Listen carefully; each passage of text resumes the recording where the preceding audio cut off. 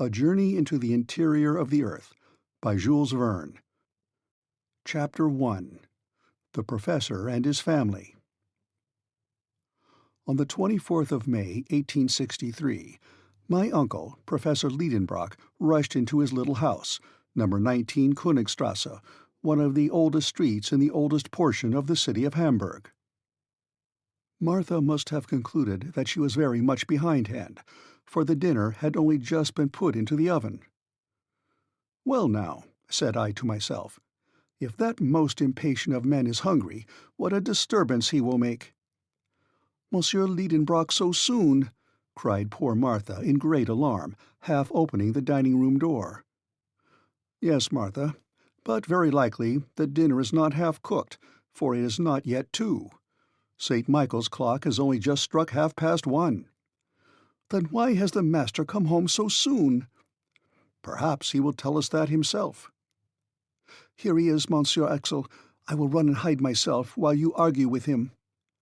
And Martha retreated in safety into her own dominions. I was left alone.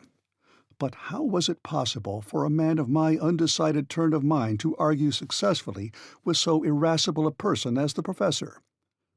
With this persuasion I was hurrying away to my own little retreat upstairs, when the street door creaked open its hinges, heavy feet made the whole flight of stairs to shake, and the master of the house, passing rapidly through the dining-room, threw himself in haste into his own sanctum. But on his rapid way he had found time to fling his hazel stick into a corner, his rough broad-brim upon the table, and these few emphatic words at his nephew: "Axel, follow me." I had scarcely had time to move when the Professor was again shouting after me, "What, not come yet?" And I rushed into my redoubtable master's study. Otto Lidenbrock had no mischief in him. I willingly allow that, but unless he very considerably changes as he grows older, at the end he will be a most original character. He was professor at the Johanneum, and was delivering a series of lectures on mineralogy, in the course of every one of which he broke into a passion once or twice at least. Not at all that he was over-anxious about the improvement of his class, or about the degree of attention with which they listened to him, or the success which might eventually crown his labors. Such little matters of detail never troubled him much.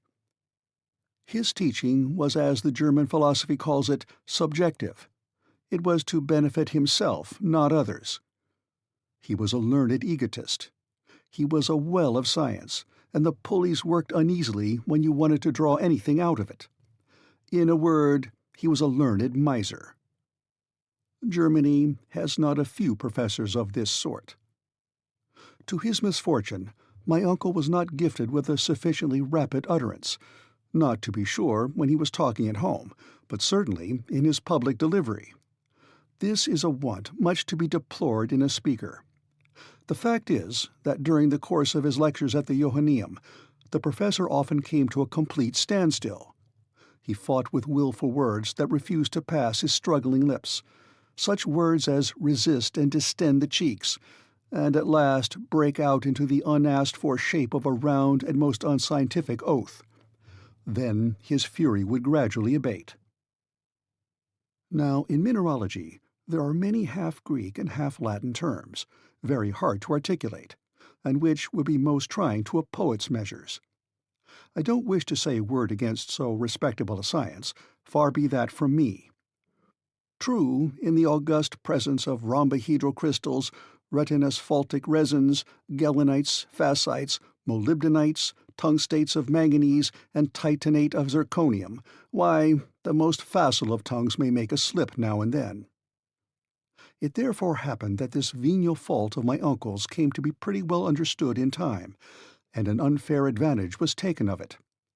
The students laid wait for him in dangerous places, and when he began to stumble, loud was the laughter, which was not in good taste, not even in Germans. And if there was always a full audience to honor the Lidenbrock courses, I should be sorry to conjecture how many came to make merry at my uncle's expense. Nevertheless, my good uncle was a man of deep learning, a fact I am most anxious to assert and reassert. Sometimes he might irretrievably injure a specimen by his too great ardor in handling it. But still he united the genius of a true geologist with the keen eye of the mineralogist. Armed with his hammer, his steel pointer, his magnetic needles, his blowpipe, and his bottle of nitric acid, he was a powerful man of science. He would refer any mineral to its proper place among the 600 elementary substances now enumerated by its fracture, its appearance, its hardness, its fusibility, its sonorousness, its smell, and its taste. The name of Lidenbrock was honorably mentioned in colleges and learned societies. Humphrey Davy, Humboldt, Captain Sir John Franklin, General Sabine never failed to call upon him on their way through Hamburg. Becquerel, Abelman, Brewster, Dumas, Milne Edwards, St. Clair de Vie frequently consulted him upon the most difficult problems in chemistry, a science which was indebted to him for considerable discoveries. For in 1853 there had appeared at Leipzig an imposing folio by Otto Lidenbrock entitled A Treatise Upon Transcendental Chemistry, with plates, a work, however, which failed to cover its expenses.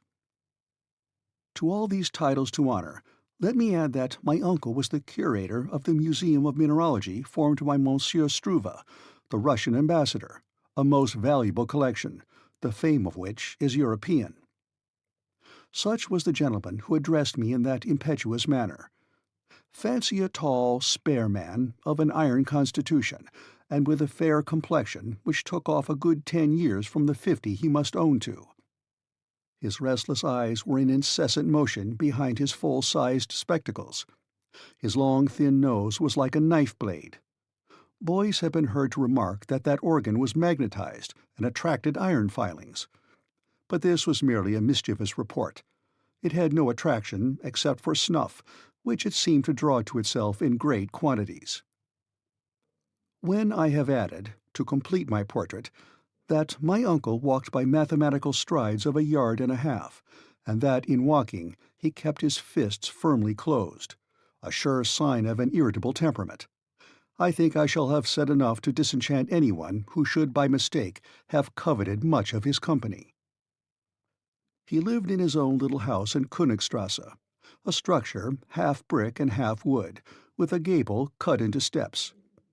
It looked upon one of those winding canals which intersect each other in the middle of the ancient quarter of Hamburg, and which the great fire of 1842 had fortunately spared. It is true that the old house stood slightly off the perpendicular, and bulged out a little towards the street. Its roof sloped a little to one side, like the cap over the left ear of a Tugendbund student. Its lines wanted accuracy, but after all it stood firm, thanks to an old elm which buttressed it in front, and which often in spring sent its young sprays through the window-panes. My uncle was tolerably well off for a German professor. The house was his own, and everything in it. The living contents were his goddaughter Grauben, a young Virlandaise of 17, Martha, and myself. As his nephew and an orphan, I became his laboratory assistant. I freely confess that I was exceedingly fond of geology and all its kindred sciences. The blood of a mineralogist was in my veins, and in the midst of my specimens I was always happy. In a word, a man might live happily enough in the little old house in Königstrasse, in spite of the restless impatience of its master, for although he was a little too excitable, he was very fond of me. But the man had no notion how to wait. Nature herself was too slow for him. In April, after he had planted in the terracotta pots outside his window seedling plants of mignonette and convolvulus, he would go out and give them a little pull by their leaves to make them grow faster. In dealing with such a strange individual, there was nothing for it but prompt obedience. I therefore rushed after him. End of Chapter 1. Chapter 2. A mystery to be solved at any price. That study of his was a museum, and nothing else. Specimens of everything known in mineralogy lay there in their places in perfect order and correctly named, divided into inflammable, metallic, and lithoid minerals. How well I knew all these bits of science! Many a time, instead of enjoying the company of lads my own age, I had preferred dusting these graphites, anthracites, coals, lignites, and peats. And there were bitumens, resins, organic salts to be protected from the least grain of dust, and metals, from iron to gold, metals whose current value altogether disappeared in the presence of the republican equality of scientific specimens, and stones, too, enough to rebuild entirely the house in Königstrasse, even with a handsome additional room, which would have suited me admirably. But on entering this study now, I thought of none of all these wonders. My uncle alone filled my thoughts. He had thrown himself into a velvet easy-chair, and was grasping between his hands a book over which he bent, pondering with intense admiration. "Here's a remarkable book! What a wonderful book!" he was exclaiming. These ejaculations brought to my mind the fact that my uncle was liable to occasional fits of bibliomania, but no old book had any value in his eyes unless it had the virtue of being nowhere else to be found, or at any rate of being illegible. "Well now, don't you see it yet? Why, I have got a priceless treasure that I found this morning in rummaging in old Hevelius's shop, the Jew." "Magnificent," I replied, with a good imitation of enthusiasm. What was the good of all this fuss about an old quarto, bound in rough calf, a yellow, faded volume, with a ragged seal depending from it? But for all that, there was no lull yet in the admiring exclamations of the professor. "See," he went on, both asking the questions and supplying the answers. "Isn't it a beauty? Yes, splendid! Did you ever see such a binding? Doesn't the book open easily? Yes, it stops open anywhere. But does it shut equally well? Yes, for the binding and the leaves are flush, all in a straight line, and no gaps or openings anywhere. And look at its back, after 700 years. Why, Bozerian, Kloss, or Purgold might have been proud of such a binding." While rapidly making these comments, my uncle kept opening and shutting the old tome. I really could do no less than ask a question about its contents, although I did not feel the slightest interest. "And what is the title of this marvelous work?" I asked, with an affected eagerness which he must have been very blind not to see through. "This work," replied my uncle, firing up with renewed enthusiasm, "this work is the Heimskringla of Snorre Turleson, the most famous Icelandic author of the 12th century. It is the chronicle of the Norwegian princes who ruled in Iceland." "Indeed," I cried, keeping up wonderfully. "Of course it is a German translation." "What?" sharply replied the professor. "A translation? What should I do with a translation? This is the Icelandic original, in the magnificent idiomatic vernacular, which is both rich and simple, and admits of an infinite variety of grammatical combinations and verbal modifications." "Like German?" I happily ventured. "Yes," replied my uncle, shrugging his shoulders. "But in addition to all this, the Icelandic has 3 numbers like the Greek, and irregular declensions of nouns proper like the Latin." "Ah," said I, a little moved out of my indifference. "And is the type good?" "Type? What do you mean by talking of type, wretched Axel? Type? Do you take it for a printed book, you ignorant fool? It is a manuscript, a runic manuscript." "Runic?" "Yes. Do you want me to explain what that is?" "Of course not," I replied in the tone of an injured man. But my uncle persevered, and told me, against my will, of many things I cared nothing about. "Runic characters were in use in Iceland in former ages. They were invented, it is said, by Odin himself. Look there, and wonder, impious young man, and admire these letters, the invention of the Scandinavian god." Well, well, not knowing what to say, I was going to prostrate myself before this wonderful book, a way of answering equally pleasing to gods and kings, and which has the advantage of never giving them any embarrassment, when a little incident happened to divert conversation into another channel. This was the appearance of a dirty slip of parchment, which slipped out of the volume and fell upon the floor. My uncle pounced upon this shred with incredible avidity. An old document, enclosed in immemorial time within the folds of this old book, had for him an immeasurable value. "What's this?" he cried.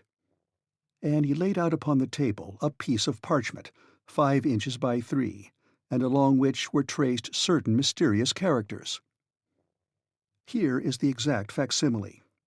I think it important to let these strange signs be publicly known, for they were the means of drawing on Professor Lidenbrock and his nephew to undertake the most wonderful expedition of the 19th century. The professor mused a few moments over this series of characters. Then, raising his spectacles, he pronounced, "These are runic letters. They are exactly like those of the manuscript of Snorre Turleson. But what on earth is their meaning?" Runic letters appearing to my mind to be an invention of the learned to mystify this poor world, I was not sorry to see my uncle suffering the pangs of mystification. At least, so it seemed to me, judging from his fingers, which were beginning to work with terrible energy. "It is certainly old Icelandic," he muttered between his teeth. And Professor Lidenbrock must have known, for he was acknowledged to be quite a polyglot. Not that he could speak fluently in the 2,000 languages and 12,000 dialects which are spoken on the earth, but he knew at least his share of them.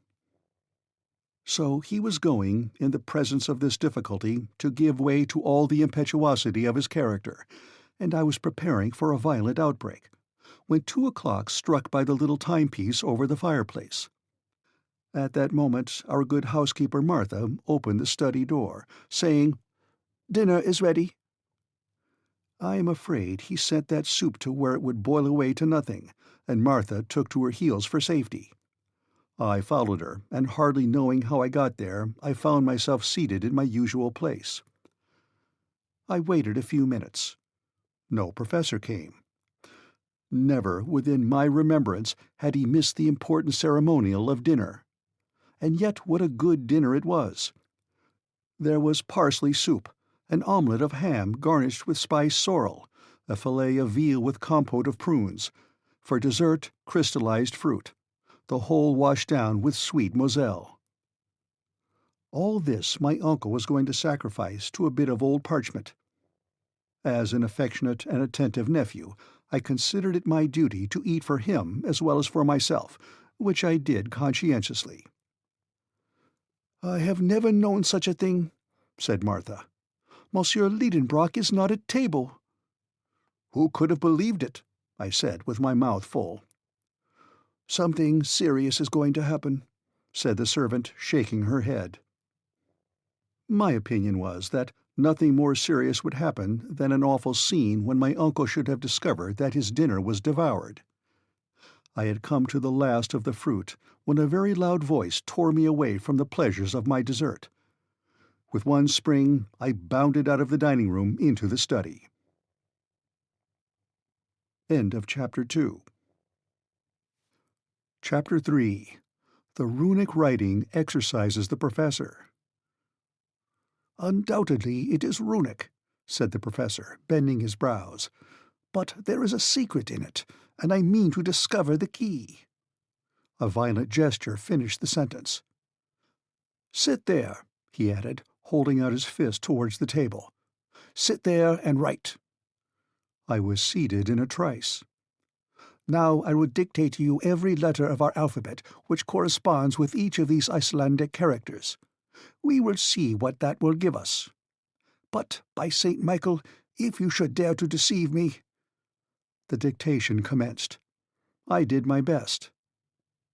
Every letter was given me one after the other, with the following remarkable result: MMRNLLS, S Ravel Sec Ide, SGTSSMF, VNTEIEF, Nirdki KT SAMN, Atrates, Saudern, M Tenael, NVECT, RRILSA, Atsar, NVCRC, IEABS, CCRMI, EEVTVI, Furantiv, DT, IAC, Osebo, KDI. When this work was ended, my uncle tore the paper from me and examined it attentively for a long time. "What does it all mean?" he kept repeating mechanically. Upon my honor, I could not have enlightened him. Besides, he did not ask me, and he went on talking to himself. "This is what is called a cryptogram, or cipher," he said, "in which letters are purposely thrown in confusion, which, if properly arranged, would reveal their sense. Only think that under this jargon there may lie concealed the clue to some great discovery." As for me, I was of opinion that there was nothing at all in it, though, of course, I took care not to say so. Then the professor took the book and the parchment and diligently compared them together. "These two writings are not by the same hand," he said. "The cipher is of later date than the book, an undoubted proof of which I see in a moment. The first letter is a double M, a letter which is not to be found in Turleson's book, and which was only added to the alphabet in the 14th century. Therefore, there are 200 years between the manuscript and the document." I admitted that this was a strictly logical conclusion. "I am therefore led to imagine," continued my uncle, "that some possessor of this book wrote these mysterious letters. But who was that possessor? Is his name nowhere to be found in the manuscript?" My uncle raised his spectacles, took up a strong lens, and carefully examined the blank pages of the book. On the front of the second, the title page, he noticed a sort of stain which looked like an ink blot. But in looking at it very closely, he thought he could distinguish some half-effaced letters. My uncle at once fastened upon this as the center of interest, and he labored at that blot, until by the help of his microscope he ended by making out the following runic characters, which he read without difficulty. "Arn Saknussemm!" he cried in triumph. "Why, that is the name of another Icelander, a savant of the 16th century, a celebrated alchemist." I gazed at my uncle with satisfactory admiration. "Those alchemists," he resumed, "Avicenna, Bacon, Lully, Paracelsus, were the real and only savants of their time. They made discoveries at which we are astonished. Has not this Saknussemm concealed under his cryptogram some surprising invention? It is so. It must be so." The professor's imagination took fire at this hypothesis. "No doubt," I ventured to reply. "But what interest would he have in thus hiding so marvelous a discovery?" Why? How can I tell? Did not Galileo do the same by Saturn? We shall see. I will get at the secret of this document, and I will neither sleep nor eat until I have found it out." My comment on this was a half-suppressed, "Oh." "Nor you either, Axel," he added. "The deuce," said I to myself. "Then it is lucky I have eaten 2 dinners today. First of all, we must find out the key to this cipher. That cannot be difficult." At these words I quickly raised my head, but my uncle went on soliloquizing. "There's nothing easier. In this document there are 132 letters, viz. 77 consonants and 55 vowels. This is the proportion found in southern languages, whilst northern tongues are much richer in consonants. Therefore, this is a southern language." These were very fair conclusions, I thought. But what language is it? Here I looked for a display of learning, but I met instead with profound analysis. "This Saknussemm," he went on, "was a very well-informed man. Now, since he was not writing in his own mother tongue, he would naturally select that which was currently adopted by the choice spirits of the 16th century.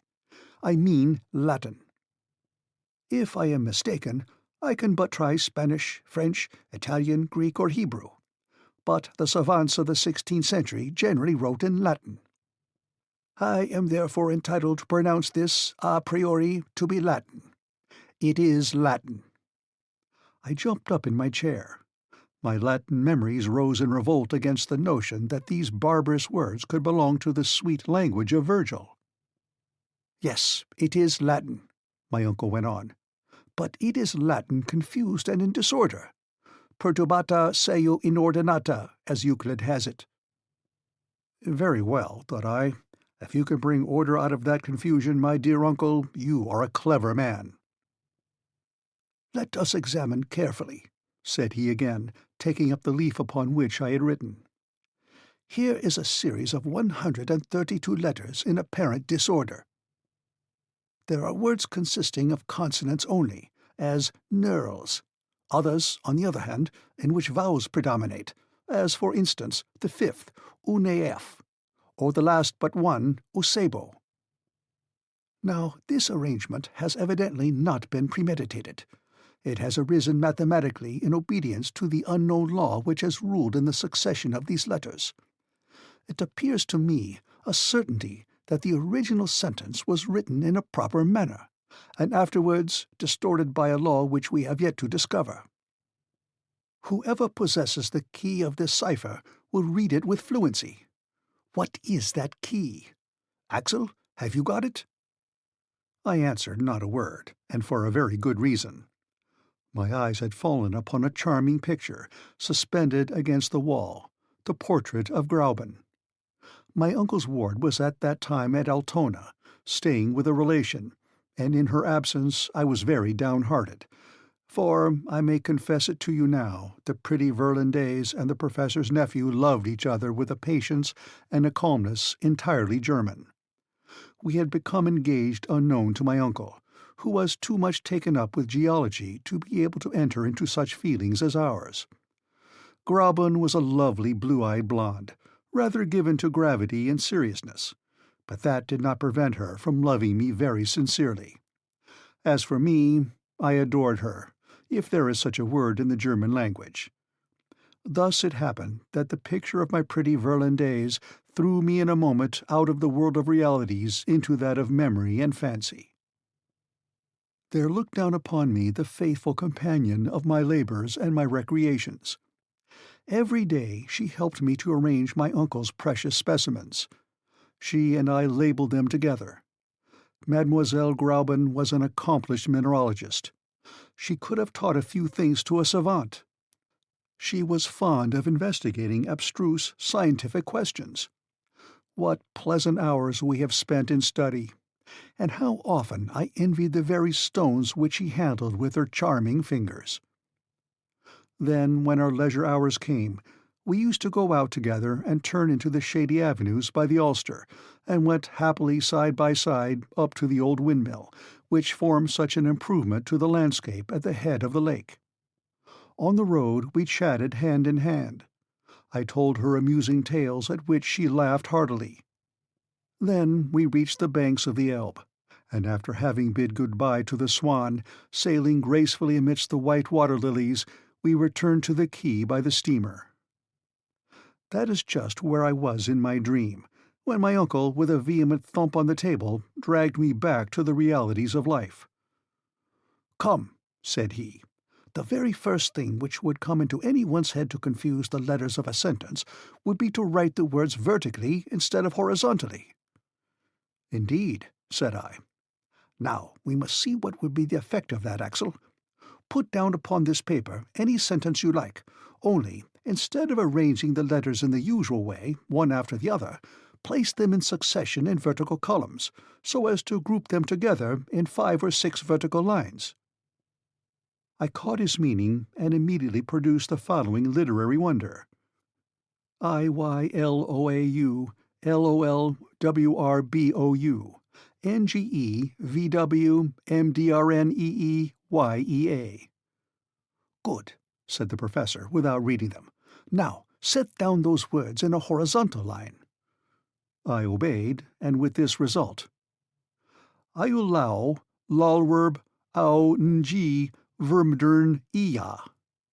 "Excellent," said my uncle, taking the paper hastily out of my hands. "This begins to look just like an ancient document. The vowels and the consonants are grouped together in equal disorder. There are even capitals in the middle of words, and commas too, just as in Saknussemm's parchment." I considered these remarks very clever.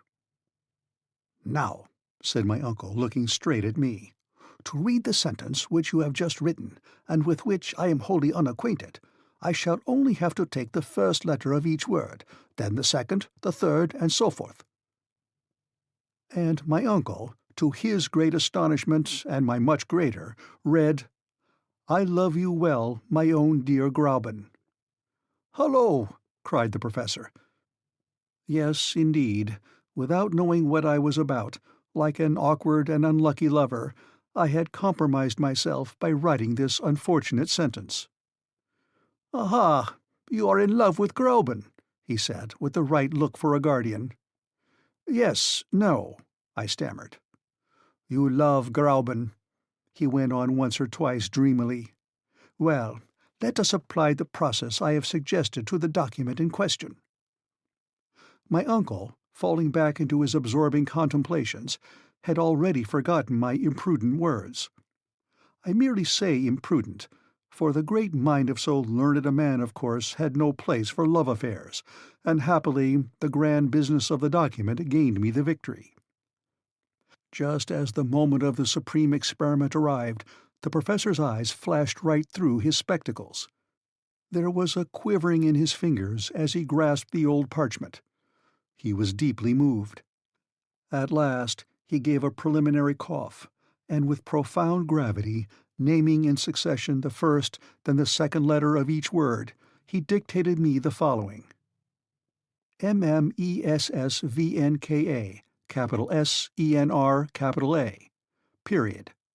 ICEFDO, capital K, period SEG, NITTAMVRTN, ECERTSERRETTE, comma, ROTAISADVA, comma, EDNECSED, SADNE, LACARTNIIILV, capital I, SIRATRAC, capital SARBMVTABILE, DMEK, MERETARC, SILVCO, capital I, SLEFFEN, capital S, N, capital I, period. I confess I felt considerably excited in coming to the end. These letters named, one at a time, had carried no sense to my mind. I therefore waited for the professor with great pomp to unfold the magnificent but hidden Latin of this mysterious phrase. But who could have foretold the result? A violent thump made the furniture rattle, and spilt some ink, and my pen dropped from between my fingers. "That's not it!" cried my uncle. "There's no sense in it!" Then, darting out like a shot, bowling downstairs like an avalanche, he rushed into the Königstrasse and fled. End of Chapter 3. Chapter 4. The Enemy to be Starved into Submission. "He is gone!" cried Martha, running out of her kitchen at the noise of the violent slamming of doors. "Yes," I replied, "completely gone." "Well, and how about his dinner?" said the old servant. "He won't have any." "And his supper?" "He won't have any." "What?"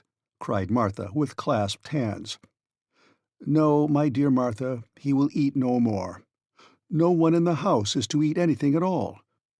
Uncle Lidenbrock is going to make us all fast until he has succeeded in deciphering an undecipherable scrawl."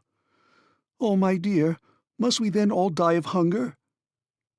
I hardly dared to confess that, with so absolute a ruler as my uncle, this fate was inevitable. The old servant, visibly moved, returned to the kitchen, moaning piteously.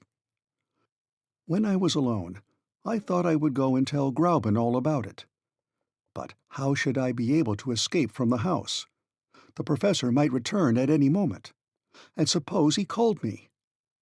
And suppose he tackled me again with the Slogomachy, which might vainly have been set before ancient Oedipus? And if I did not obey his call, who could answer for what might happen? The wisest course was to remain where I was. A mineralogist at Besançon had just sent us a collection of siliceous nodules, which I had to classify. So I set to work. I sorted, labeled, and arranged in their own glass case all these hollow specimens, in the cavity of each of which was a nest of little crystals. But this work did not succeed in absorbing all my attention. That old document kept working in my brain. My head throbbed with excitement, and I felt an undefined uneasiness. I was possessed with a presentiment of coming evil. In an hour my nodules were all arranged upon successive shelves. Then I dropped down into the old velvet armchair, my head thrown back and my hands joined over it. I lighted my long crooked pipe, with a painting on it of an idle-looking naiad. Then I amused myself watching the process of the conversion of the tobacco into carbon, which was by slow degrees making my naiad into a negress. Now and then I listened to hear whether a well-known step was on the stairs. No. Where could my uncle be at that moment? I fancied him running under the noble trees which lined the road to Altona, gesticulating, making shots with his cane, thrashing the long grass, cutting the heads off the thistles, and disturbing the contemplative storks in their peaceful solitude. Would he return in triumph or in discouragement? Which would get the upper hand, he or the secret? I was thus asking myself questions, and mechanically taking between my fingers the sheet of paper mysteriously disfigured with the incomprehensible succession of letters I had written down. And I repeated to myself, what does it all mean? I sought to group the letters as to form words. Quite impossible. When I put them together by 2s, 3s, 5s, or 6s, nothing came of it but nonsense. To be sure, the 14th, 15th, and 16th letters made the English word ice. The 83rd and 2 following made sir, and in the midst of the document, in the 2nd and 3rd lines, I observed the words rots, mutable, ira, net, atra. Come now, I thought, these words seem to justify my uncle's view about the language of the document. In the 4th line appeared the word leuco, which means a sacred wood. It is true that in the 3rd line was the word tabled, which looked like Hebrew, and in the last the purely French words mer, arc, mir. All this was enough to drive a poor fellow crazy. 4 different languages in this ridiculous sentence. What connection could there possibly be between such words as ice, sir, anger, cruel, sacred wood, changeable, mother, bow, and sea?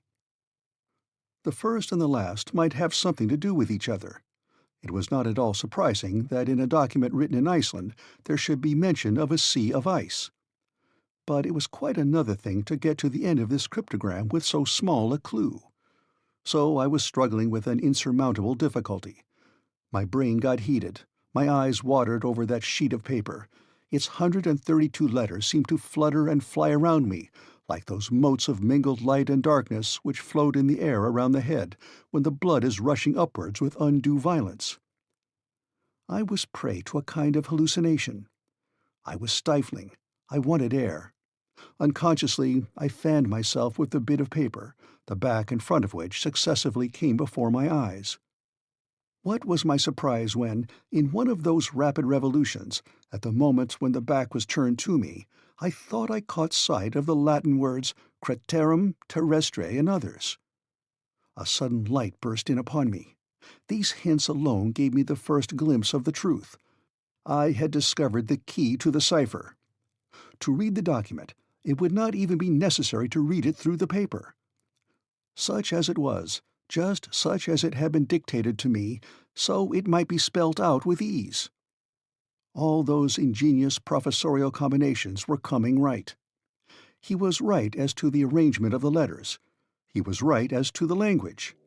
He had been within a hair's breadth of reading this Latin document from end to end, but that hair's breadth chance had given it to me. You may be sure I felt stirred up. My eyes were dim. I could scarcely see. I laid the paper upon the table. At a glance, I could tell the whole secret.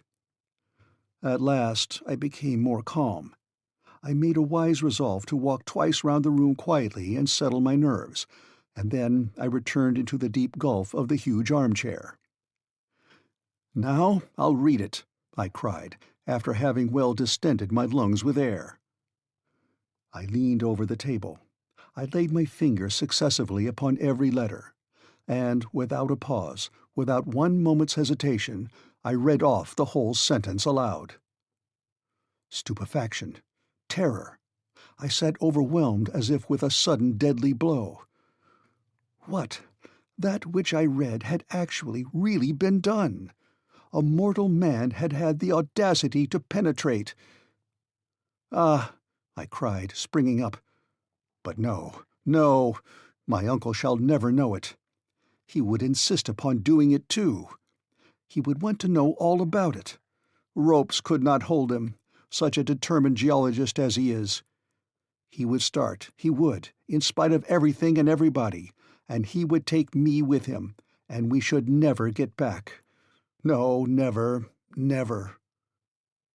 My overexcitement was beyond all description. "No, no, it shall not be," I declared energetically, "and, as it is in my power to prevent the knowledge of it coming into the mind of my tyrant, I will do it. By dint of turning this document round and round, he too might discover the key. I will destroy it." There was a little fire left on the hearth. I seized not only the paper, but Saknussemm's parchment. With a feverish hand, I was about to fling it all upon the coals and utterly destroy and abolish this dangerous secret, when the study door opened and my uncle appeared. End of Chapter 4. Chapter 5. Famine, then victory, followed by dismay.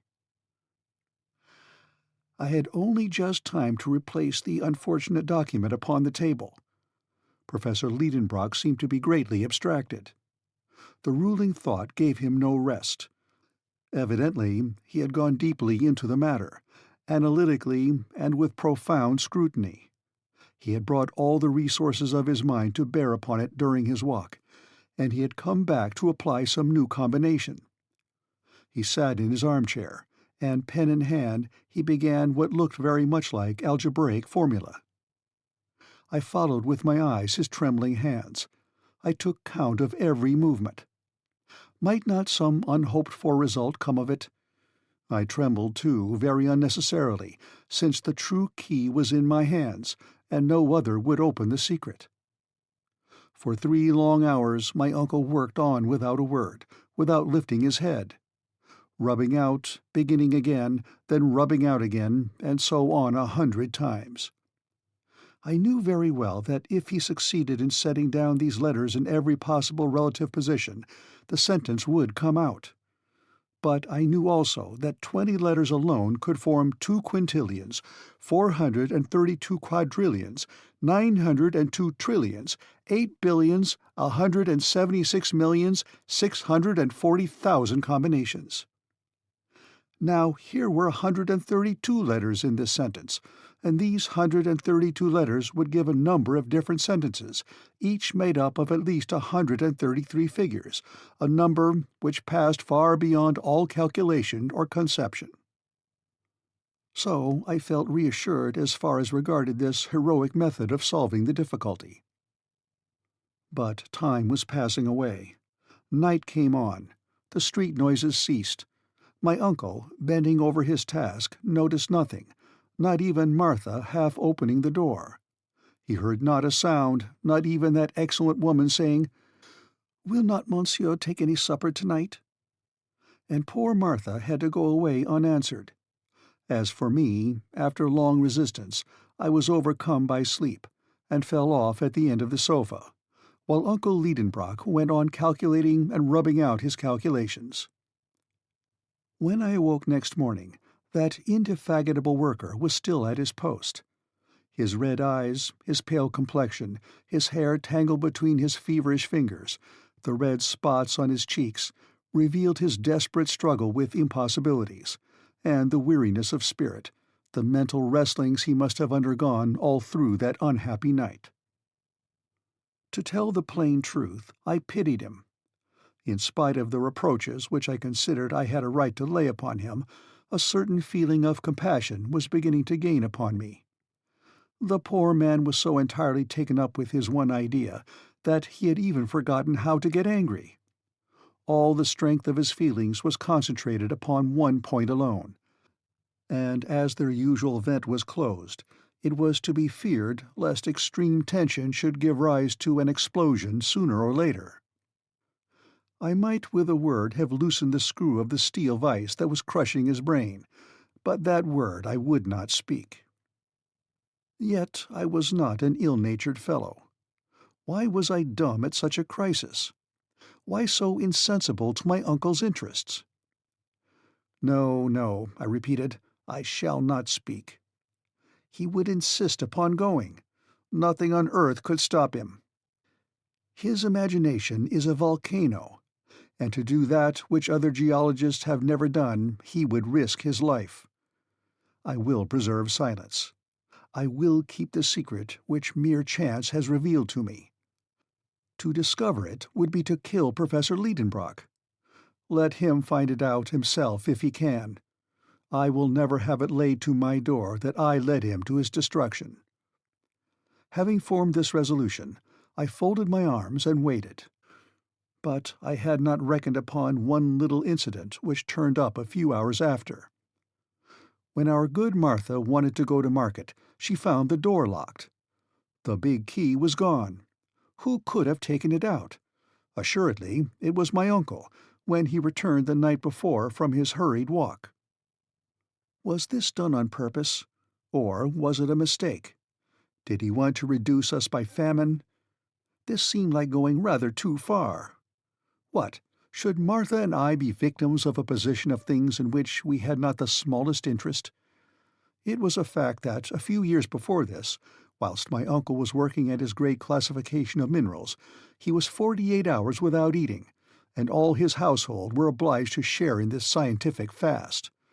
As for me, what I remember is that I got severe cramps in my stomach, which hardly suited the constitution of a hungry growing lad.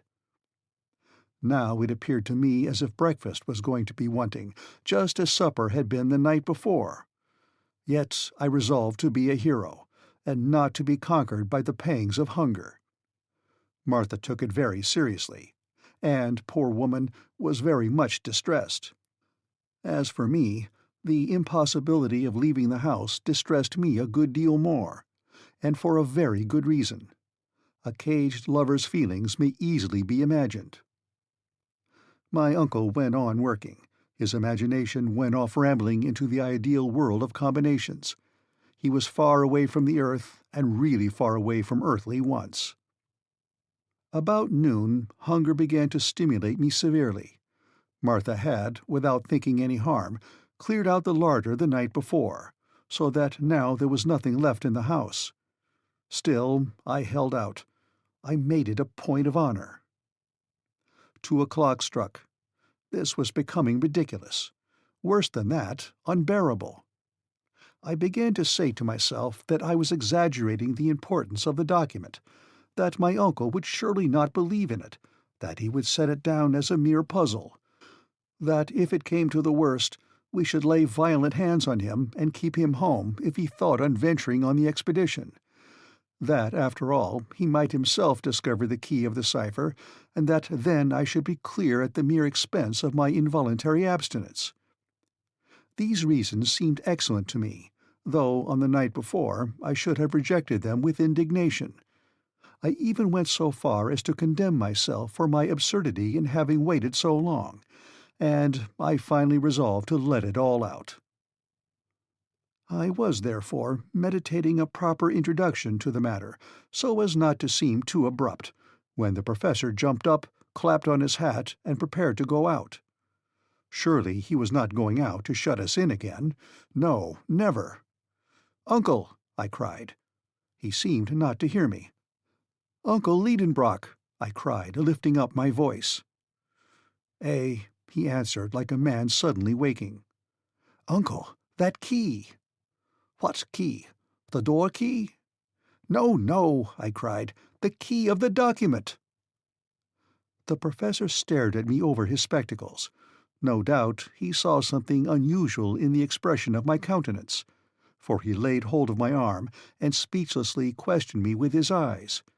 Yes, never was a question more forcibly put. I nodded my head up and down. He shook his pityingly, as if he was dealing with a lunatic. I gave him a more affirmative gesture. His eyes glistened and sparkled with live fire. His hand was shaken threateningly. This mute conversation at such a momentous crisis would have riveted the attention of the most indifferent. And the fact really was that I dared not speak now, so intense was the excitement for fear lest my uncle should smother me in his first joyful embraces. But he became so urgent that I was at last compelled to answer. "Yes, that key.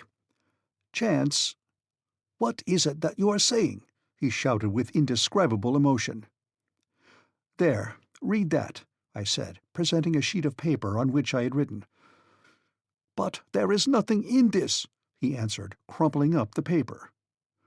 "No, nothing until you proceed to read from the end to the beginning." I had not finished my sentence when the professor broke out into a cry, nay, a roar.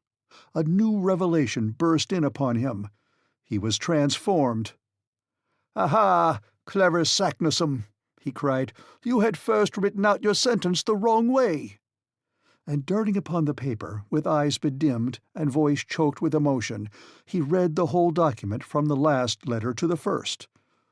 It was conceived in the following terms: "In Snæfellsjökull, craterem quem delibat, umbra scataris Juliae intra calendas descende, audax viator, et terrestre centrum attinges, quod feci Arn Saknussemm." Which bad Latin may be translated thus: "Descend, bold traveller, into the crater of the Jökull of Snæfellsjökull, which the shadow of Scataris touches before the calends of July, and you will attain the centre of the earth, which I have done. Arn Saknussemm." In reading this, my uncle gave a spring as if he had touched a Leyden jar. His audacity, his joy, and his convictions were magnificent to behold. He came and he went. He seized his head between both hands. He pushed the chairs out of their places. He piled up his books. Incredible as it may seem, he rattled his precious nodules of flints together. He sent a kick here, a thump there. At last his nerves calmed down, and like a man exhausted by too lavish an expenditure of vital power, he sank back exhausted into his armchair. "What o'clock is it?" he asked after a few moments of silence. 3 o'clock, I replied. "Is it really? The dinner hour is past, and I did not know it. I am half dead with hunger. Come on, and after dinner—" "Well?" "After dinner, pack up my trunk." "What?" I cried. "And yours," replied the indefatigable professor, entering the dining room. End of Chapter 5. Chapter 6. Exciting discussions about an unparalleled enterprise. At these words a cold shiver ran through me. Yet I controlled myself. I even resolved to put a good face upon it. Scientific arguments alone could have any weight with Professor Lidenbrock. Now there were good ones against the practicability of such a journey. Penetrate to the center of the earth? What nonsense! But I kept my dialectic battery in reserve for a suitable opportunity, and I interested myself in the prospect of my dinner, which was not yet forthcoming. It is no use to tell of the rage and imprecations of my uncle before the empty table. Explanations were given. Martha was set at liberty, ran off to the market, and did her part so well that in an hour afterwards my hunger was appeased, and I was able to return to the contemplation of the gravity of the situation. During all dinner-time my uncle was almost merry. He indulged in some of those learned jokes which never do anybody any harm. Dessert over, he beckoned me into his study. I obeyed. He sat at one end of his table, I at the other. "Axel, said he very mildly. "You are a very ingenious young man. You have done me a splendid service, at a moment when, wearied out with the struggle, I was going to abandon the contest. Where should I have lost myself? None can tell. Never, my lad, shall I forget it, and you shall have your share in the glory to which your discovery will lead." Oh, come, thought I, he is in a good way. Now is the time for discussing that same glory. "Before all things," my uncle resumed, "I enjoin you to preserve the most inviolable secrecy. You understand? There are not a few in the scientific world who envy my success, and many would be ready to undertake this enterprise, to whom our return should be the first news of it." "Do you really think there are many people bold enough?" said I. "Certainly. Who would hesitate to acquire such renown? If that document were divulged, a whole army of geologists would be ready to rush into the footsteps of Arne Saknussemm." "I don't feel so very sure of that, uncle," I replied, "for we have no proof of the authenticity of this document." "What? Not of the book, inside of which we have discovered it?" "Granted.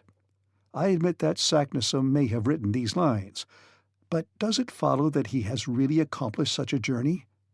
And may it not be that this old parchment is intended to mislead?"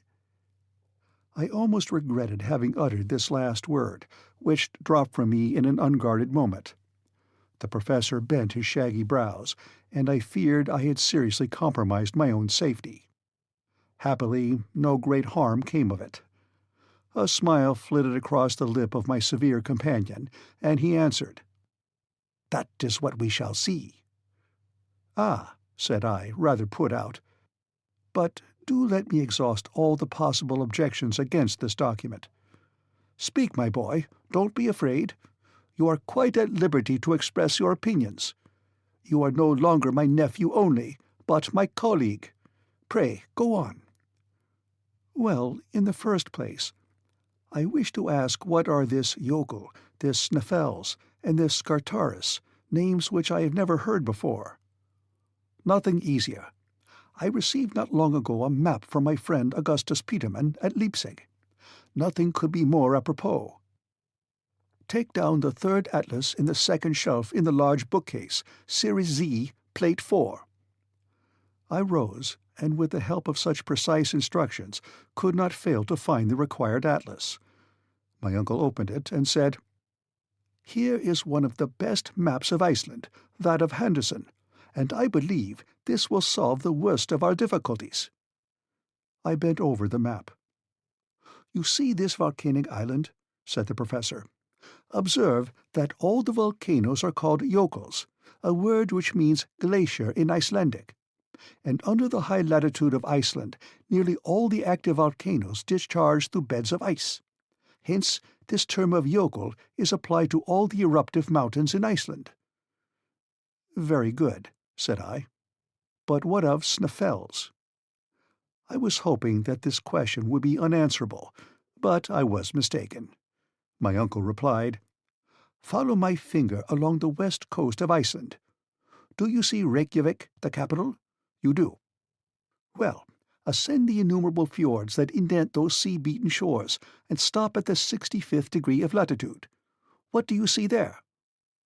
"I see a peninsula looking like a thigh-bone with the knee-bone at the end of it." "A very fair comparison, my lad. Now, do you see anything upon that knee-bone?" "Yes, a mountain rising out of the sea." "Right. That is Snæfell." "That's Snæfell?" "It is. It is a mountain 5,000 feet high, one of the most remarkable in the world, if its crater leads down to the center of the earth." "But that is impossible," I said, shrugging my shoulders, and disgusted at such a ridiculous supposition. "Impossible?"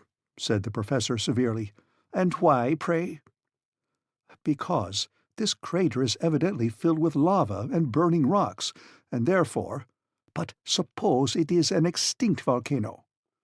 "Extinct?" "Yes. The number of active volcanoes on the surface of the globe is at the present time only about 300, but there is a very much larger number of extinct ones. Now Snæfell is one of these. Since historic times, there has been but one eruption of this mountain, that of 1219. From that time it has quieted down more and more, and now it is no longer reckoned among active volcanoes. To such positive statements I could make no reply. I therefore took refuge in other dark passages of the document. What is the meaning of this word Scartaris, and what have the calends of July to do with it? My uncle took a few minutes to consider. For one short moment I felt a ray of hope, speedily to be extinguished, for soon he answered thus: "What is darkness to you is light to me. This proves the ingenious care with which Saknussemm guarded and defined his discovery. Snæfell's, or Snæfell, has several craters. It was therefore necessary to point out which of these leads to the center of the globe. What did the Icelandic sage do? He observed that at the approach of the calends of July, that is to say, in the last days of June, one of the peaks, called Scartaris, flung its shadow down the mouth of that particular crater, and he committed that fact to his document. Could there possibly have been a more exact guide? As soon as we have arrived at the summit of Snæfell, we shall have no hesitation as to the proper road to take." Decidedly, my uncle had answered every one of my objections. I saw that his position on the old parchment was impregnable. I therefore ceased to press him upon that part of the subject, and as above all things he must be convinced, I passed on to scientific objections, which, in my opinion, were far more serious. "Well, then," I said, "I am forced to admit that Saknussemm's sentence is clear, and leaves no room for doubt. I will even allow that the document bears every mark and evidence of authenticity. That learned philosopher did get to the bottom of Snæfell's. He has seen the shadow of Scartaris touch the edge of the crater before the calends of July. He may even have heard the legendary stories told in his day about that crater reaching to the center of the world. But as for reaching it himself, as for performing the journey and returning, if he ever went, I say no. He never did that." "Now for your reason," said my uncle ironically. "All the theories of science demonstrate such a feat to be impracticable." "The theories say that, do they?" replied the professor, in the tone of a meek disciple. "Oh, unpleasant theories! How the theories will hinder us, won't they?" I saw that he was only laughing at me, but I went on all the same. "Yes, it is perfectly well known that the internal temperature rises 1 degree for every 70 feet in depth. Now, admitting this proportion to be constant, and the radius of the earth being 1,500 leagues, there must be a temperature of 360,032 degrees at the center of the earth. Therefore, all the substances that compose the body of this earth must exist there in a state of incandescent gas. For the metals that most resist the action of heat, gold and platinum, and the hardest of rocks, can never be either solid or liquid under such a temperature. I have therefore good reason for asking if it is possible to penetrate through such a medium." "So, Axel, it is the heat that troubles you?" "Of course it is. Were we to reach a depth of 30 miles, we should have arrived at the limit of the terrestrial crust, for there the temperature will be more than 2,372 degrees. Are you afraid of being put into a state of fusion?" "I will leave you to decide that question," I answered rather sullenly. "This is my decision," replied Professor Lidenbrock, putting on one of his grandest airs. "Neither you nor anybody else knows with any certainty what is going on in the interior of this globe, since not the 12,000th part of its radius is known. Science is eminently perfectible, and every new theory is soon routed by a newer. Was it not always believed until Fourier that the temperature of the interplanetary spaces decreased perpetually? And is it not known at the present time that the greatest cold of the ethereal regions is never lower than 40 degrees below 0 Fahrenheit? Why should it not be the same with the internal heat? Why should it not, at a certain depth, attain an impassable limit, instead of rising to such a point as to fuse the most infusible metals? As my uncle was now taking his stand upon hypotheses, of course, there was nothing to be said. "Well, I will tell you that true savants, amongst them Poisson, have demonstrated that if a heat of 360,000 degrees existed in the interior of the globe, the fiery gases arising from the fused matter would acquire an elastic force which the crust of the earth would be unable to resist, and that it would explode like the plates of a bursting boiler." "That is Poisson's opinion, my uncle, nothing more." "Granted. But it is likewise the creed adopted by other distinguished geologists that the interior of the globe is neither gas nor water, nor any of the heaviest minerals known, for in none of these cases would the earth weigh what it does." "Oh, with figures you may prove anything." "But is it the same with facts? Is it not known that the number of volcanoes has diminished since the first days of creation?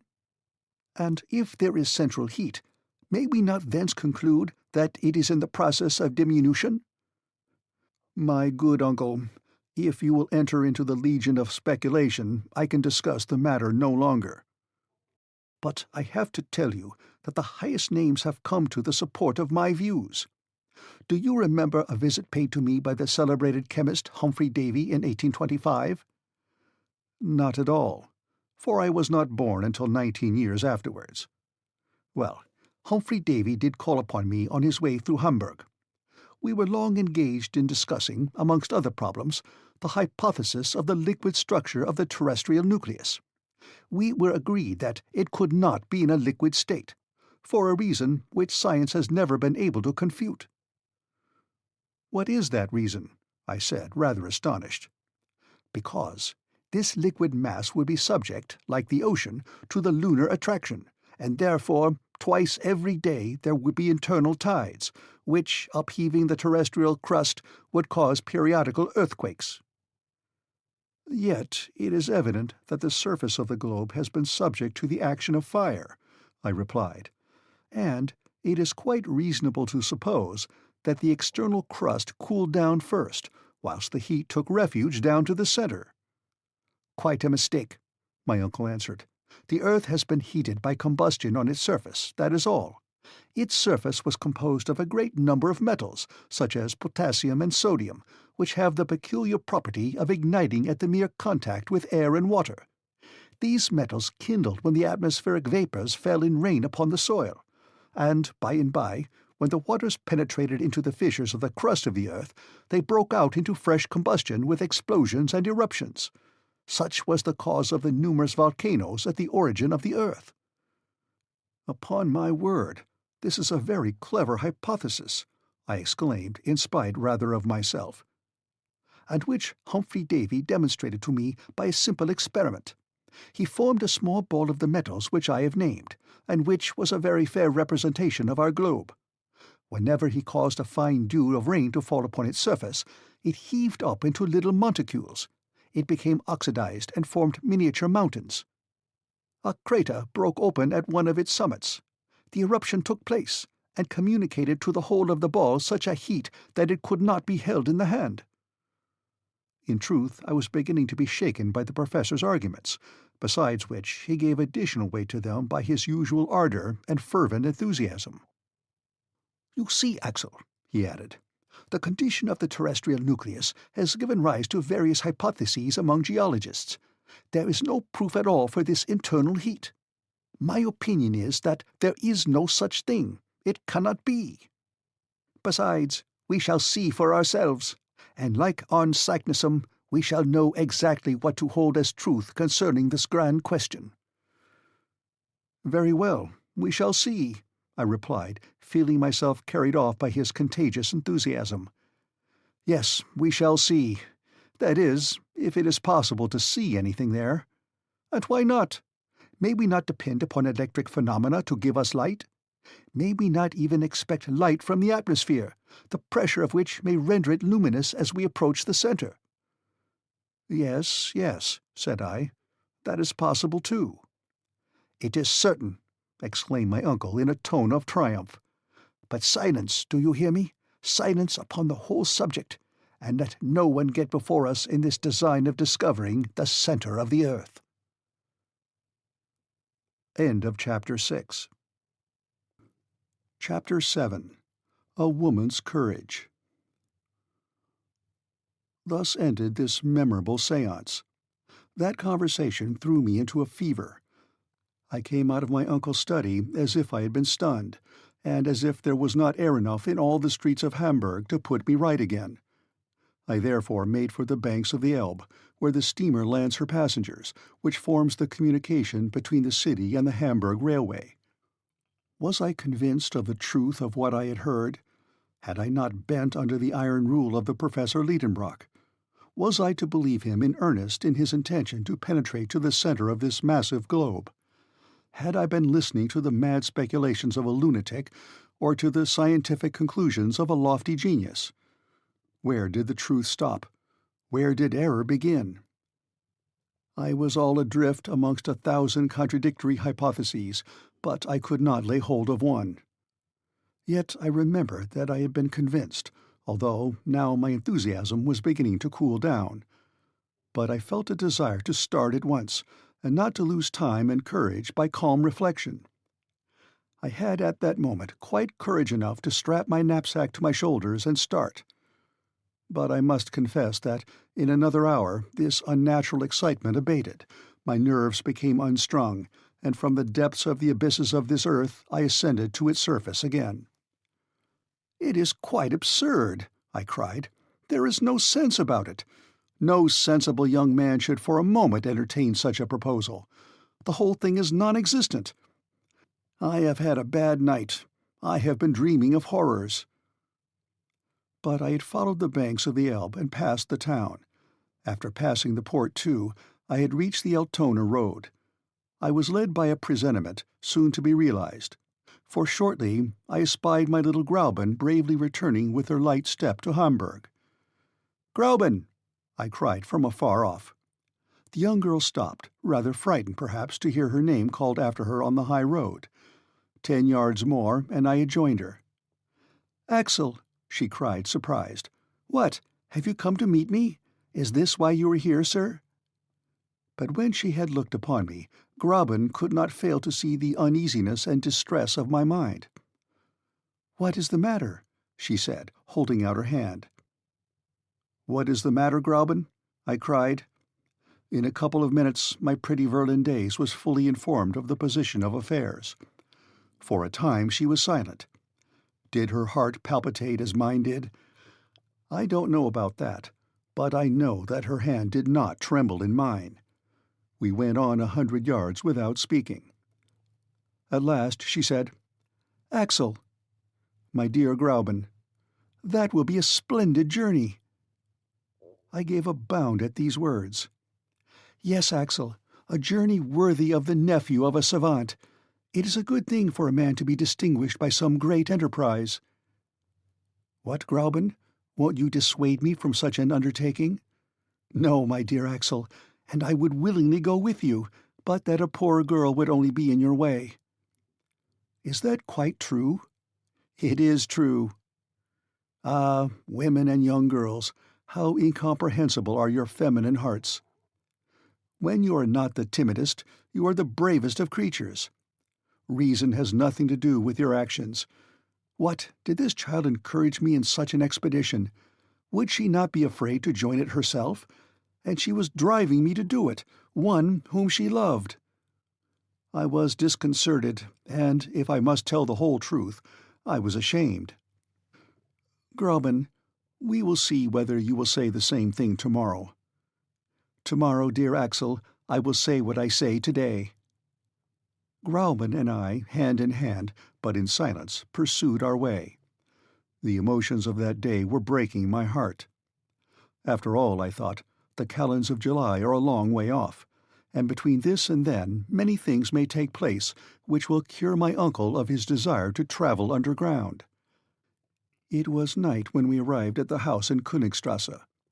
I expected to find all quiet there, my uncle in bed, as was his custom, and Martha giving her last touches with the feather-brush.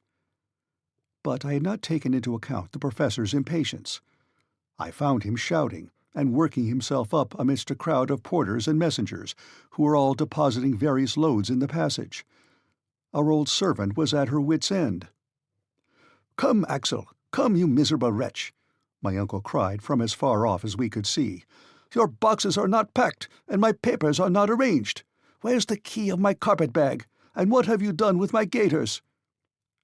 I stood thunderstruck. My voice failed. Scarcely could my lips utter the words, "Are we really going?" "Of course, you unhappy boy. Could I have dreamed that you would have gone out for a walk instead of hurrying your preparations forward?" "Are we to go?" I asked again, with sinking hopes. "Yes, the day after tomorrow, early." I could hear no more. I fled for refuge into my own little room. All hope was now at an end. My uncle had been all the morning making purchases of a part of the tools and apparatus required for this desperate undertaking. The passage was encumbered with rope ladders, knotted cords, torches, flasks, grappling irons, alpenstocks, pickaxes, iron-shod sticks, enough to load 10 men. I spent an awful night. Next morning I was called early. I had quite decided I would not open the door. But how was I to resist the sweet voice which was always music to my ears, saying, "My dear Axel?" I came out of my room. I thought my pale countenance and my red and sleepless eyes would work upon Gräuben's sympathies and change her mind. "Ah, my dear Axel," she said, "I see you are better. A night's rest has done you good." "Done me good?" I exclaimed. I rushed to the glass. Well, in fact, I did look better than I had expected. I could hardly believe my own eyes. "Axel," she said, "I have had a long talk with my guardian. He is a bold philosopher, a man of immense courage, and you must remember that his blood flows in your veins. He has confided to me his plans, his hopes, and why and how he hopes to attain his object. He will no doubt succeed. My dear Axel, it is a grand thing to devote yourself to science. What honor will fall upon Herr Lidenbrock, and so be reflected upon his companion? When you return, Axel, you will be a man, his equal, free to speak and to act independently, and free to—" The dear girl only finished the sentence by blushing. Her words revived me. Yet I refused to believe we should start. I drew Gräuben into the professor's study. "Uncle, is it true that we are to go? Why do you doubt?" "Well, I don't doubt," I said, not to vex him.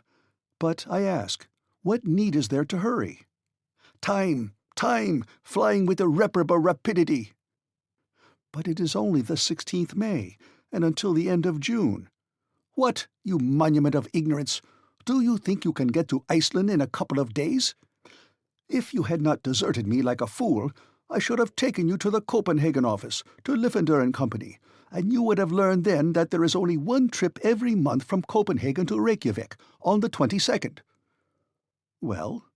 "Well, if we waited for the 22nd June, we should be too late to see the shadow of Scartaris touch the crater of Snæfellsjökull. Therefore, we must get to Copenhagen as fast as we can to secure our passage. Go and pack up." There was no reply to this. I went to my room. Gräuben followed me. She undertook to pack up all the things necessary for my voyage. She was no more moved than if I had been starting for a little trip to Lübeck or Heligoland. Her little hands moved without haste. She talked quietly. She supplied me with sensible reasons for our expedition. She delighted me, and yet I was angry with her. Now and then I felt I ought to break out into a passion, but she took no notice and went on her way as methodically as ever. Finally, the last strap was buckled. I came downstairs. All that day, the philosophical instrument makers and the electricians kept coming and going. Martha was distracted. "Is Master mad?" she asked. I nodded my head. "And is he going to take you with him?" I nodded again. "Where to?" I pointed with my finger downward. "Down into the cellar?" cried the old servant. "No," I said, "lower down than that." Night came, but I knew nothing about the lapse of time. "Tomorrow morning at 6 precisely," my uncle decreed. "We start." At 10 o'clock I fell upon my bed, a dead lump of inert matter. All through the night terror had hold of me. I spent it dreaming of abysses. I was a prey to delirium. I felt myself grasped by the professor's sinewy hand, dragged along, hurled down, shattered into little bits. I dropped down unfathomable precipices with the accelerating velocity of bodies falling through space. My life had become an endless fall. I awoke at 5 with shattered nerves, trembling and weary. I came downstairs. My uncle was at table, devouring his breakfast. I stared at him with horror and disgust. But dear Gräuben was there, so I said nothing, and could eat nothing. At 5:30, there was a rattle of wheels outside. A large carriage was there to take us to the Altona railway station. It was soon piled up with my uncle's multifarious preparations.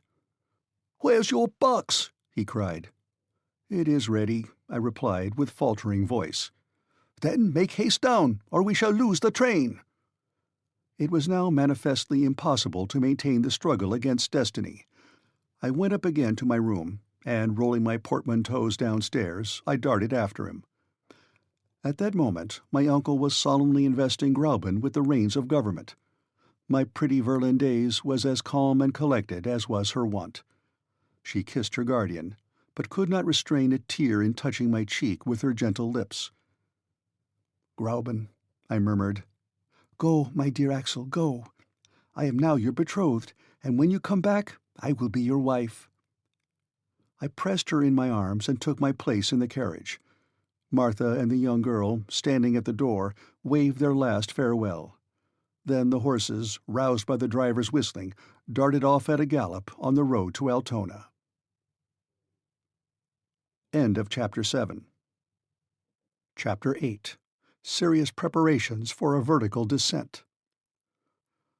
Altona, which is but a suburb of Hamburg, is the terminus of the Kiel Railway, which was to carry us to the Belts. In 20 minutes we were in Holstein. At 6:30, the carriage stopped at the station. My uncle's numerous packages, his voluminous impedimenta, were unloaded, removed, labelled, weighed, put into the luggage vans, and at 7 we were seated face to face in our compartment. The whistle sounded, the engine started, we were off. Was I resigned? No, not yet. Yet the cool morning air and the scenes on the road, rapidly changed by the swiftness of the train, drew me away somewhat from my sad reflections.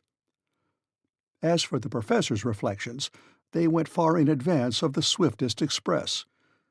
We were alone in the carriage, but we sat in silence. My uncle examined all his pockets and his travelling bag with the minutest care. I saw that he had not forgotten the smallest matter of detail. Amongst other documents, a sheet of paper, carefully folded, bore the heading of the Danish consulate with the signature of W. Christensen, consul at Hamburg, and the professor's friend.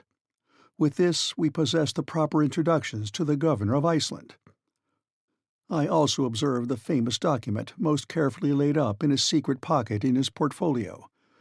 I bestowed a malediction upon it, and then proceeded to examine the country. It was a very long succession of uninteresting loamy and fertile flats, a very easy country for the construction of railways, and propitious for the laying down of these direct level lines so dear to railway companies. I had no time to get tired of the monotony, for in 3 hours we stopped at Kiel, close to the sea. The luggage being labelled for Copenhagen, we had no occasion to look after it. Yet the professor watched every article with jealous vigilance, until all were safe on board. There they disappeared in the hold.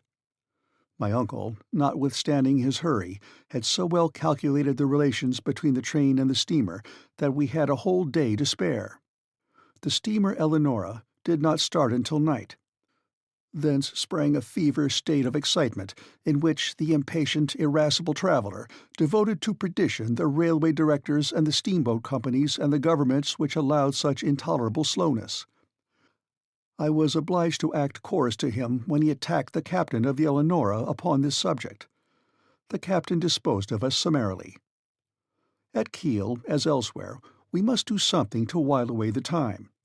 What with walking on the verdant shores of the bay within which nestles the little town, exploring the thick woods which made it look like a nest embowered amongst thick foliage, admiring the villas, each provided with a little bathing house, and moving about and grumbling, at last 10 o'clock came. The heavy coils of smoke from the Eleanor's funnel unrolled in the sky. The bridge shook with the quivering of the struggling steam. We were on board, and owners for the time of 2 berths, one over the other, in the only saloon cabin on board. At 1:15, the moorings were loosed and the throbbing steamer pursued her way over the dark waters of the Great Belt. The night was dark. There was a sharp breeze and a rough sea. A few lights appeared on shore through the thick darkness. Later on, I cannot tell when, a dazzling light from some lighthouse threw a bright stream of fire along the waves. And this is all I can remember of this first portion of our sail. At 7 in the morning we landed at Korsør, a small town on the west coast of Zealand. There we were transferred from the boat to another line of railway, which took us by just as flat a country as the plain of Holstein. 3 hours' traveling brought us to the capital of Denmark. My uncle had not shut his eyes all night. In his impatience, I believe he was trying to accelerate the train with his feet. At last he discerned a stretch of sea. "The sound!" he cried. At our left was a huge building that looked like a hospital. "That's a lunatic asylum," said one of our traveling companions. Very good, thought I, just the place we want to end our days in.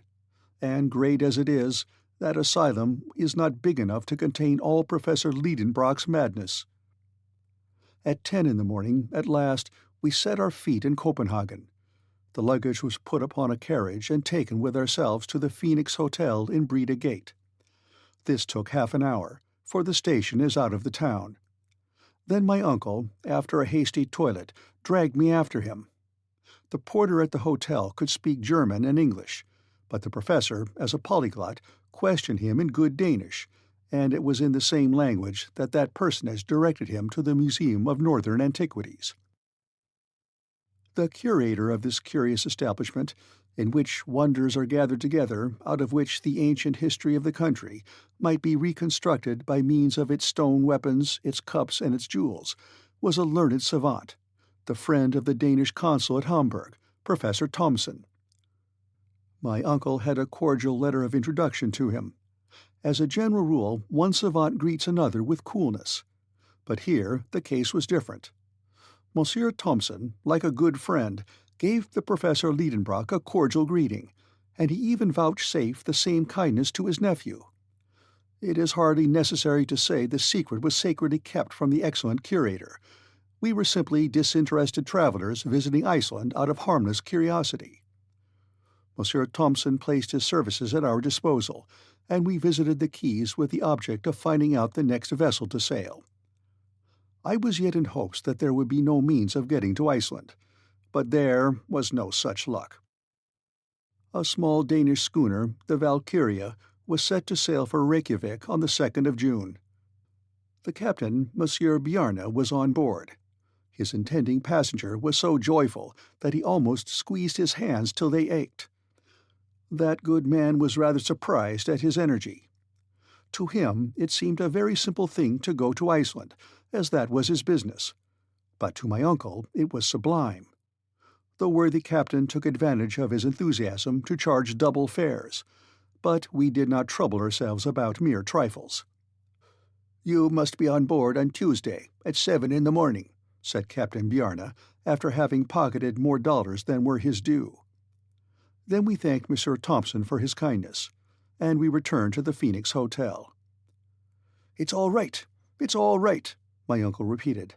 "How fortunate we are to have found this boat ready for sailing. Now let us have some breakfast and go about the town." We went first to Kongens Nye Tor, an irregular square in which are 2 innocent-looking guns, which need not alarm anyone. Close by, at number 5, there was a French restaurant kept by a cook of the name of Vincent, where we had an ample breakfast for 4 marks each, 2 shillings 4 pence. Then I took a childish pleasure in exploring the city.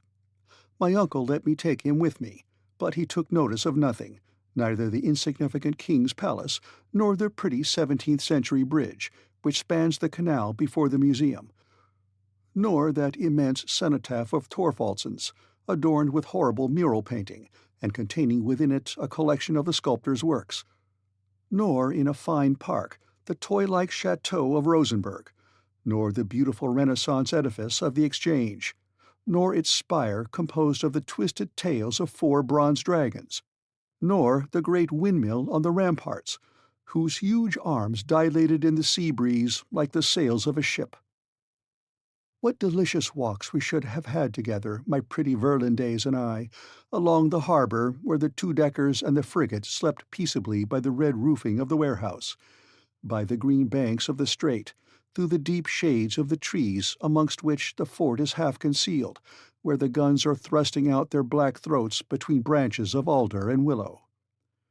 But, alas, Gräuben was far away, and I never hoped to see her again. But if my uncle felt no attraction towards these romantic scenes, he was very much struck with the aspect of a certain church spire, situated in the island of Amak, which forms the southwest quarter of Copenhagen. I was ordered to direct my feet that way.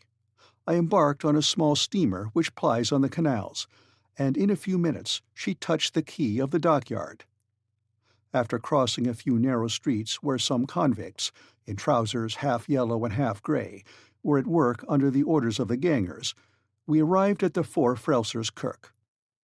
There was nothing remarkable about the church, but there was a reason why its tall spire had attracted the professor's attention. Starting from the top of the tower, an external staircase wound around the spire, the spirals circling up into the sky. "Let us get to the top," said my uncle. "I shall be dizzy," I said. "The more reason why we should go up. We must get used to it." "But, come, I tell you, don't waste our time." I had to obey. A keeper who lived at the other end of the street handed us the key, and the ascent began. My uncle went ahead with a light step. I followed him, not without alarm, for my head was very apt to feel dizzy. I possessed neither the equilibrium of an eagle nor his fearless nature.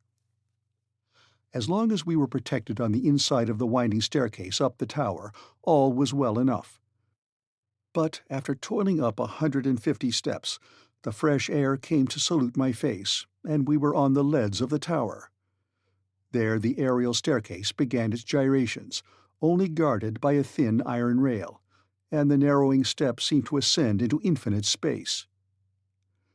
"Never shall I be able to do it," I said. "Don't be a coward. Come up, sir," said my uncle with the coldest cruelty. I had to follow, clutching at every step.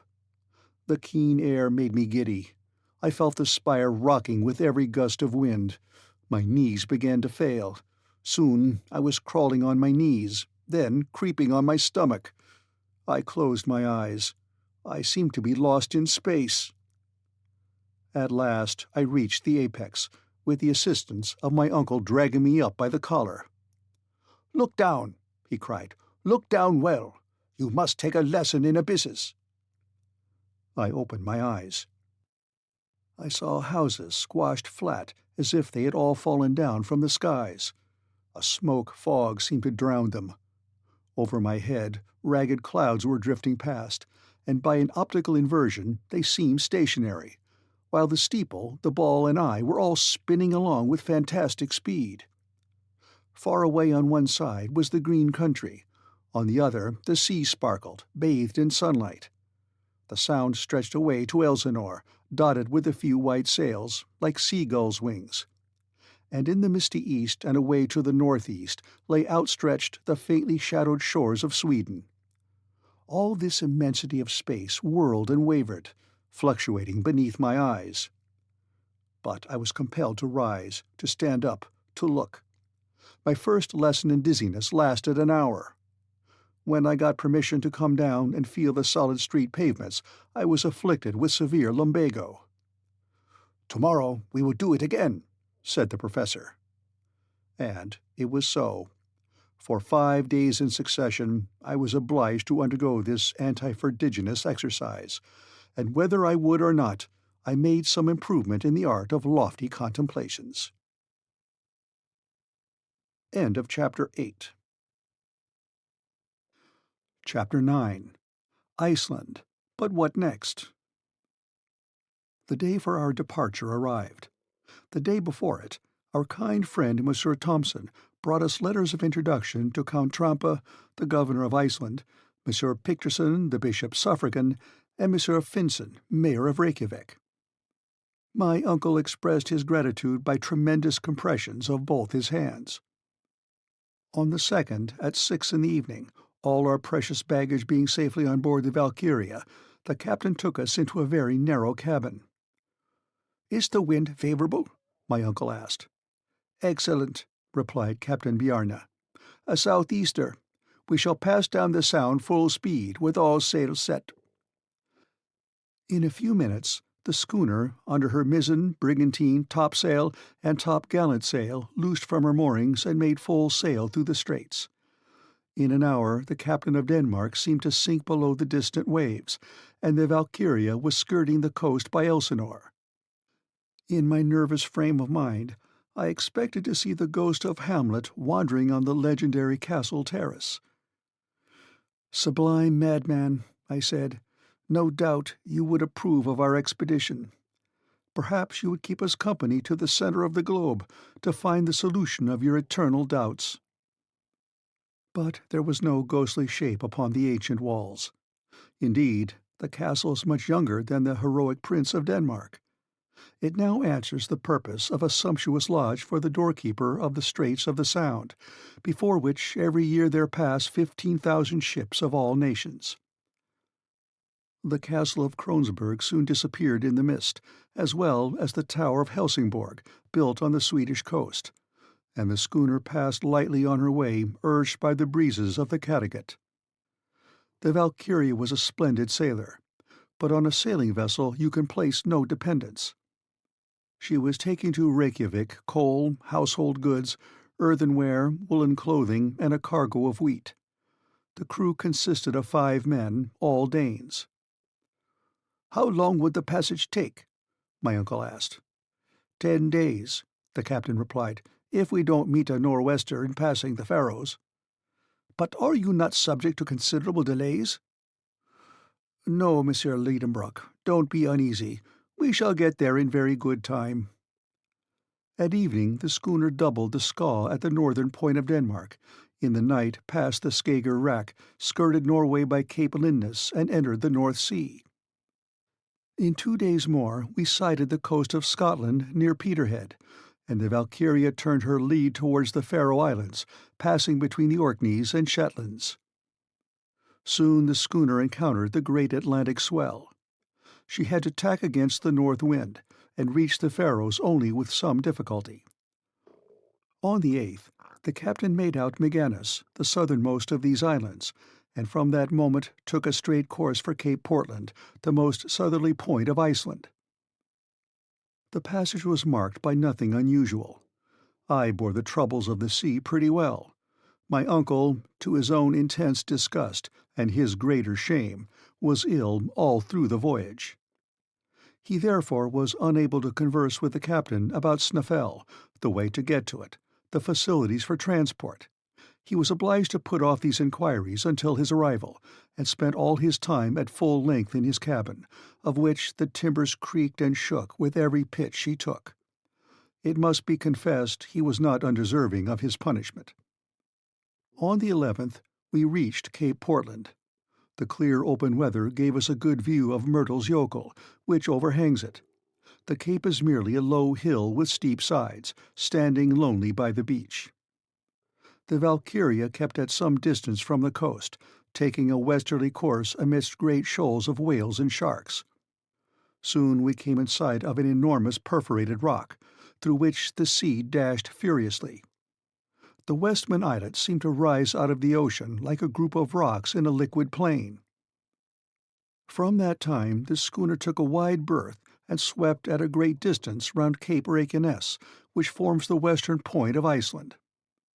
The rough sea prevented my uncle from coming on deck to admire these shattered and surf-beaten coasts. 48 hours after, coming out of a storm which forced the schooner to scud under bare poles, we sighted east of us the beacon on Cape Skagen, where dangerous rocks extended far away seaward.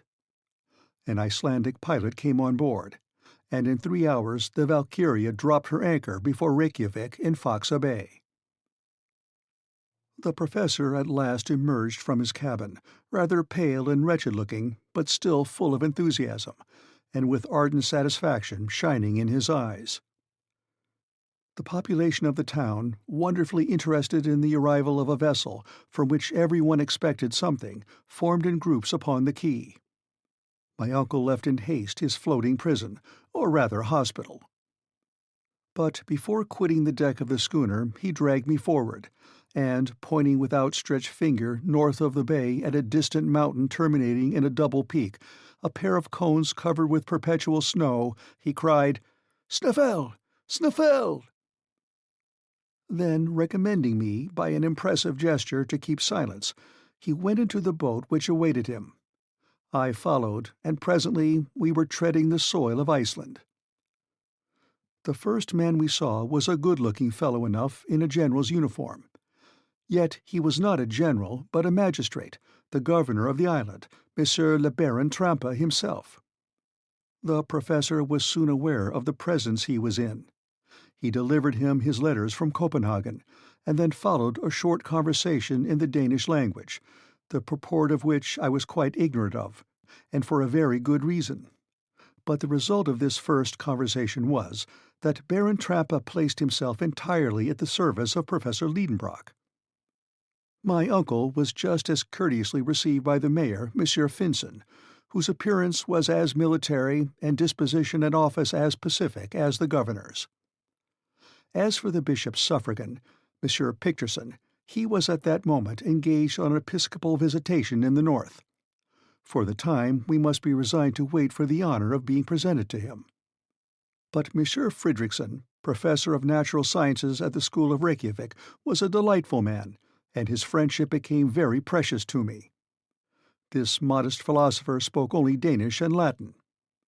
He came to proffer me his good offices in the language of Horace, and I felt that we were made to understand each other.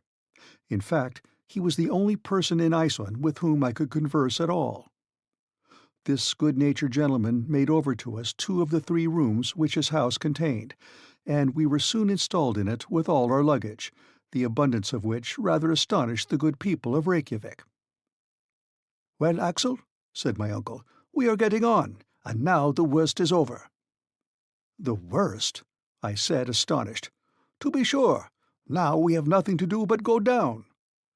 "Oh, if that is all, you are quite right. But, after all, when we have gone down, we shall have to get up again, I suppose." "Oh, I don't trouble myself about that. Come, there's no time to lose. I am going to the library. Perhaps there is some manuscript of Sagnussum's there, and I should be glad to consult it." "Well, while you are there, I will go into the town. Won't you?" "Oh, that is very uninteresting to me. It is not what is upon this island, but what is underneath that interests me." I went out and wandered wherever chance took me.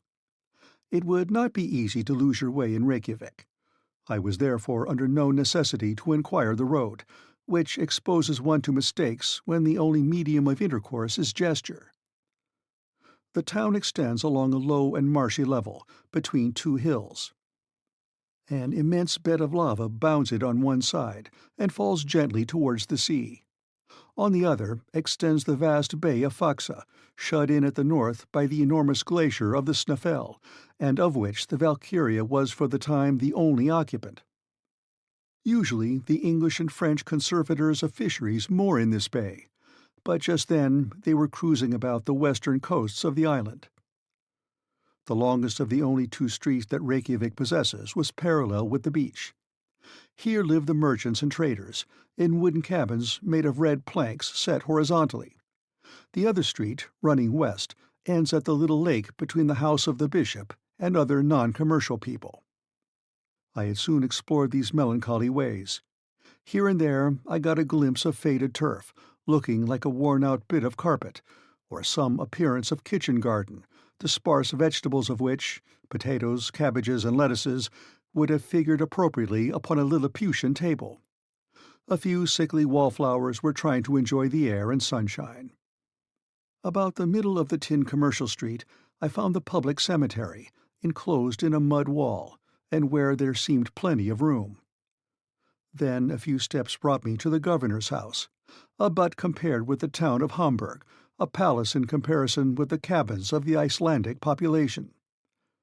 Between the little lake and the town the church is built in the Protestant style, of calcined stones extracted out of the volcanoes by their own labor and at their own expense.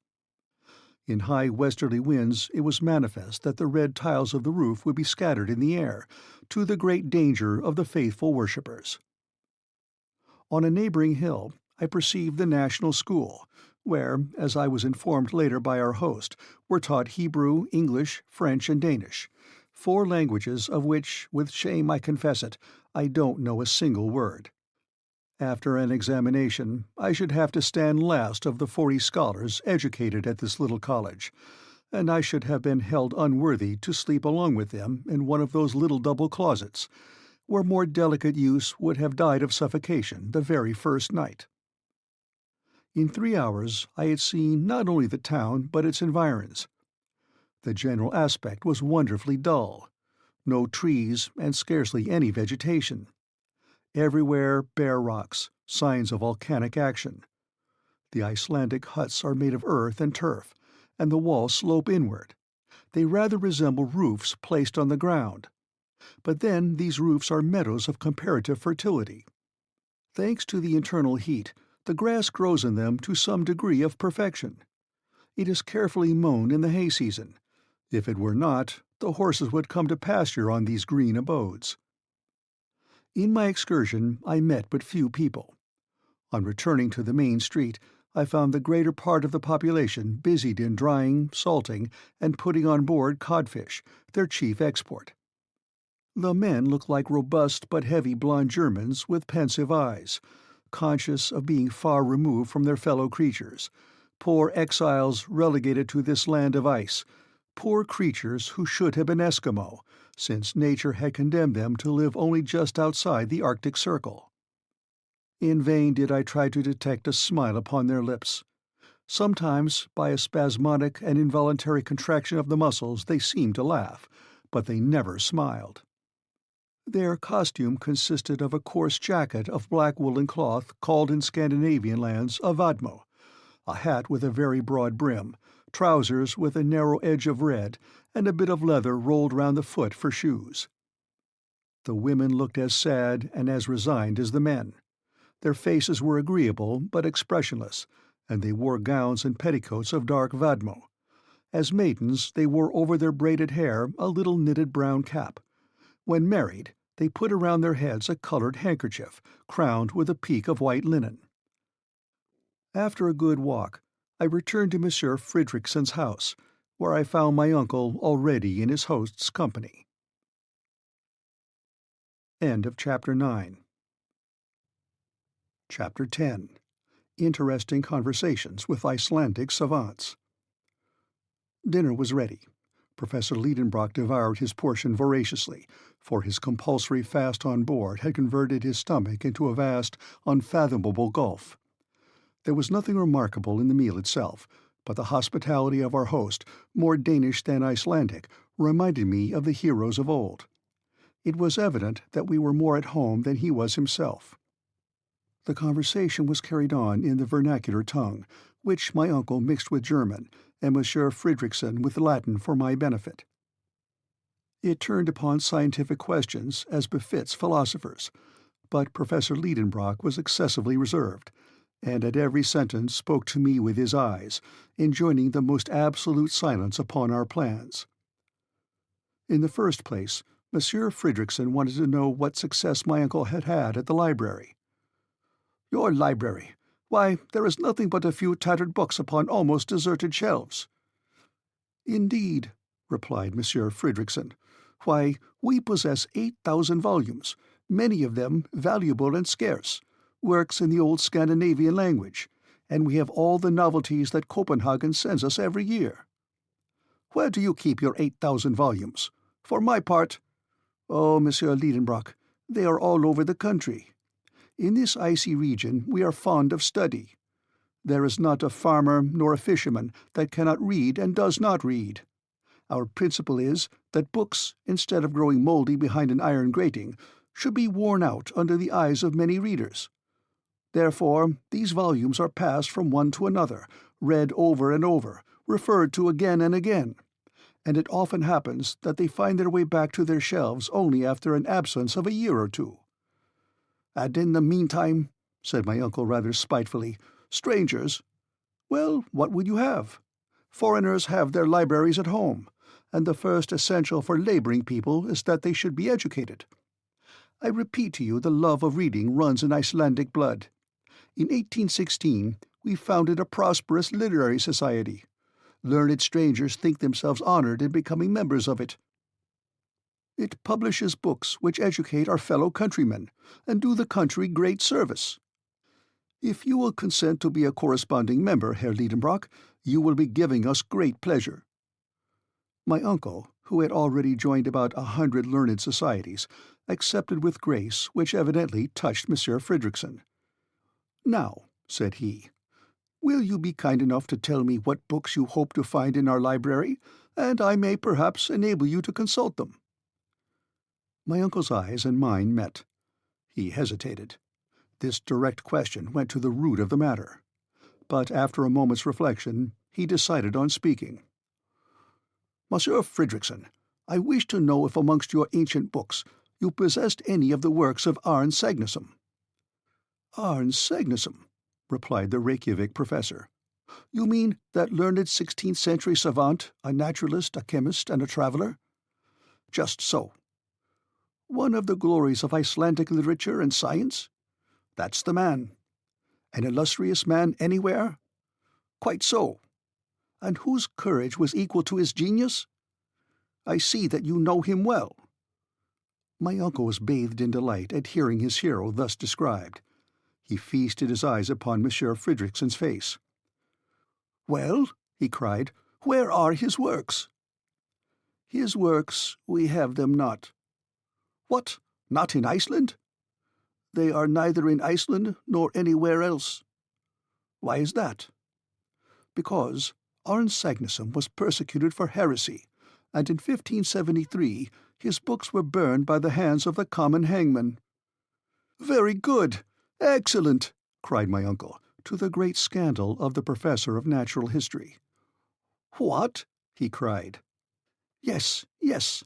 Now it is all clear. Now it is all unravelled. And I see why Sagnason, put into the Index Expurgatorius and compelled to hide the discoveries made by his genius, was obliged to bury in an incomprehensible cryptogram the secret." "What secret?" asked Monsieur Fridriksson, starting. "Oh, just a secret which—" my uncle stammered. "Have you some private document in your possession?" asked our host. "No, I was only supposing a case." "Oh, very well," answered Monsieur Fridriksson, who was kind enough not to pursue the subject when he had noticed the embarrassment of his friend. "I hope you will not leave our island until you have seen some of its mineralogical wealth." "Certainly," replied my uncle, "but I am rather late. Or have not others been here before me?" "Yes, Herr Lidenbrock, the labours of Messrs. Olafsson and Povelson, pursued by order of the king, the researches of Troil, the scientific mission of Messrs. Gaimard and Robert on the French corvette La Recherche, and lately the observations of scientific men who came in the Rhine Hortense, have added materially to our knowledge of Iceland. But I assure you, there is plenty left." "Do you think so?" said my uncle, pretending to look very modest, and trying to hide the curiosity was flashing out of his eyes. "Oh, yes. How many mountains, glaciers, and volcanoes there are to study, which are as yet but imperfectly known. Then, without going any further, that mountain in the horizon. That is Snæfell." "Ah," said my uncle, as coolly as he was able. "Is that Snæfell?" "Yes, one of the most curious volcanoes, and the crater of which has scarcely ever been visited." "Is it extinct?" "Oh, yes, more than 500 years." "Well," replied my uncle, who was frantically locking his legs together to keep himself from jumping up in the air, "that is where I mean to begin my geological studies, there on that Fessel, what do you call it?" "Snæfell," replied the excellent Monsieur Fridriksson. This part of the conversation was in Latin. I had understood every word of it, and I could hardly conceal my amusement at seeing my uncle trying to keep down the excitement and satisfaction which were brimming over in every limb and every feature. He tried hard to put on an innocent little expression of simplicity, but it looked like a diabolical grin. "Yes," said he, "your words decide me. We will try to scale that Snæfell. Perhaps even we may pursue our studies in its crater." "I am very sorry," said Monsieur Fridriksson, "that my engagements will not allow me to absent myself, or I would have accompanied you myself with both pleasure and profit." "Oh, no, no," replied my uncle with great animation. "We would not disturb anyone for the world, Monsieur Fridriksson. Still, I thank you with all my heart. The company of such a talented man would have been very serviceable, but the duties of your profession—" I am glad to think that our host, in the innocence of his Icelandic soul, was blind to the transparent artifices of my uncle. "I very much approve of your beginning with that volcano, Monsieur Lidenbrock. You will gather a harvest of interesting observations. But tell me, how do you expect to get to the peninsula of Snæfell?" "By sea, crossing the bay. That's the most direct way." "No doubt, but it is impossible." "Why?" "Because we don't possess a single boat at Reykjavik." "You don't mean to say so?" "You will have to go by land, following the shore. It will be longer, but more interesting." "Very well, then. And now I shall have to see about a guide." "I have one to offer you." "A safe, intelligent man." "Yes, an inhabitant of that peninsula. He is an eiderdown hunter, and very clever. He speaks Danish perfectly." "When can I see him?" "Tomorrow, if you like." "Why not today?" "Because he won't be here till tomorrow." "Tomorrow, then," added my uncle with a sigh. This momentous conversation ended in a few minutes, with warm acknowledgments paid by the German to the Icelandic professor. At this dinner, my uncle had just elicited important facts, amongst others the history of Saknussemm, the reason of the mysterious document, that his host would not accompany him in his expedition, and that the very next day a guide would be waiting upon him. End of Chapter 10. Chapter 11. A Guide Found to the Center of the Earth. In the evening I took a short walk on the beach, and returned at night to my plank bed, where I slept soundly all night. When I awoke, I heard my uncle talking at a great rate in the next room. I immediately dressed and joined him. He was conversing in the Danish language with a tall man of robust build. This fine fellow must have been possessed of great strength. His eyes, set in a large and ingenuous face, seemed to me very intelligent. They were of a dreamy sea blue. Long hair, which would have been called red even in England, fell in long meshes upon his broad shoulders. The movements of this native were lithe and supple, but he made little use of his arms in speaking, like a man who knew nothing or cared nothing about the language of gestures. His whole appearance bespoke perfect calmness and self-possession, not indolence but tranquillity. It was felt at once that he would be beholden to nobody, that he worked for his own convenience, and that nothing in this world could astonish or disturb his philosophic calmness. I caught the shades of this Icelander's character by the way in which he listened to the impassioned flow of words which fell from the professor. He stood with arms crossed, perfectly unmoved by my uncle's incessant gesticulations. A negative was expressed by a slow movement of the head from left to right, an affirmative by a slight bend, so slight that his long hair scarcely moved. He carried economy of motion even to parsimony. Certainly I should never have dreamt in looking at this man that he was a hunter. He did not look likely to frighten his game, nor did he seem as if he would even get near it. But the mystery was explained when Monsieur Fridriksson informed me that this tranquil personage was only a hunter of the eider duck, whose under plumage constitutes the chief wealth of the island. This is the celebrated eiderdown, and it requires no great rapidity of movement to get it. Early in the summer, the female, a very pretty bird, goes to build her nest among the rocks of the fjords with which the coast is fringed. After building the nest, she feathers it with down plucked from her own breast. Immediately the hunter, or rather the trader, comes and robs the nest, and the female recommences her work. This goes on as long as she has any down left. When she has stripped herself bare, the male takes his turn to pluck himself. But as the coarse and hard plumage of the male has no commercial value, the hunter does not take the trouble to rob the nest of this. The female, therefore, lays her eggs in the spoils of her mate, the young are hatched, and next year the harvest begins again.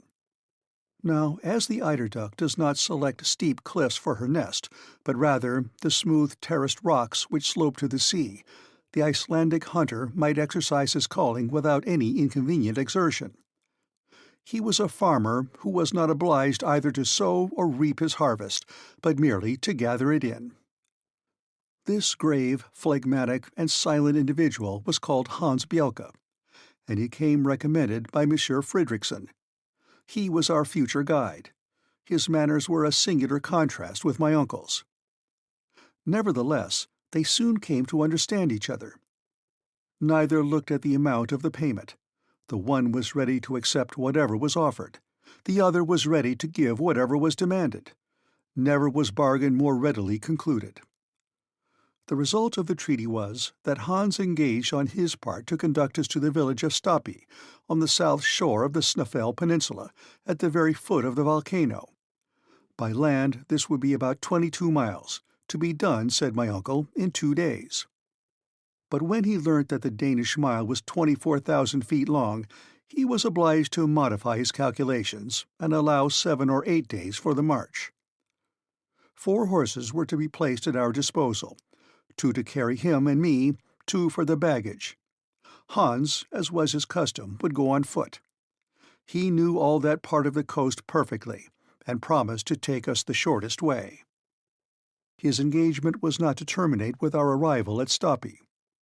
He was to continue in my uncle's service for the whole period of his scientific researches, for the remuneration of 3 riksdales a week, about 12 shillings. But it was an express article of the covenant that his wages should be counted out to him every Saturday at 6 o'clock in the evening, which, according to him, was one indispensable part of the engagement. The start was fixed for the 16th of June. My uncle wanted to pay the hunter a portion in advance, but he refused with one word. "After," he said. "After," said the professor for my edification. The treaty concluded, Hans silently withdrew. "A famous fellow," cried my uncle, "but he little thinks of the marvelous part he has to play in the future." "So he is to go with us as far as the center of the earth, Axel." 48 hours were left before our departure. To my great regret, I had to employ them in preparations, for all our ingenuity was required to pack every article to the best advantage. Instruments here, arms there, tools in this package, provisions in that, 4 sets of packages in all. The instruments were, 1. An Eigel centigrade thermometer, graduated up to 150 degrees, 302 degrees Fahrenheit, which seemed to me too much or too little. Too much if the internal heat was to rise so high, for in this case we should be baked, not enough to measure the temperature of springs or any matter in a state of fusion. 2. An aneroid barometer, to indicate extreme pressures of the atmosphere. An ordinary barometer would not have answered the purpose, as the pressure would increase during our descent to a point which the mercurial barometer would not register. 3. A chronometer, made by Boissonnet, Jr. of Geneva, accurately set to the meridian of Hamburg. 4. 2 compasses, viz., a common compass and a dipping needle. 5. A night glass. 6. two of Ruhmkorff's apparatus, which, by means of an electric current, supplied a safe and handy portable light. The arms consisted of 2 Purdy's rifles and 2 brace of pistols. But what did we want arms for? We had neither savages nor wild beasts to fear, I supposed. But my uncle seemed to believe in his arsenal as in his instruments, and more especially in a considerable quantity of gun-cotton, which is unaffected by moisture, and the explosive force of which exceeds that of gunpowder. The tools comprised 2 pickaxes, 2 spades, a silk rope ladder, 3 iron-tipped sticks, a hatchet, a hammer, a dozen wedges and iron spikes, and a long knotted rope. Now this was a large load, for the ladder was 300 feet long. And there were provisions, too. This was not a large parcel, but it was comforting to know that of essence of beef and biscuits there were 6 months' consumption. Spirits were the only liquid, and of water we took none. But we had flasks, and my uncle depended on springs from which to fill them. Whatever objections I hazarded as to their quality, temperature, or even absence remained ineffectual. To complete the exact inventory of all our traveling accompaniments, I must not forget a pocket medicine chest, containing blunt scissors, splints for broken limbs, a piece of tape of unbleached linen, bandages and compresses, lint, a lancet for bleeding, all dreadful articles to take with one. Then there was a row of phials containing dextrine, alcoholic ether, liquid acetate of lead, vinegar, and ammonia drugs which afforded me no comfort. Finally, all the articles needful to supply Ruhmkorff's apparatus. My uncle did not forget a supply of tobacco, coarse-grained powder, and amadou, or a leather belt in which he carried a sufficient quantity of gold, silver, and paper money. 6 pairs of boots and shoes, made waterproof with a composition of India rubber and naphtha, were packed amongst the tools. "Clothed, shod, and equipped like this," said my uncle, "there is no telling how far we may go." The 14th was wholly spent in arranging all our different articles. In the evening we dined with Baron Tramps, the mayor of Reykjavik, and Dr. Hjaltalin, the first medical man of the place, being of the party. Monsieur Fridriksson was not there. I learned afterwards that he and the governor disagreed upon some question of administration, and did not speak to each other. I therefore knew not a single word of all that was said at this semi-official dinner, but I could not help noticing that my uncle talked the whole time. On the 15th our preparations were all made. Our host gave the professor very great pleasure by presenting him with a map of Iceland, far more complete than that of Henderson. It was the map of Monsieur Olaf Nicholas Olsen, in the proportion of 1 to 480,000 of the actual size of the island, and published by the Icelandic Literary Society. It was a precious document for a mineralogist. Our last evening was spent in intimate conversation with Monsieur Fridriksson, with whom I felt the liveliest sympathy. Then, after the talk, succeeded, for me at any rate, a disturbed and restless night. At 5 in the morning I was awoke by the neighing and pawing of 4 horses under my window. I dressed hastily and came down into the street. Hans was finishing our packing, almost as it were without moving a limb, and yet he did his work cleverly. My uncle made more noise than execution, and the guide seemed to pay very little attention to his energetic directions. At 6 o'clock our preparations were over. Monsieur Fridriksson shook hands with us. My uncle thanked him heartily for his extreme kindness. I constructed a few fine Latin sentences to express my cordial farewell. Then we bestrode our steeds, and with his last adieu, Monsieur Fridriksson treated me to a line of Virgil eminently applicable to such uncertain wanderers as we were likely to be. Et quacumque viam dident fortuna sequamur. Wherever fortune clears a way, thither our ready footsteps stray.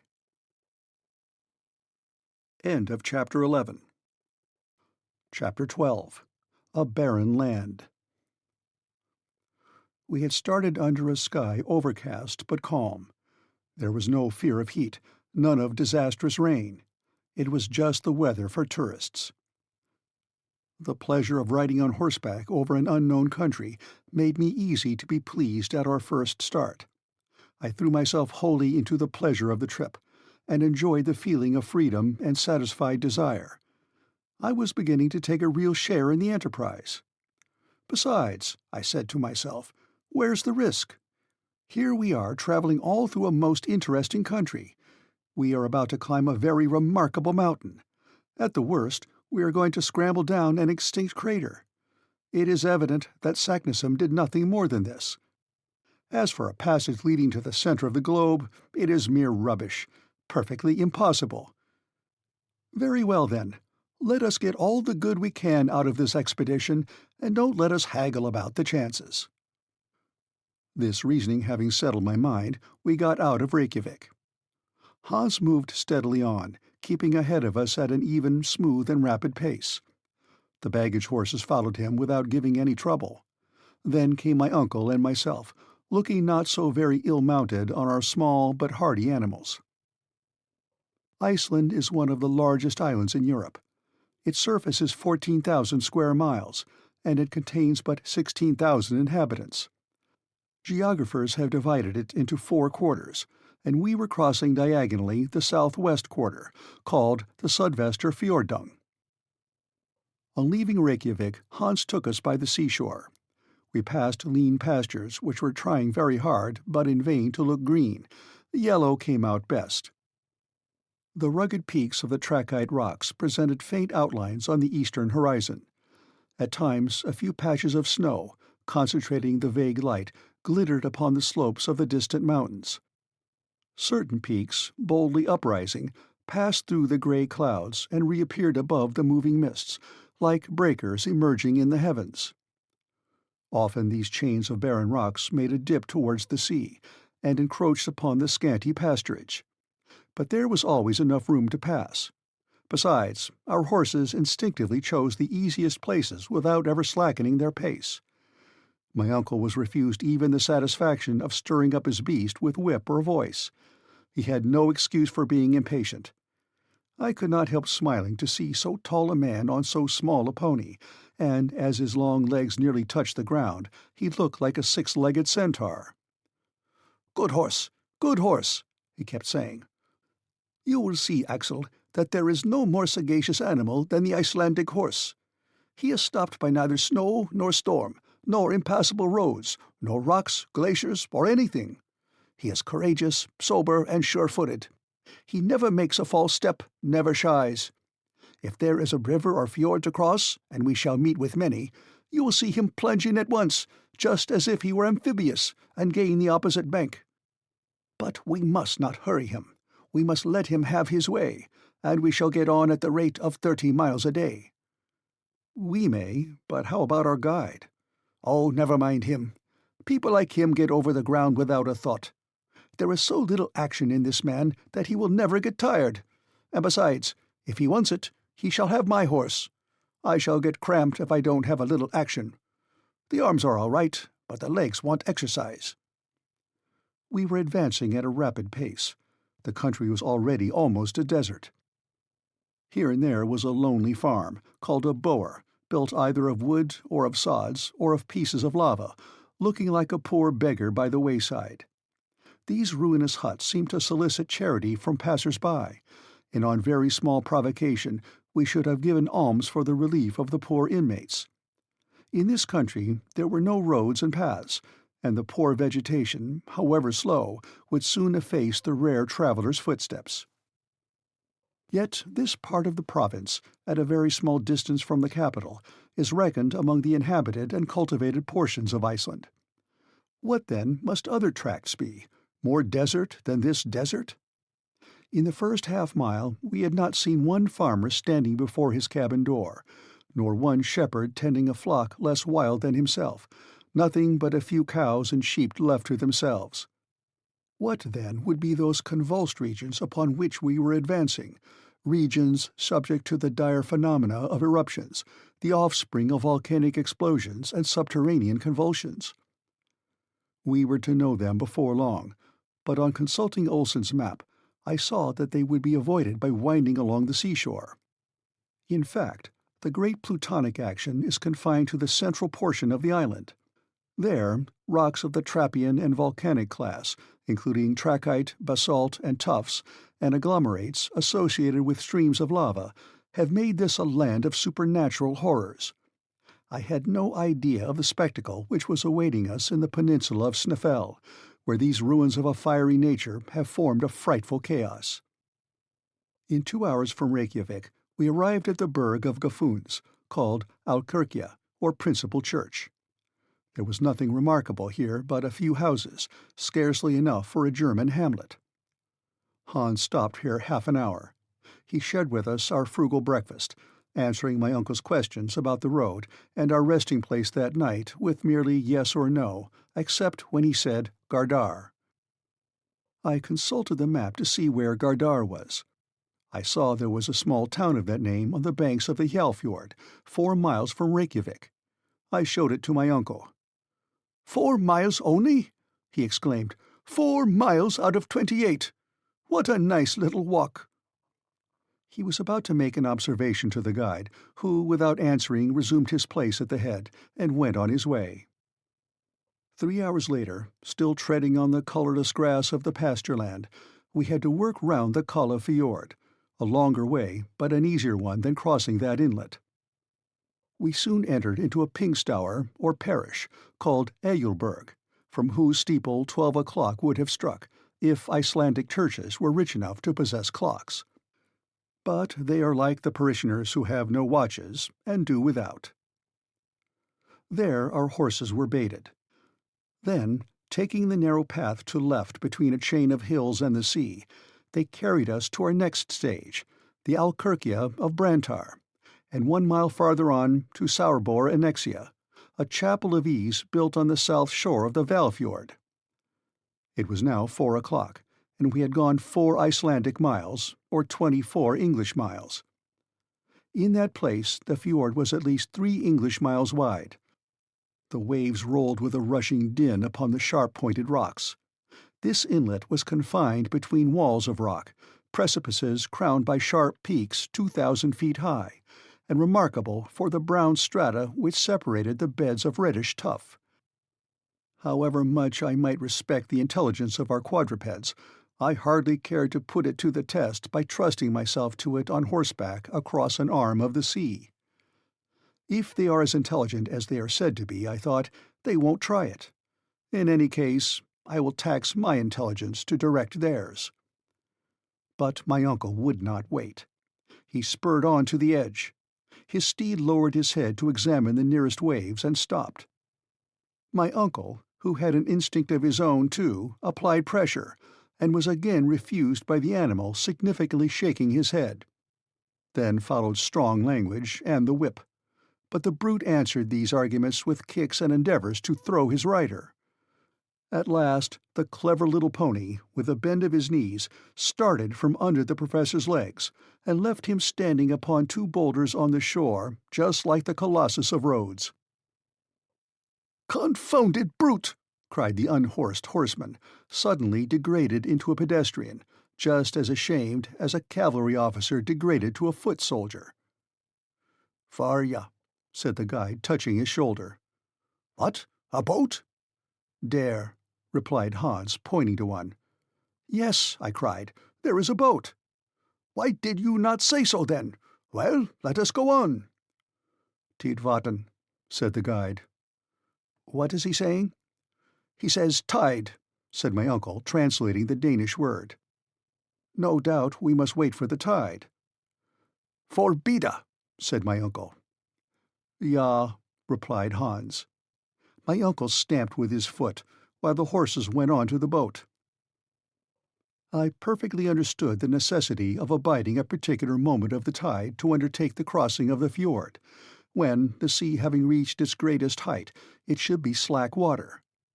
Then the ebb and flow have no sensible effect, and the boat does not risk being carried either to the bottom or out to sea. That favourable moment arrived only with 6 o'clock, when my uncle, myself, the guide, 2 other passengers, and the 4 horses trusted ourselves to a somewhat fragile raft. Accustomed as I was to the swift and sure steamers on the Elbe, I found the oars of the rowers rather a slow means of propulsion. It took us more than an hour to cross the fjord, but the passage was effected without any mishap. In another half-hour we had reached the Alkirkja of Gardar. End of Chapter 12. Chapter 13. Hospitality under the Arctic Circle. It ought to have been night-time, but under the 65th parallel there was nothing surprising in the nocturnal polar light. In Iceland, during the months of June and July, the sun does not set. But the temperature was much lower. I was cold, and more hungry than cold. Welcome was the sight of the bower, which was hospitality open to receive us. It was a peasant's house, but in point of hospitality it was equal to a king's. On our arrival, the master came with outstretched hands, and without more ceremony he beckoned us to follow him. To accompany him down the long, narrow, dark passage would have been impossible. Therefore we followed as he bid us. The building was constructed of roughly squared timbers, with rooms on both sides, 4 in number, all opening out into the one passage. These were the kitchen, the weaving shop, the bedstofa, or family sleeping room, and the visitors' room, which was the best of all. My uncle, whose height had not been thought of in building the house, of course hit his head several times against the beams that projected from the ceilings. We were introduced into our apartment, a large room with a floor of earth stamped down hard, and lighted by a window, the panes of which were formed of sheep's bladder, not admitting too much light. The sleeping accommodation consisted of dry litter thrown into 2 wooden frames painted red and ornamented with Icelandic sentences. I was hardly expecting so much comfort. The only discomfort proceeded from the strong odor of dried fish, hung meat, and sour milk, of which my nose made bitter complaints. When we had laid aside our traveling wraps, the voice of the host was heard inviting us to the kitchen, the only room where a fire was lighted even in the severest cold. My uncle lost no time in obeying the friendly call, nor was I slack in following. The kitchen chimney was constructed on the ancient pattern. In the middle of the room was a stone for a hearth, over it in the roof a hole to let the smoke escape. The kitchen was also a dining room.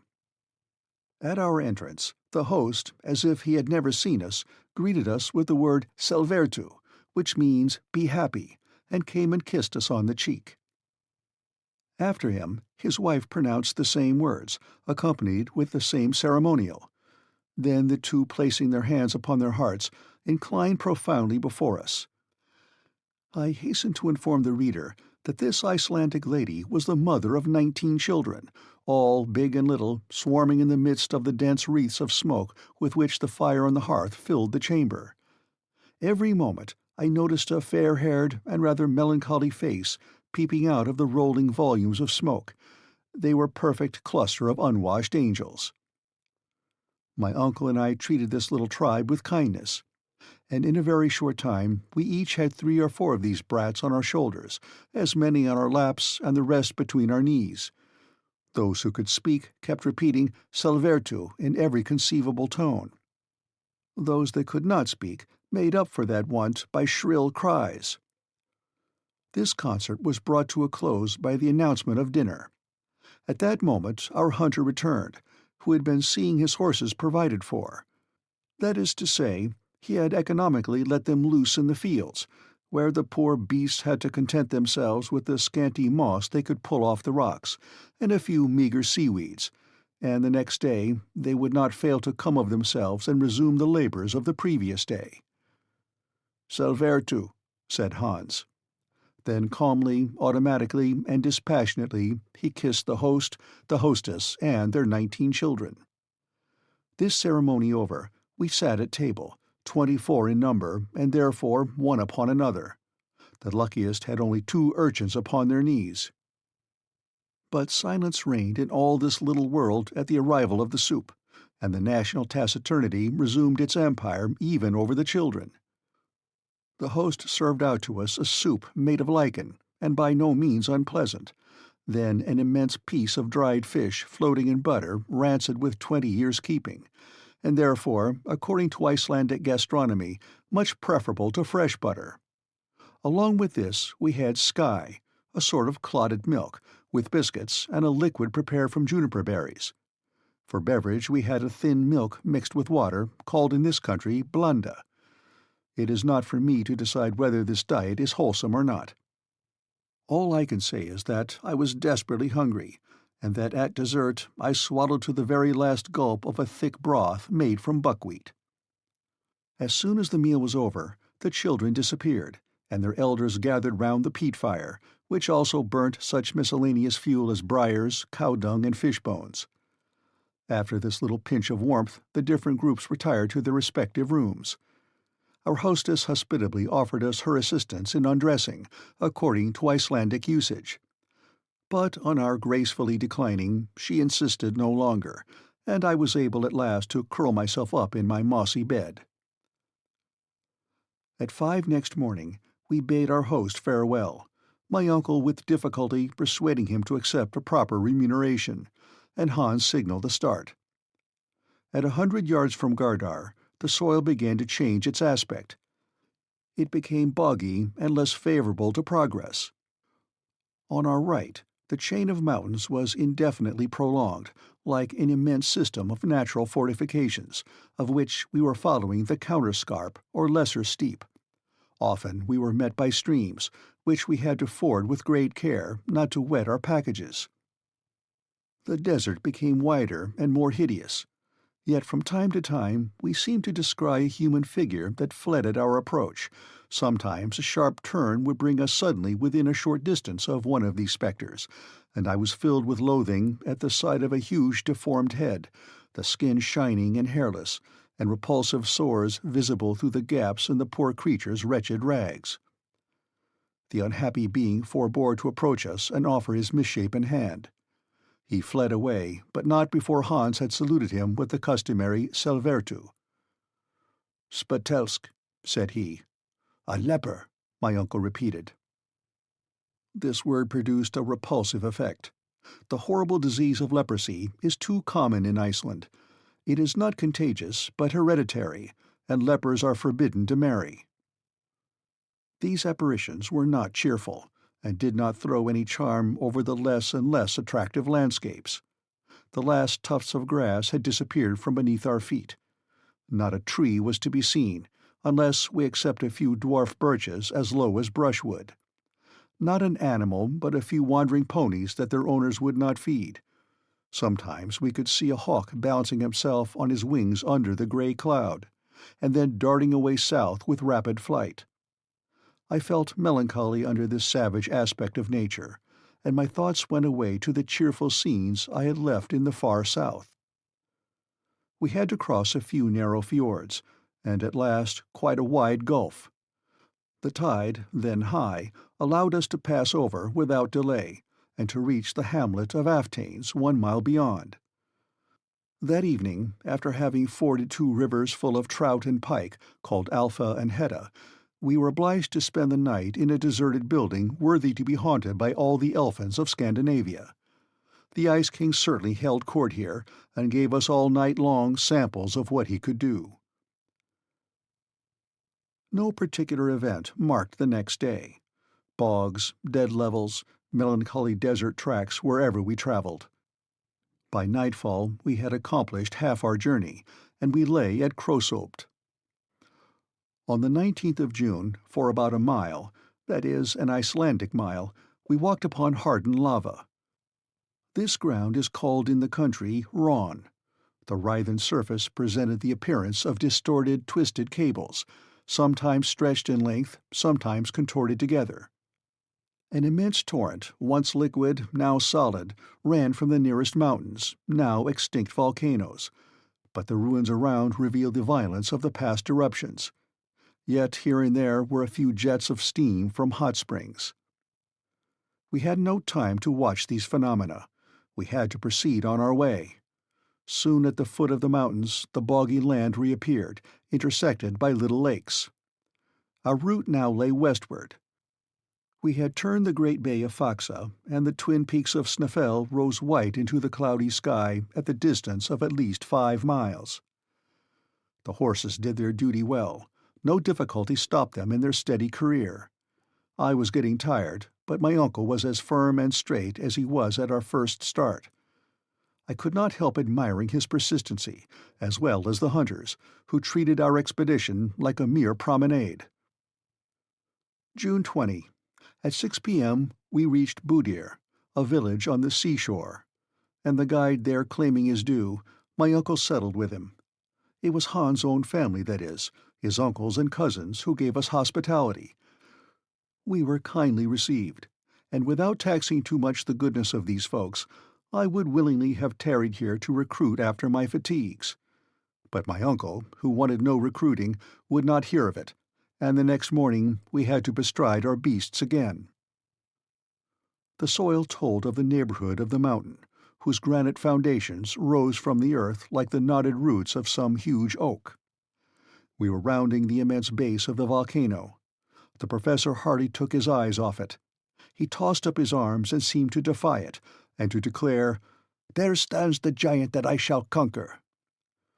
After about 4 hours' walking, the horses stopped of their own accord at the door of the priest's house at Stapi. End of Chapter 13. Chapter 14. But Arctics can be inhospitable too. Stapi is a village consisting of about 30 huts, built of lava at the south side of the base of the volcano. It extends along the inner edge of a small fjord, enclosed between basaltic walls of the strangest construction. Basalt is a brownish rock of igneous origin. It assumes regular forms, the arrangement of which is often very surprising. Here nature had done her work geometrically, with square and compass and plummet. Everywhere else, her art consists alone in throwing down huge masses together in disorder. You see cones imperfectly formed, irregular pyramids, with a fantastic disarrangement of lines.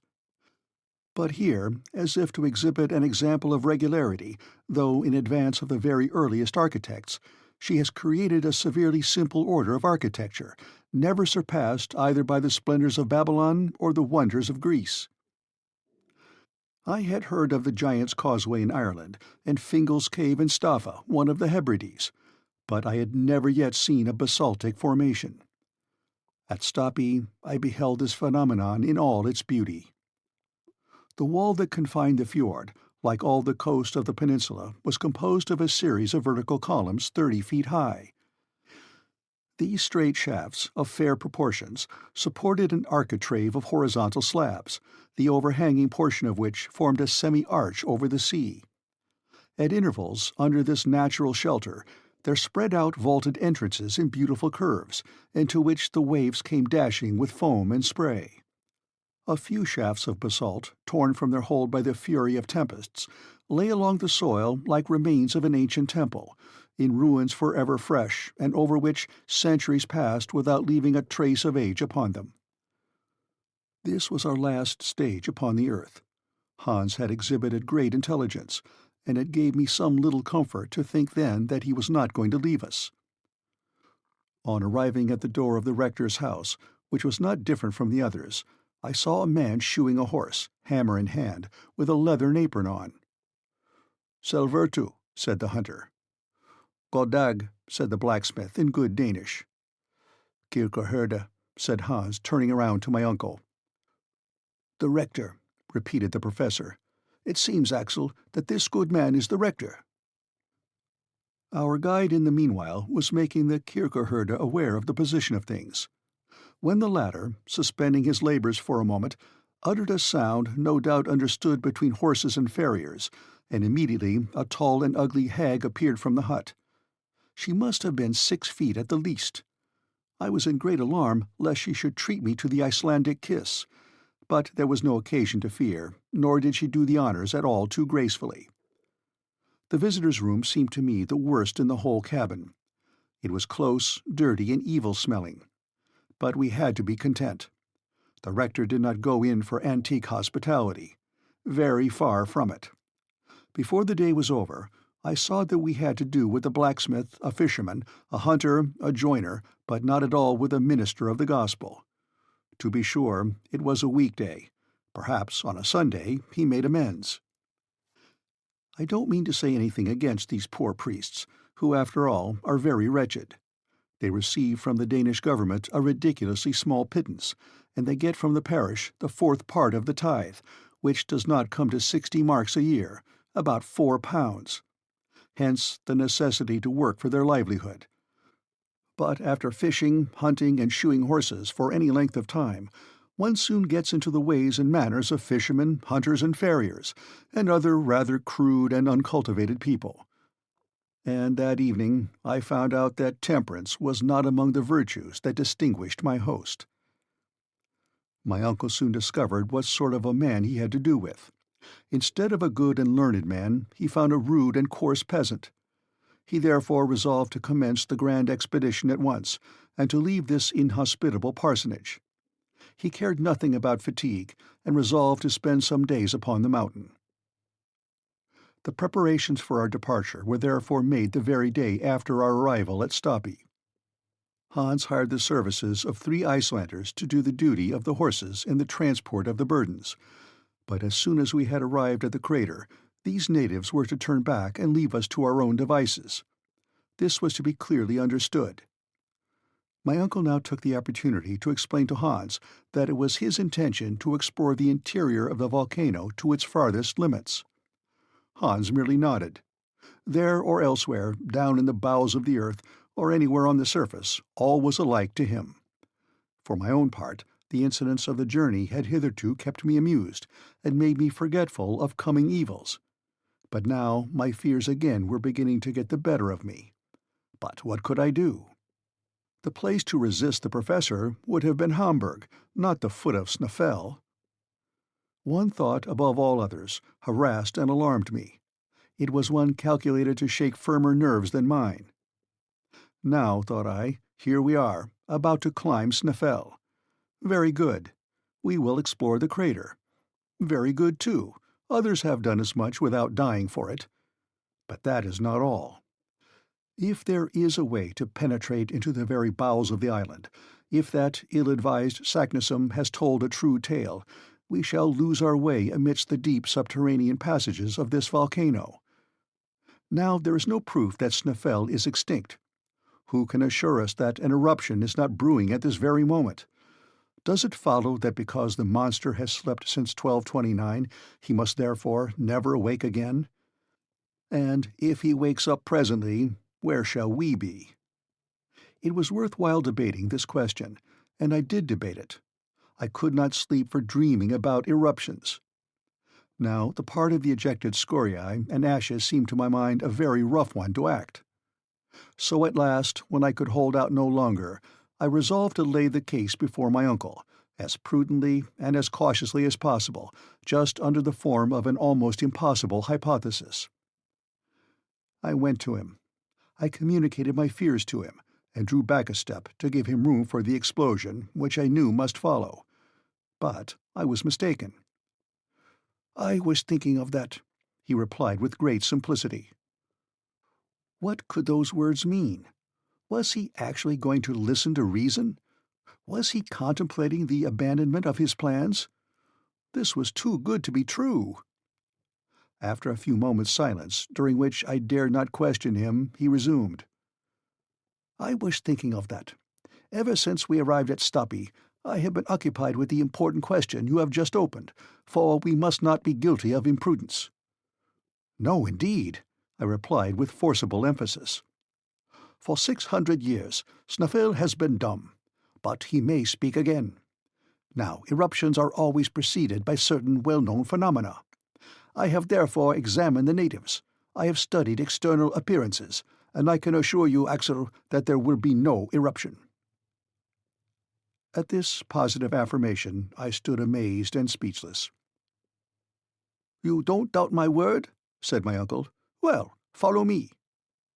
I obeyed like an automaton. Coming out from the priest's house, the professor took a straight road, which, through an opening in the basaltic wall, led away from the sea. We were soon in the open country, if one may give that name to a vast extent of mounds of volcanic products. This tract seemed crushed under a rain of enormous ejected rocks of trap, basalt, granite, and all kinds of igneous rocks.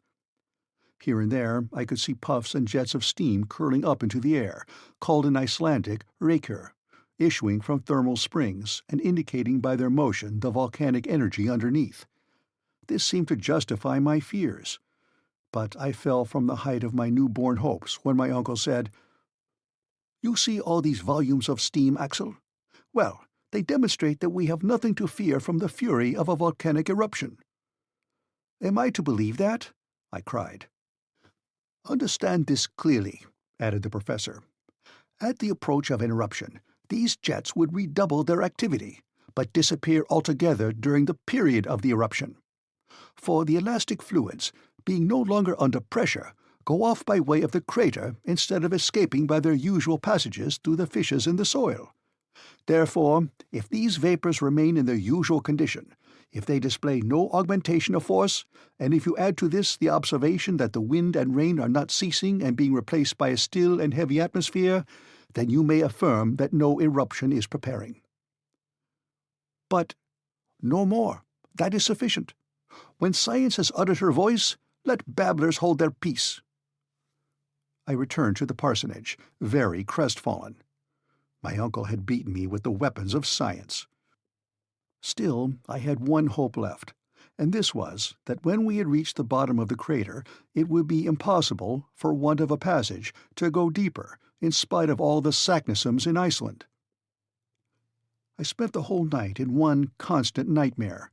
In the heart of a volcano, and from the deepest depths of the earth I saw myself tossed up amongst the interplanetary spaces under the form of an eruptive rock.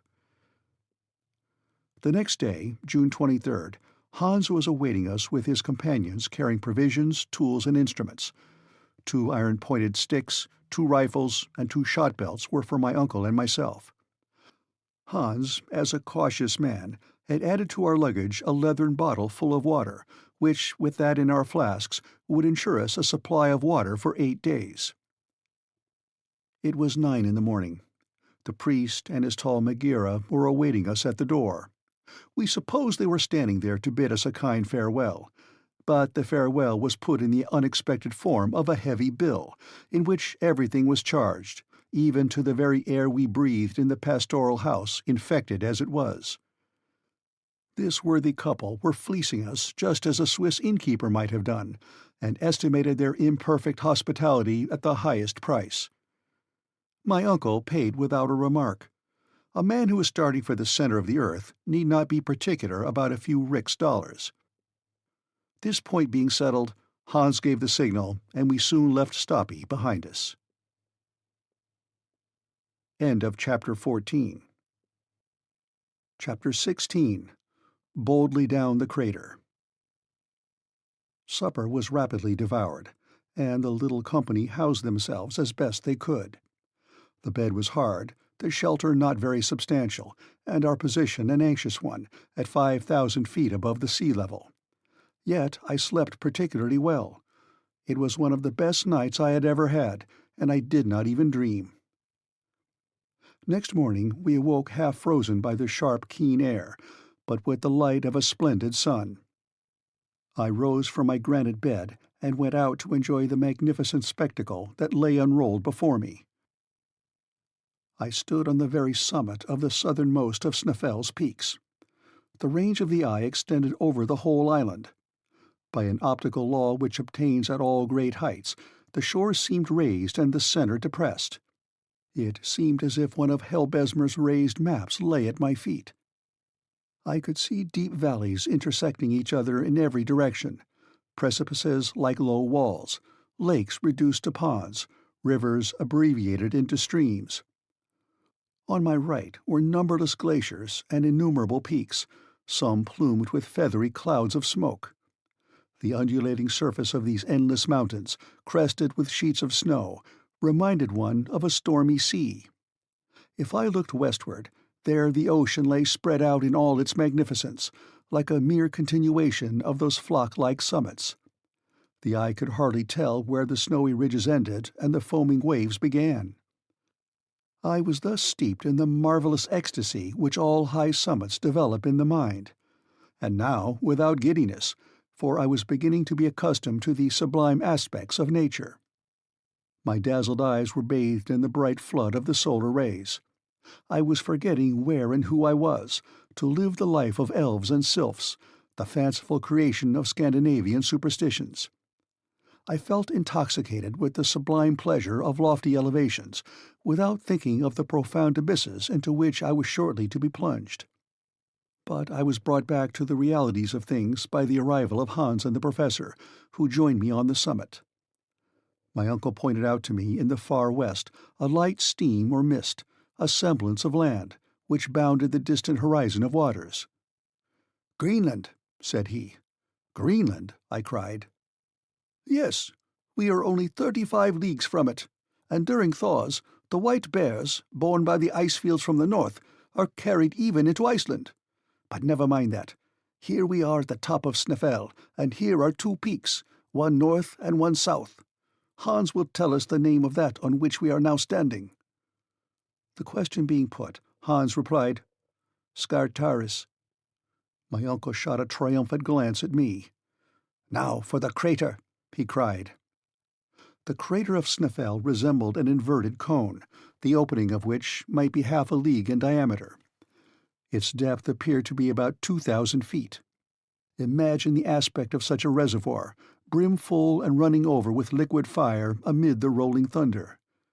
The bottom of the funnel was about 250 feet in circuit, so that the gentle slope allowed its lower brim to be reached without much difficulty.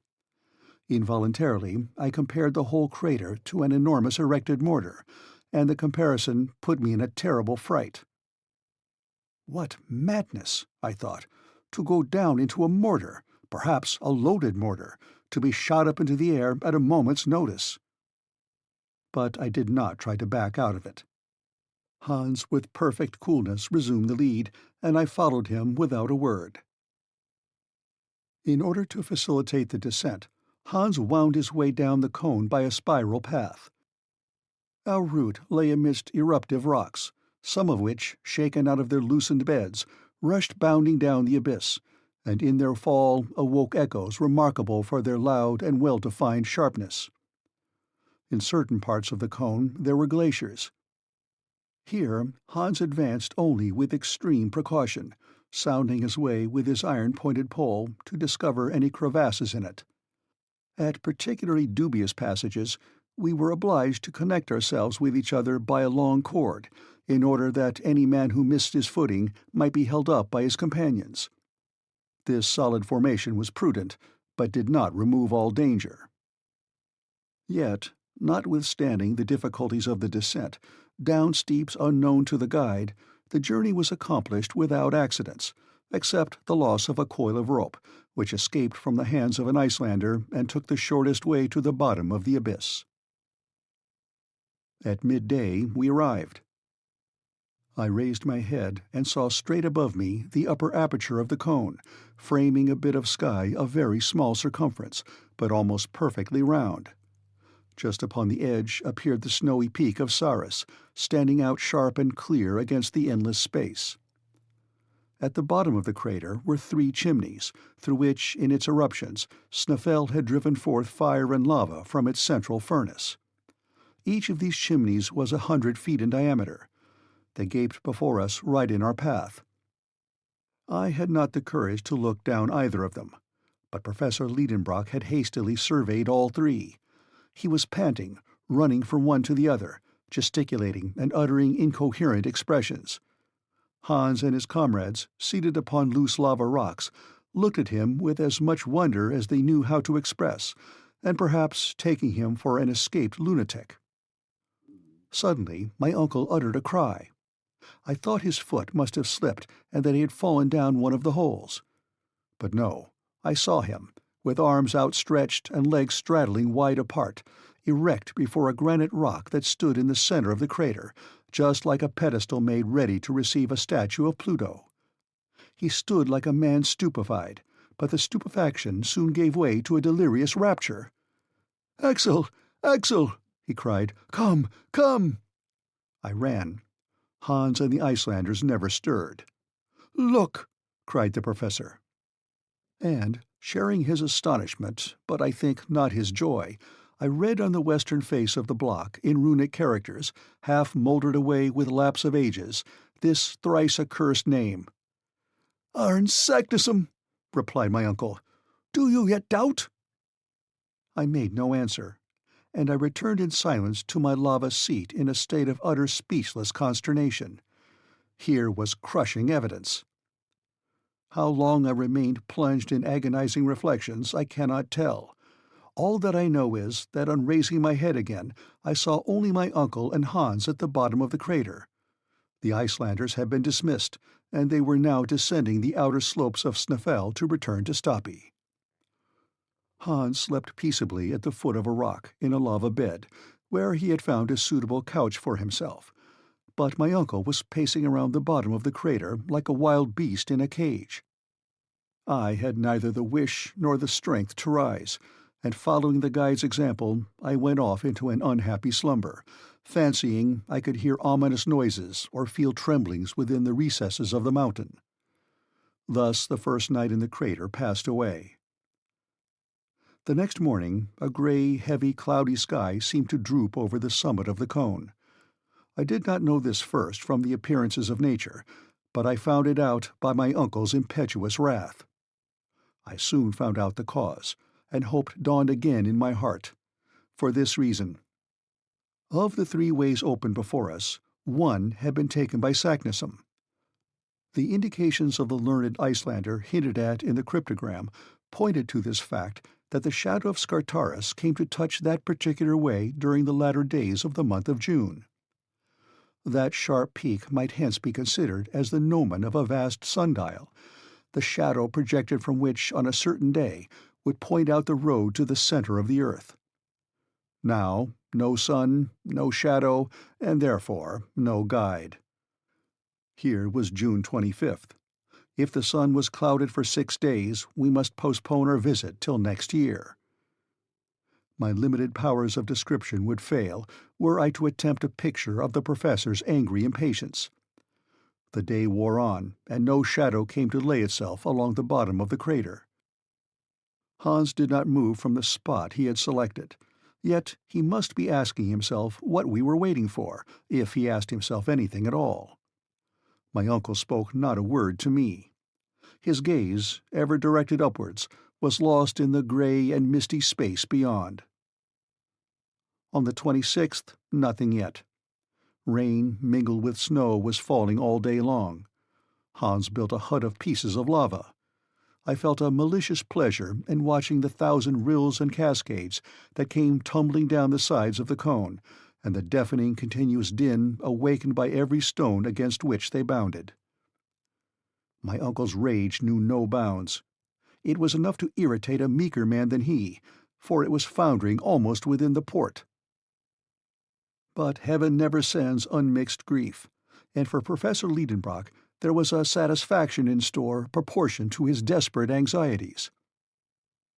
The next day the sky was again overcast, but on the 29th of June, the last day but one of the month, with the change of the moon came a change of weather. The sun poured a flood of light down the crater. Every hillock, every rock and stone, every projecting surface had its share of the beaming torrent, and threw its shadow on the ground. Amongst them all, Scartaris laid down his sharp-pointed angular shadow, which began to move slowly in the opposite direction to that of the radiant orb. My uncle turned too and followed it. At noon, being at its least extent, it came and softly fell upon the edge of the middle chimney. "There it is! There it is!" shouted the professor.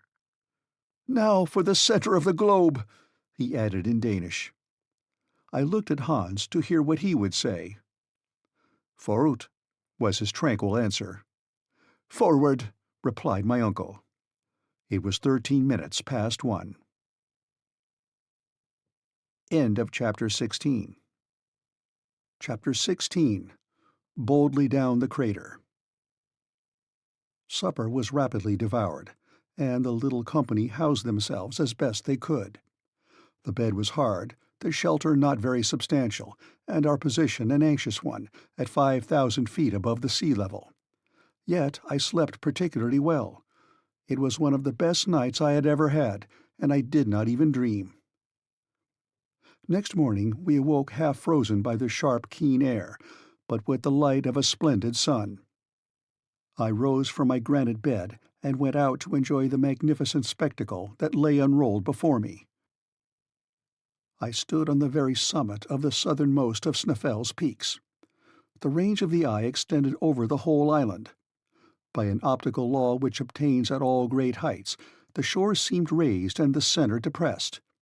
It seemed as if one of Helbesmer's raised maps lay at my feet. I could see deep valleys intersecting each other in every direction, precipices like low walls, lakes reduced to ponds, rivers abbreviated into streams. On my right were numberless glaciers and innumerable peaks, some plumed with feathery clouds of smoke. The undulating surface of these endless mountains, crested with sheets of snow, reminded one of a stormy sea. If I looked westward, there the ocean lay spread out in all its magnificence, like a mere continuation of those flock-like summits. The eye could hardly tell where the snowy ridges ended and the foaming waves began. I was thus steeped in the marvelous ecstasy which all high summits develop in the mind, and now without giddiness, for I was beginning to be accustomed to the sublime aspects of nature. My dazzled eyes were bathed in the bright flood of the solar rays. I was forgetting where and who I was, to live the life of elves and sylphs, the fanciful creation of Scandinavian superstitions. I felt intoxicated with the sublime pleasure of lofty elevations, without thinking of the profound abysses into which I was shortly to be plunged. But I was brought back to the realities of things by the arrival of Hans and the Professor, who joined me on the summit. My uncle pointed out to me in the far west a light steam or mist, a semblance of land, which bounded the distant horizon of waters. "Greenland," said he. "Greenland?" I cried. "Yes, we are only 35 leagues from it, and during thaws the white bears, borne by the ice fields from the north, are carried even into Iceland. But never mind that. Here we are at the top of Snæfell, and here are 2 peaks, one north and one south. Hans will tell us the name of that on which we are now standing." The question being put, Hans replied, "Scartaris." My uncle shot a triumphant glance at me. "Now for the crater," he cried. The crater of Snæfell resembled an inverted cone, the opening of which might be half a league in diameter. Its depth appeared to be about 2,000 feet. Imagine the aspect of such a reservoir, brimful and running over with liquid fire amid the rolling thunder.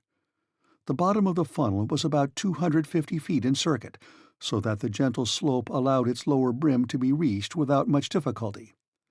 Involuntarily, I compared the whole crater to an enormous erected mortar, and the comparison put me in a terrible fright. What madness, I thought, to go down into a mortar, perhaps a loaded mortar, to be shot up into the air at a moment's notice. But I did not try to back out of it. Hans, with perfect coolness, resumed the lead, and I followed him without a word. In order to facilitate the descent, Hans wound his way down the cone by a spiral path. Our route lay amidst eruptive rocks, some of which, shaken out of their loosened beds, rushed bounding down the abyss, and in their fall awoke echoes remarkable for their loud and well-defined sharpness. In certain parts of the cone there were glaciers. Here Hans advanced only with extreme precaution, sounding his way with his iron-pointed pole to discover any crevasses in it. At particularly dubious passages we were obliged to connect ourselves with each other by a long cord, in order that any man who missed his footing might be held up by his companions. This solid formation was prudent, but did not remove all danger. Yet, notwithstanding the difficulties of the descent, down steeps unknown to the guide, the journey was accomplished without accidents, except the loss of a coil of rope, which escaped from the hands of an Icelander and took the shortest way to the bottom of the abyss. At midday we arrived. I raised my head and saw straight above me the upper aperture of the cone, framing a bit of sky of very small circumference, but almost perfectly round.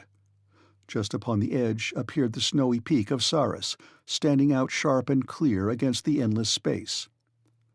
At the bottom of the crater were 3 chimneys, through which, in its eruptions, Snæfell had driven forth fire and lava from its central furnace. Each of these chimneys was 100 feet in diameter. They gaped before us right in our path. I had not the courage to look down either of them, but Professor Lidenbrock had hastily surveyed all 3. He was panting, running from one to the other, gesticulating and uttering incoherent expressions. Hans and his comrades, seated upon loose lava rocks, looked at him with as much wonder as they knew how to express, and perhaps taking him for an escaped lunatic. Suddenly my uncle uttered a cry. I thought his foot must have slipped and that he had fallen down one of the holes. But no, I saw him, with arms outstretched and legs straddling wide apart, erect before a granite rock that stood in the center of the crater, just like a pedestal made ready to receive a statue of Pluto.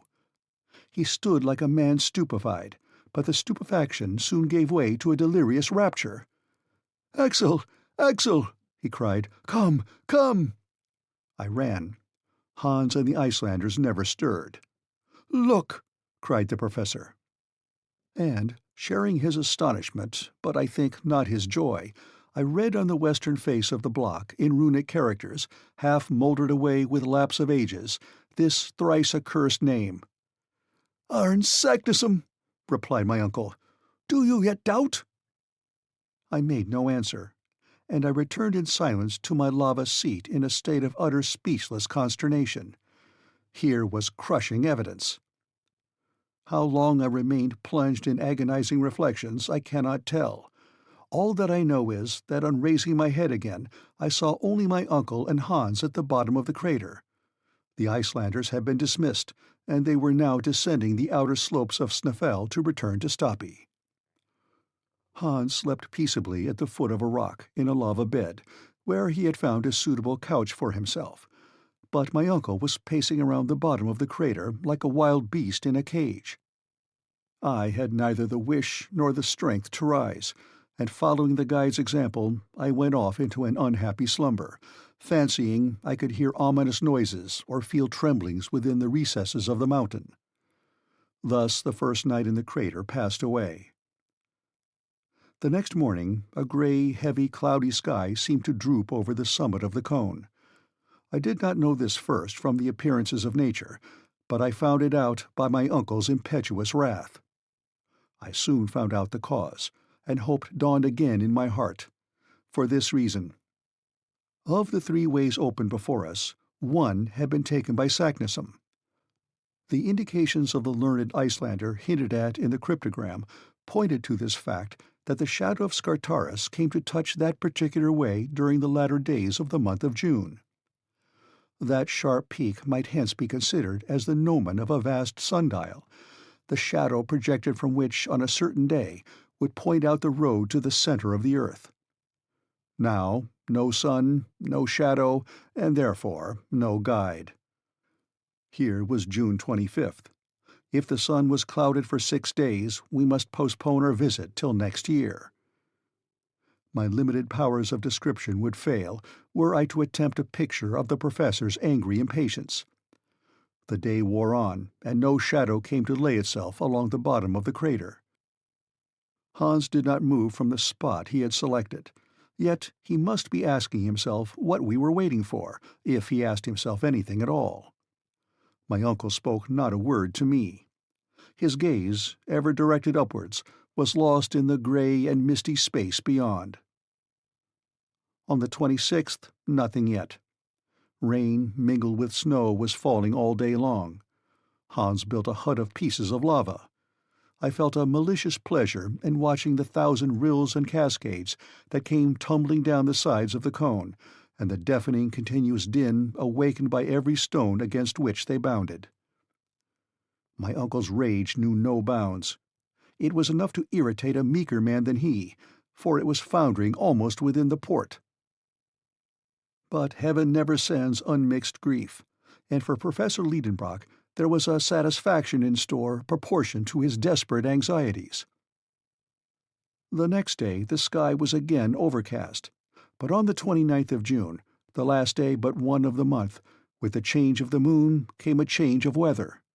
The sun poured a flood of light down the crater. Every hillock, every rock and stone, every projecting surface had its share of the beaming torrent, and threw its shadow on the ground. Amongst them all, Scartaris laid down his sharp-pointed angular shadow, which began to move slowly in the opposite direction to that of the radiant orb. My uncle turned too and followed it. At noon, being at its least extent, it came and softly fell upon the edge of the middle chimney. "There it is! There it is!" shouted the professor. "Now for the center of the globe," he added in Danish. I looked at Hans to hear what he would say. "Forut," was his tranquil answer. "Forward," replied my uncle. It was 13 minutes past 1. End of Chapter 16. Chapter 17. Vertical Descent.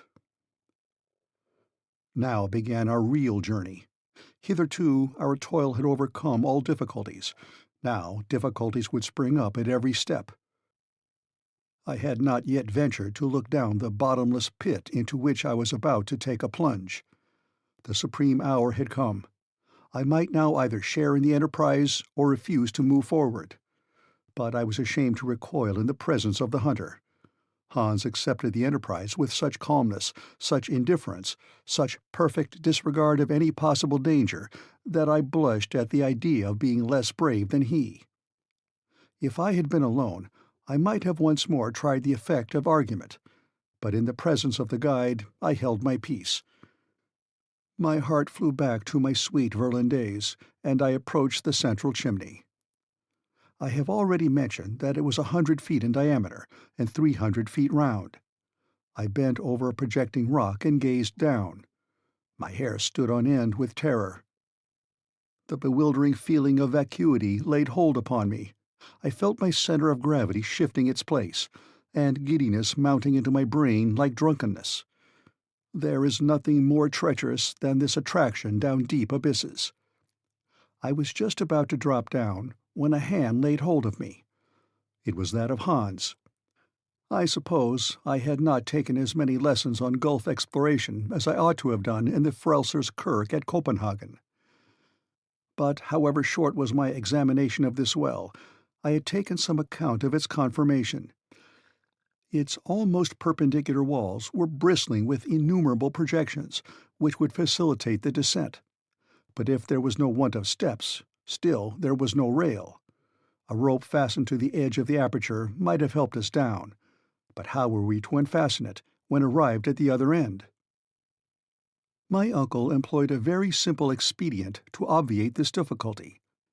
He uncoiled a cord of the thickness of a finger, and 400 feet long. First, he dropped half of it down, then he passed it round a lava block that projected conveniently, and threw the other half down the chimney. Each of us could then descend by holding with the hand both halves of the rope, which would not be able to unroll itself from its hold. When 200 feet down, it would be easy to get possession of the whole of the rope by letting one end go and pulling down by the other. Then the exercise would go on again ad infinitum. "Now," said my uncle, after having completed these preparations, "now let us look to our loads. I will divide them into 3 lots. Each of us will strap one upon his back. I mean only fragile articles." Of course, we were not included under that head. "Hans," said he, "will take charge of the tools and a portion of the provisions. You, Axel, will take another third of the provisions and the arms, and I will take the rest of the provisions and the delicate instruments." "But," said I, "the clothes and that mass of ladders and ropes, what is to become of them?" "They will go down by themselves." "How so?" I asked. "You will see presently." My uncle was always willing to employ magnificent resources. Obeying orders, Hans tied all the non-fragile articles in one bundle, corded them firmly, and sent them bodily down the gulf before us. I listened to the dull thuds of the descending bale. My uncle, leaning over the abyss, followed the descent of the luggage with a satisfied nod, and only rose erect when he had quite lost sight of it. "Very well. Now it is our turn." Now I ask any sensible man if it was possible to hear those words without a shudder. The professor fastened his package of instruments upon his shoulders. Hans took the tools, I took the arms, and the descent commenced in the following order: Hans, my uncle, and myself. It was effected in profound silence, broken only by the descent of loosened stones down the dark gulf. I dropped, as it were, frantically clutching the double cord with one hand and buttressing myself from the wall with the other by means of my stick. One idea overpowered me almost: fear lest the rock should give way from which I was hanging. This cord seemed a fragile thing for 3 persons to be suspended from. I made as little use of it as possible, performing wondrous feats of equilibrium upon the lava projections, which my foot seemed to catch hold of like a hand. When one of these slippery steps shook under the heavier form of Hans, he said in his tranquil voice, "Give acht." "Attention," repeated my uncle. In half an hour we were standing upon the surface of a rock jammed in across the chimney from one side to the other. Hans pulled the rope by one of its ends. The other rose in the air. After passing the higher rock it came down again, bringing with it a rather dangerous shower of bits of stone and lava. Leaning over the edge of our narrow standing ground, I observed that the bottom of the hole was still invisible. The same maneuver was repeated with the cord, and half an hour after we had descended another 200 feet. I don't suppose the maddest geologist under such circumstances would have studied the nature of the rocks that we were passing. I am sure I did trouble my head about them. Pliocene, Miocene, Eocene, Cretaceous, Jurassic, Triassic, Permian, Carboniferous, Devonian, Silurian, or Primitive was all one to me. But the professor, no doubt, was pursuing his observations or taking notes, for in one of our halts he said to me, "The farther I go, the more confidence I feel. The order of these volcanic formations affords the strongest confirmation to the theories of Davy. We are now among the primitive rocks, upon which the chemical operations took place which are produced by the contact of elementary bases of metals with water. I repudiate the notion of central heat altogether. We shall see further proof of that very soon." No variation, always the same conclusion. Of course, I was not inclined to argue. My silence was taken for consent, and the descent went on. Another 3 hours, and I saw no bottom to the chimney yet. When I lifted my head, I perceived the gradual contraction of its aperture. Its walls, by a gentle incline, were drawing closer to each other, and it was beginning to grow darker. Still we kept descending. It seemed to me that the falling stones were meeting with an earlier resistance, and that the concussion gave a more abrupt and deadened sound. As I had taken care to keep an exact account of our maneuvers with the rope, which I knew that we had repeated 14 times, each descent occupying half an hour, the conclusion was easy that we had been 7 hours plus 14 quarters of rest, making 10 hours and a half. We had started at 1. It must therefore now be 11 o'clock, and the depth to which we had descended was 14 times 200 feet, or 2,800 feet. At this moment I heard the voice of Hans. "Halt!" he cried. I stopped short just as I was going to place my feet upon my uncle's head. "We are there!" he cried. "Where?" said I, stepping near to him. "At the bottom of the perpendicular chimney," he answered. "Is there no way farther?" "Yes, there is a sort of passage which inclines to the right. We will see about that tomorrow. Let us have our supper and go to sleep." The darkness was not yet complete. The provision case was opened. We refreshed ourselves, and went to sleep as well as we could upon a bed of stones and lava fragments. When lying on my back, I opened my eyes and saw a bright sparkling point of light at the extremity of the gigantic tube 3,000 feet long, now a vast telescope.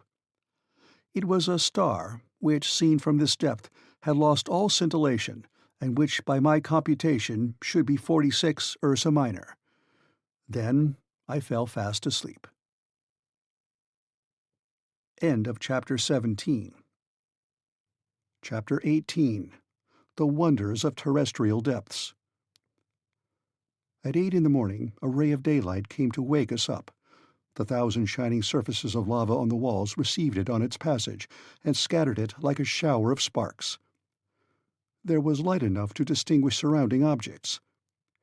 "Well, Axel, what do you say to it?" cried my uncle, rubbing his hands. "Did you ever spend a quieter night in our little house at Königsberg? No noise of cartwheels, no cries of basket women, no boatmen shouting." "No doubt it is very quiet at the bottom of this well, but there is something alarming in the quietness itself." "Now come," my uncle cried. "If you are frightened already, what will you be by and by? We have not gone a single inch yet into the bowels of the earth." "What do you mean?" "I mean that we have only reached the level of the island, long vertical tube, which terminates at the mouth of the crater, has its lower end only at the level of the sea." "Are you sure of that?" "Quite sure. Consult the barometer." In fact, the mercury, which had risen in the instrument as fast as we descended, had stopped at 29 inches. "You see," said the professor, "we have now only the pressure of our atmosphere, and I shall be glad when the aneroid takes the place of the barometer." And in truth, this instrument will become useless as soon as the weight of the atmosphere should exceed the pressure ascertained at the level of the sea. "But," I said, "is there not reason to fear that this ever-increasing pressure will become at last very painful to bear?" "No, we shall descend at a slow rate, and our lungs will become inured to a denser atmosphere. Aeronauts find the want of air as they rise to high elevations, but we shall perhaps have too much. Of the two, this is what I should prefer. Don't let us lose a moment. Where is the bundle we sent down before us?" I then remembered that we had searched for it in vain the evening before. My uncle questioned Hans, who, after having examined attentively with the eye of a huntsman, replied, "Der Hupe." "Up there." And so it was. The bundle had been caught by a projection 100 feet above us. Immediately the Icelander climbed up like a cat, and in a few minutes the package was in our possession. "Now," said my uncle, "let us breakfast. But we must lay in a good stock, for we don't know how long we may have to go on." The biscuit and extract of meat were washed down with a draught of water mingled with a little gin. Breakfast over, my uncle drew from his pocket a small notebook intended for scientific observations. He consulted his instruments and recorded, "Monday, July 1st. Chronometer, 8:17 a.m. Barometer, 297 inches. Thermometer, 6 degrees. Direction, east-southeast." This last observation applied to the dark gallery, and was indicated by the compass. "Now, Axel," cried the professor with enthusiasm, "now we are really going into the interior of the earth. At this precise moment the journey commences." So saying, my uncle took in one hand Ruhmkorff's apparatus, which was hanging from his neck, and with the other he formed an electric communication with the coil in the lantern, and a sufficiently bright light dispersed the darkness of the passage. Hans carried the other apparatus, which was also put into action. This ingenious application of electricity would enable us to go on for a long time, by creating an artificial light even in the midst of the most inflammable gases. "Now march!" cried my uncle.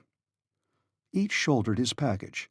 Hans drove before him the load of cords and clothes, and myself walking last, we entered the gallery. At the moment of becoming engulfed in this dark gallery, I raised my head and saw for the last time through the length of that vast tube the sky of Iceland, which I was never to behold again. The lava, in the last eruption of 1229, had forced a passage through this tunnel. It still lined the walls with a thick and glistening coat. The electric light was here intensified 100-fold by reflection. The only difficulty in proceeding lay in not sliding too fast down an incline of about 45 degrees. Happily certain asperities and a few blisterings here and there formed steps, and we descended, letting our baggage slip before us from the end of a long rope. But that which formed steps under our feet became stalactites overhead. The lava, which was porous in many places, had formed a surface covered with small rounded blisters, crystals of opaque quartz, set with limpid tiers of glass, and hanging like clustered chandeliers from the vaulted roof, seemed as if were to kindle and form a sudden illumination as we passed on our way. It seemed as if the genii of the depths were lighting up their palace to receive their terrestrial guests. "It is magnificent!" I cried spontaneously. "My uncle, what a sight! Don't you admire those blending hues of lava, passing from reddish-brown to bright yellow by imperceptible shades? And these crystals are just like globes of light." "Ah, you think so, do you, Axel, my boy? Well, you will see greater splendors than these, I hope. Now let us march, march!" He had better have said slide, for we did nothing but drop down the steep inclines. It was the facifs descensus Averni of Virgil. The compass, which I consulted frequently, gave our direction as southeast with inflexible steadiness. This lava stream deviated neither to the right nor to the left. Yet there was no sensible increase of temperature. This justified Davy's theory, and more than once I consulted the thermometer with surprise. 2 hours after our departure it only marked 10 degrees, an increase of only 4 degrees. This gave reason for believing that our descent was more horizontal than vertical. As for the exact depth reached, it was very easy to ascertain that. The professor measured accurately the angles of deviation and inclination on the road, but he kept the results to himself. About 8 in the evening he signaled to stop. Hans sat down at once. The lamps were hung upon a projection in the lava. We were in a sort of cavern where there was plenty of air. Certain puffs of air reached us. What atmospheric disturbance was the cause of them? I could not answer that question at the moment. Hunger and fatigue made me incapable of reasoning. A descent of 7 hours consecutively is not made without considerable expenditure of strength. I was exhausted. The order to halt, therefore, gave me pleasure. Hans laid our provisions upon a block of lava, and we ate with a good appetite. But one thing troubled me. Our supply of water was half consumed. My uncle reckoned upon a fresh supply from subterranean sources, but hitherto we had met with none. I could not help drawing his attention to this circumstance. "Are you surprised at this want of springs?" he said. "More than that. I am anxious about it. We have only water enough for 5 days." "Don't be uneasy, Axel. We shall find more than we want." "When?" "When we have left this bed of lava behind us. How could springs break through such walls as these?" "But perhaps this passage runs to a very great depth. It seems to me that we have made no great progress vertically." "Why do you suppose that?" "Because if we had gone deep into the crust of the earth, we should have encountered greater heat." "According to your system," said my uncle. "But what does the thermometer say?" "Hardly 15 degrees. 9 degrees only since our departure." "Well, what is your conclusion?" "This is my conclusion. According to exact observations, the increase of temperature in the interior of the globe advances at the rate of 1 degree for every 100 feet, but certain local conditions may modify this rate. Thus, at Yakutsk in Siberia, the increase of a degree is ascertained to be reached every 36 feet. This difference depends upon the heat-conducting power of the rocks. Moreover, in the neighborhood of an extinct volcano, through gneiss, it has been observed that the increase of a degree is only attained at every 125 feet. Let us therefore assume this last hypothesis is the most suitable to our situation and calculate." "Well, do calculate, my boy." "Nothing is easier," said I, putting down figures in my notebook. 9 times 125 feet gives a depth of 1,125 feet. "Very accurate indeed." "Well?" "By my observation, we are at 10,000 feet below the level of the sea." "Is that possible?" "Yes, or figures are of no use." The professor's calculations were quite correct. We had already attained a depth of 6,000 feet beyond that hitherto reached by the foot of man, such as the mines of Kitzbühel in Tyrol and those of Württemberg in Bohemia. The temperature, which ought to have been 81 degrees, was scarcely 15. Here was cause for reflection. End of chapter 18. Chapter 19. Geological Studies in Situ. Next day, Tuesday, June 30, at 6 a.m., the descent began again. We were still following the gallery of lava, a real natural staircase, and as gently sloping as those inclined planes which in some old houses are still found instead of flights of steps. And so we went on until 12:17, the precise moment when we overtook Hans, who had stopped. "Ah, here we are," exclaimed my uncle, "at the very end of the chimney." I looked around me. We were standing at the intersection of two roads, both dark and narrow. Which were we to take? This was a difficulty. Still, my uncle refused to admit an appearance of hesitation, either before me or the guide. He pointed out the eastern tunnel, and we were soon all three in it. Besides, there would have been interminable hesitation before this choice of roads, for since there was no indication whatever to guide our choice, we were obliged to trust to chance. The slope of this gallery was scarcely perceptible, and its sections were very unequal. Sometimes we passed a series of arches succeeding each other, like the majestic arcades of a Gothic cathedral. Here the architects of the Middle Ages might have found studies for every form of the sacred art which sprang from the development of the pointed arch. A mile farther we had to bow our heads under corniced elliptic arches, in the Romanesque style, and massive pillars standing out from the wall bent under the spring of the vault that rested heavily upon them. In other places this magnificence gave way to narrow channels between low structures, which looked like beavers' huts, and we had to creep along through extremely narrow passages. The heat was perfectly bearable.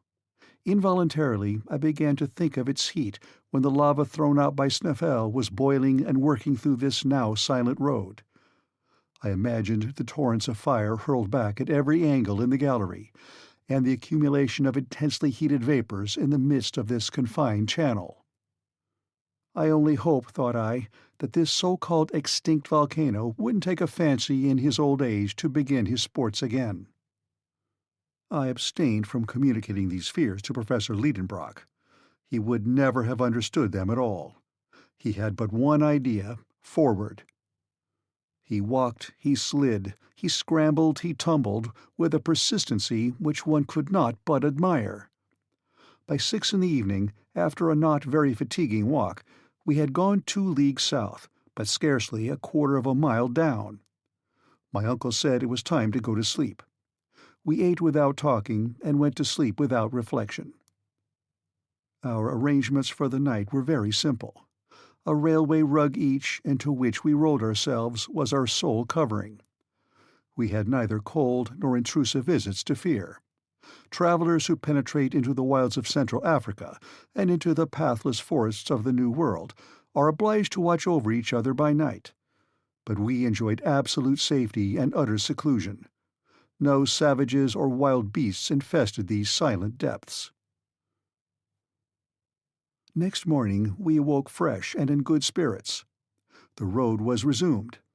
As the day before, we followed the path of the lava.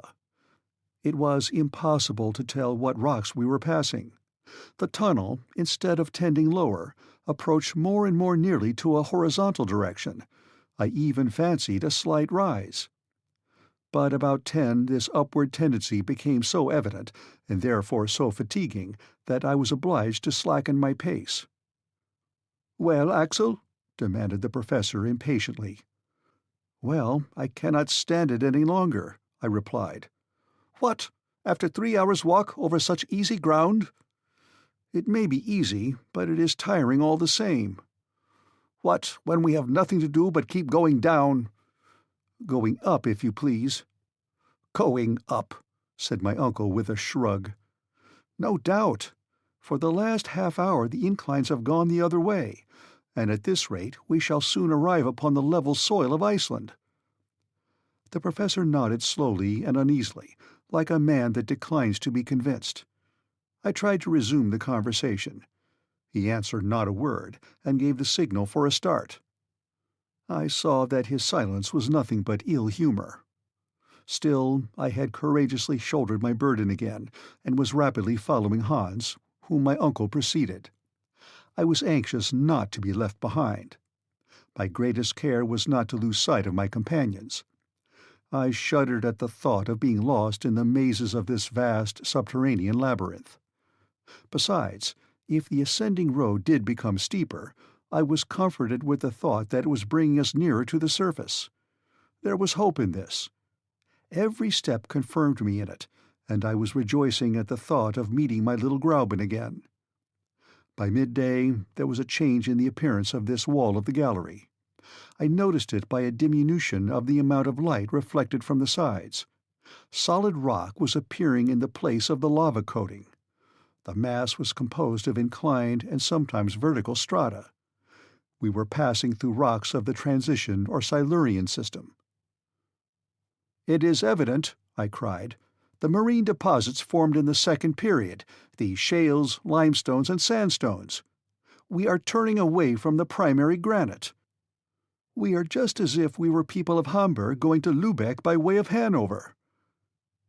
I had better have kept my observations to myself, but my geological instinct was stronger than my prudence, and Uncle Lidenbrock heard my exclamation. "What's that you are saying?" he asked. "See," I said, pointing to the varied series of sandstones and limestones and the first indication of slate. "Well?" "We are at the period when the first plants and animals appeared." "Do you think so?" "Look close and examine." I obliged the professor to move his lamp over the walls of the gallery. I expected some signs of astonishment, but he spoke not a word and went on. Had he understood me or not? Did he refuse to admit, out of self-love as an uncle and a philosopher, that he had mistaken his way when he chose the eastern tunnel? Or was he determined to examine this passage to its farthest extremity? It was evident that we had left the lava path, and that this road could not possibly lead to the extinct furnace of Snæfell. Yet I asked myself if I was not depending too much on this change in the rock. Might I not myself be mistaken? Were we really crossing the layers of rock which overlie the granite foundation? If I am right, I thought, I must soon find some fossil remains of primitive life, and then we must yield to evidence. I will look. I had not gone 100 paces before incontestable proofs presented themselves. It could not be otherwise, for in the Silurian age the seas contained at least 1,500 vegetable and animal species. My feet, which had become accustomed to the indurated lava floor, suddenly rested upon a dust composed of the debris of plants and shells. In the walls were distinct impressions of fucoids and lycopodites. Professor Lidenbrock could not be mistaken, I thought, and yet he pushed on, with, I suppose, his eyes resolutely shut. This was only invincible obstinacy. I could hold out no longer. I picked out a perfectly formed shell, which had belonged to an animal not unlike the woodlouse. Then, joining my uncle, I said, "Look at this." "Very well," said he quietly. "It is the shell of a crustacean, of an extinct species called a trilobite. Nothing more." "But don't you conclude—" "Just what you conclude yourself. Yes, I do perfectly. We have left the granite and the lava. It is possible that I may be mistaken, but I cannot be sure of that until I have reached the very end of this gallery." "You are right in doing this, my uncle, and I should quite approve of your determination, if there were not a danger threatening us nearer and nearer." "What danger?" "The want of water." "Well, Axel, we will put ourselves upon rations." End of Chapter 19. Chapter 20. The First Signs of Distress. In fact, we had to ration ourselves. Our provision of water could not last more than 3 days. I found that out for certain when supper time came, and to our sorrow we had little reason to expect to find a spring in these transition beds. The whole of the next day the gallery opened before us its endless arcades. We moved on almost without a word. Han's silence seemed to be infecting us. The road was now not ascending, at least not perceptibly. Sometimes even it seemed to have a slight fall. But this tendency, which was very trifling, could not do anything to reassure the professor, for there was no change in the beds, and the transitional characteristics became more and more decided. The electric light was reflected in sparkling splendor from the schist, limestone, and old red sandstone of the walls. It might have been thought that we were passing through a section of Wales, of which an ancient people gave its name to this system. Specimens of magnificent marbles clothed the walls, some of a greyish agate fantastically veined with white, others of rich crimson or yellow dashed with splotches of red. Then came dark cherry-coloured marbles relieved by the lighter tints of limestone. The greater part of these bore impressions of primitive organisms. Creation had evidently advanced since the day before. Instead of rudimentary trilobites, I noticed remains of a more perfect order of beings, amongst others ganoid fishes, and some of those sauroids in which paleontologists have discovered the earliest reptile forms. The Devonian seas were peopled by animals of these species, and deposited them by thousands in the rocks of the newer formation. It was evident that we were ascending that scale of animal life in which man fills the highest place, but Professor Lidenbrock seemed not to notice it. He was awaiting one of two events, either the appearance of a vertical well opening before his feet, down which our descent might be resumed, or that of some obstacle which should effectually turn us back on our own footsteps. But evening came, and neither wish was gratified. On Friday, after a night during which I felt pangs of thirst, our little troop again plunged into the winding passages of the gallery. After 10 hours' walking, I observed a singular deadening of the reflection of our lamps on the side walls. The marble, the schist, the limestone, and the sandstone were giving way to a dark and lustreless lining. At one moment, the tunnel becoming very narrow, I leaned against the wall. When I removed my hand, it was black. I looked nearer, and found we were in a coal formation. "A coal mine!" I cried. "A mine without miners," my uncle replied. "Who knows?" I asked. "I know," the professor pronounced decidedly. "I am certain that this gallery driven through beds of coal was never pierced by the hand of man. But whether it be the hand of nature or not does not matter. Supper time is come. Let us sup." Hans prepared some food. I scarcely ate, and I swallowed down the few drops of water rationed out to me. One flask half full was all we had left to slake the thirst of 3 men. After their meal, my 2 companions laid themselves down upon their rugs, and found in sleep a solace for their fatigue. But I could not sleep, and I counted every hour until morning. On Saturday at 6 we started afresh. In 20 minutes we reached a vast open space.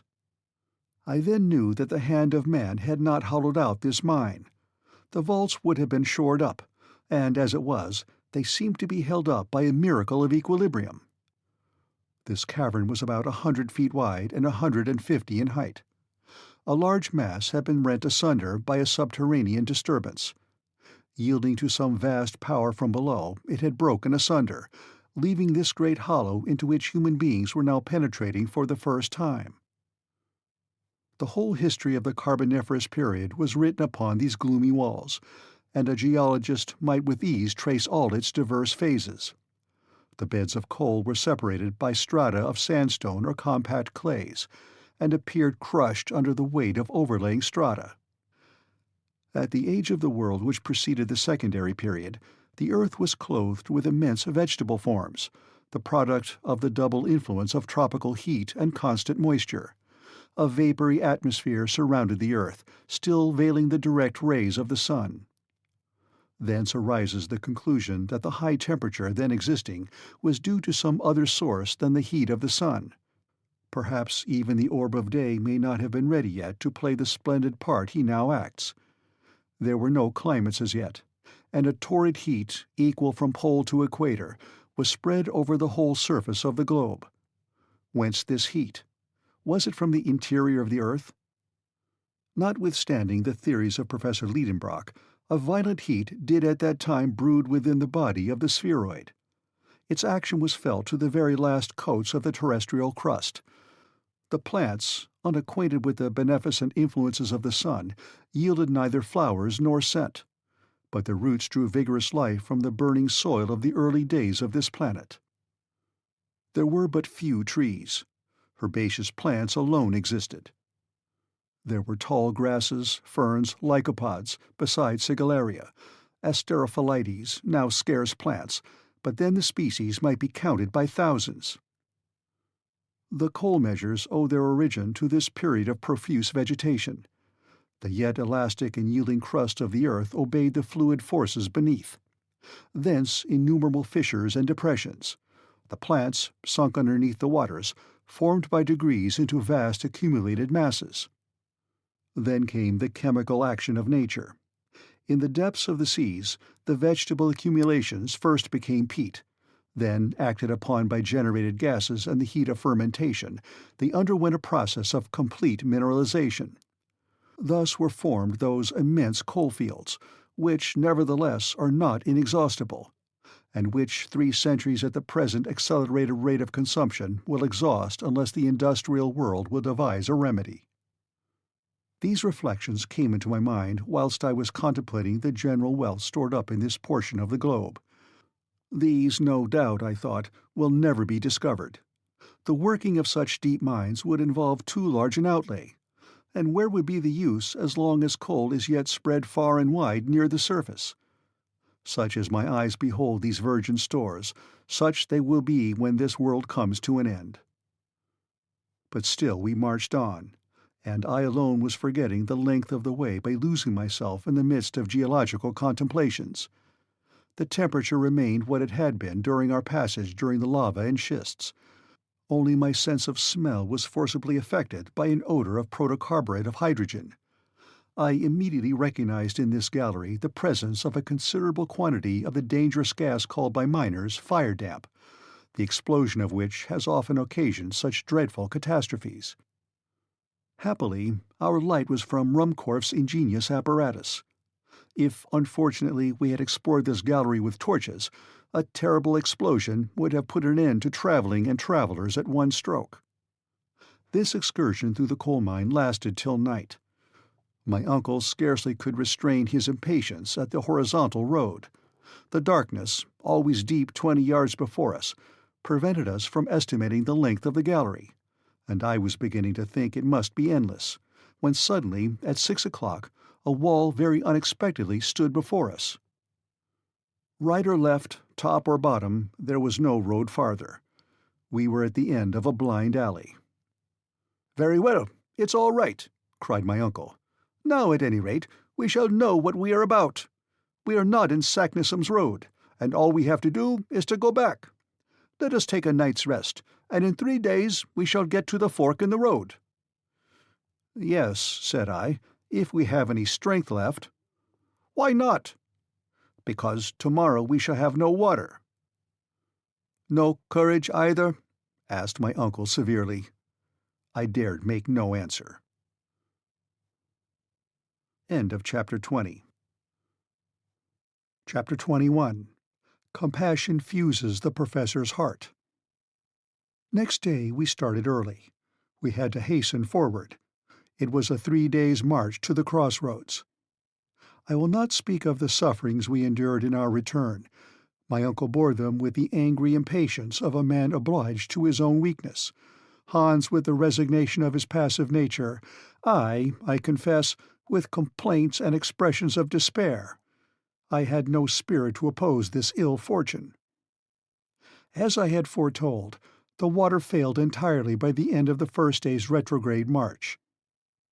Our fluid element was now nothing but gin, but this infernal fluid burned my throat, and I could not even endure the sight of it. I found the temperature in the air stifling. Fatigue paralyzed my limbs. More than once I dropped down motionless. Then there was a halt, and my uncle and the Icelander did their best to restore me. But I saw that the former was struggling painfully against excessive fatigue and the tortures of thirst. At last, on Tuesday, July 8th, we arrived on our hands and knees and half dead at the junction of the two roads. There I dropped like a lifeless lump, extended on the lava soil. It was 10 in the morning. Hans and my uncle, clinging to the wall, tried to nibble a few bits of biscuit. Long moans escaped from my swollen lips. After some time my uncle approached me and raised me in his arms. "Poor boy," said he in genuine tones of compassion. I was touched with these words, not being accustomed to see the excitable professor in a softened mood. I grasped his trembling hands in mine. He let me hold them and looked at me. His eyes were moistened. Then I saw him take the flask that was hanging at his side. To my amazement, he placed it on my lips. "Drink," said he. Had I heard him? Was my uncle beside himself? I stared at him stupidly, and felt as if I could not understand him. "Drink," he said again. And raising his flask, he emptied it every drop between my lips. Oh, infinite pleasure! A slender sip of water came to moisten my burning mouth. It was but one sip, but it was enough to recall my ebbing life. I thanked my uncle with clasped hands. "Yes," he said, "a draught of water. But it is the very last, you hear, the last. I had kept it as a precious treasure at the bottom of my flask. 20 times, nay, 100 times, have I fought against a frightful impulse to drink it off. But no, Axel, I kept it for you." "My dear uncle," I said, whilst hot tears trickled down my face. "Yes, my poor boy. I knew that as soon as you arrived at these crossroads you would drop half dead, and I kept my last drop of water to reanimate you." Thank you," I said. Although my thirst was only partially quenched, yet some strength had returned. The muscles of my throat, until then contracted, now relaxed again, and the inflammation of my lips abated somewhat, and I was now able to speak. "Let us see," I said. "We have now but one thing to do. We have no water. We must go back." While I spoke, my uncle avoided looking at me. He hung his head down, his eyes avoided mine. "We must return!" I exclaimed vehemently. "We must go back on our way to Snæfell. May God give us strength to climb up that crater again." "Return," said my uncle, as if he was rather answering himself than me. "Yes, return, without the loss of a minute." A long silence followed. "So then, Axel," replied the professor ironically, "you have found no courage or energy in these few drops of water?" "Courage? I see you just as feeble-minded as you were before, and still expressing only despair." What sort of a man was this I had to do with, and what schemes was he now revolving in his fearless mind? "What? You won't go back?" "Should I renounce this expedition just when we have the fairest chance of success? Never." "Then must we resign ourselves to destruction?" "No, Axel, no. Go back. Hans will go with you. Leave me to myself." "Leave you here?" "Leave me, I tell you. I have undertaken this expedition. I will carry it out to the end, and I will not return. Go, Axel, go." My uncle was in a high state of excitement. His voice, which had for a moment been tender and gentle, had now become hard and threatening. He was struggling with gloomy resolutions against impossibilities. I would not leave him in this bottomless abyss, and on the other hand the instinct of self-preservation prompted me to fly. The guide watched this scene with his usual phlegmatic unconcern. Yet he understood perfectly well what was going on between his two companions. The gestures themselves were sufficient to show that we were each bent on taking a different road, but Hans seemed to take no part in a question upon which depended his life. He was ready to start at a given signal, or to stay if his master so willed it. How I wished at this moment I could have made him understand me! My words, my complaints, my sorrow would have had some influence over that frigid nature. Those dangers which our guide could not understand I could have demonstrated and proved to him. Together, we might have overruled the obstinate professor. If it were needed, we might perhaps have compelled him to regain the heights of Snæfell. I drew near to Hans. I placed my hand upon his. He made no movement. My parted lips sufficiently revealed my sufferings. The Icelander slowly moved his head, and calmly pointing to my uncle said, "Master." "Master!" I shouted. "You madman! No, he is not the master of our life. We must fly. We must drag him. Do you hear me? Do you understand?" I had seized Hans by the arm. I wished to oblige him to rise. I strove with him. My uncle interposed. "Be calm, Axel. You will get nothing from that immovable servant. Therefore, listen to my proposal." I crossed my arms, and confronted my uncle boldly. "The want of water," he said, "is the only obstacle in our way.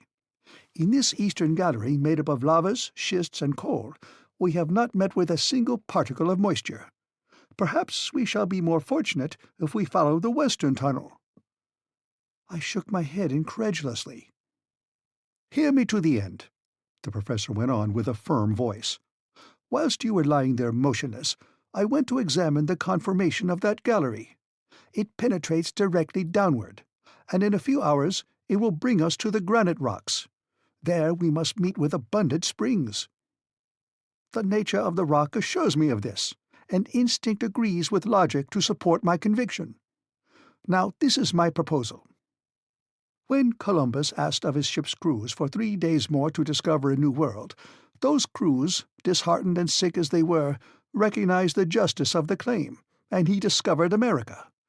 I am the Columbus of this nether-world, and I only ask for 1 more day. If in a single day I have not met with the water that we want, I swear to you we will return to the surface of the earth."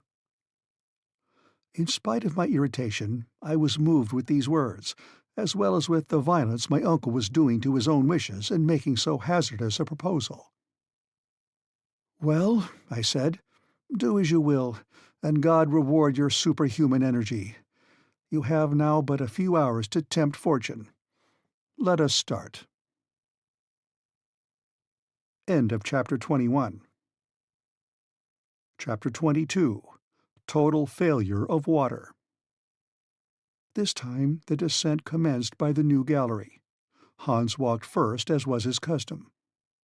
We had not gone 100 yards when the professor, moving his lantern along the walls, cried, "Here are primitive rocks. Now we are in the right way. Forward!"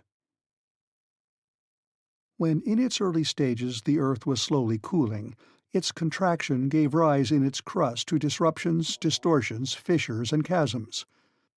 The passage through which we were moving was such a fissure, through which at one time granite poured out in a molten state. Its thousands of windings formed an inextricable labyrinth through the primeval mass. As fast as we descended, the succession of beds forming the primitive foundation came out with increasing distinctness.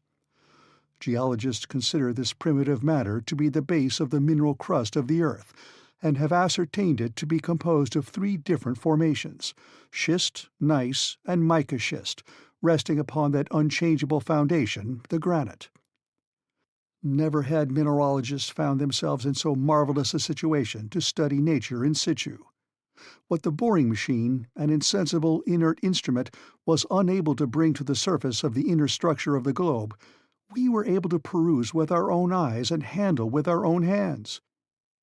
Through the beds of schist, colored with delicate shades of green, ran in winding coarse threads of copper and manganese, with traces of platinum and gold. I thought, what riches are here buried at an unapproachable depth in the earth, hidden forever from the covetous eyes of the human race. These treasures have been buried at such a profound depth by the convulsions of primeval times that they run no chance of ever being molested by the pickaxe or the spade. To the schists succeeded gneiss, partially stratified, remarkable for the parallelism and regularity of its lamina. Then mica schists, laid in large plates or flakes, revealing their lamellated structure by the sparkle of the white shiny mica. The light from our apparatus, reflected from the small facets of quartz, shot sparkling rays at every angle, and I seemed to be moving through a diamond, within which the quickly darting rays broke across each other in 1,000 flashing coruscations. About 6 o'clock, this brilliant fete of illuminations underwent a sensible abatement of splendor, then almost ceased. The walls assumed a crystallized though somber appearance. Mica was more closely mingled with the feldspar and quartz to form the proper rocky foundations of the earth, which bears without distortion or crushing the weight of the 4 terrestrial systems. We were mirrored within prison walls of granite. It was 8 in the evening. No signs of water had yet appeared. I was suffering horribly. My uncle strode on. He refused to stop. He was listening anxiously for the murmur of distant springs, but no, there was dead silence. And now my limbs were failing beneath me. I resisted pain and torture, that I might stop my uncle, which would have driven him to despair, for the day was drawing near to its end, and it was his last. At last I failed utterly. I uttered a cry and fell. "Come to me! I am dying!" My uncle retraced his steps. He gazed upon me with his arms crossed. Then these muttered words passed his lips. "It's all over." The last thing I saw was a fearful gesture of rage, and my eyes closed. When I reopened them, I saw my 2 companions motionless and rolled up in their coverings. Were they asleep? As for me, I could not get 1 moment's sleep. I was suffering too keenly, and what embittered my thoughts was that there was no remedy. My uncle's last words echoed painfully in my ears, "It's all over." For in such a fearful state of debility it was madness to think of ever reaching the upper world again. We had above us 1.5 leagues of terrestrial crust. The weight of it seemed to be crushing down upon my shoulders. I felt weighed down, and I exhausted myself with imaginary violent exertions to turn round upon my granite couch. A few hours passed away. A deep silence reigned around us, the silence of the grave. No sound could reach us through walls, the thinnest of which were 5 miles thick. Yet in the midst of my stupefaction I seemed to be aware of a noise. It was dark down the tunnel, but I seemed to see the Icelander vanishing from our sight with the lamp in his hand. Why was he leaving us? Was Hans going to forsake us? My uncle was fast asleep. I wanted to shout, but my voice died upon my parched and swollen lips. The darkness became deeper, and the last sound died away in the far distance.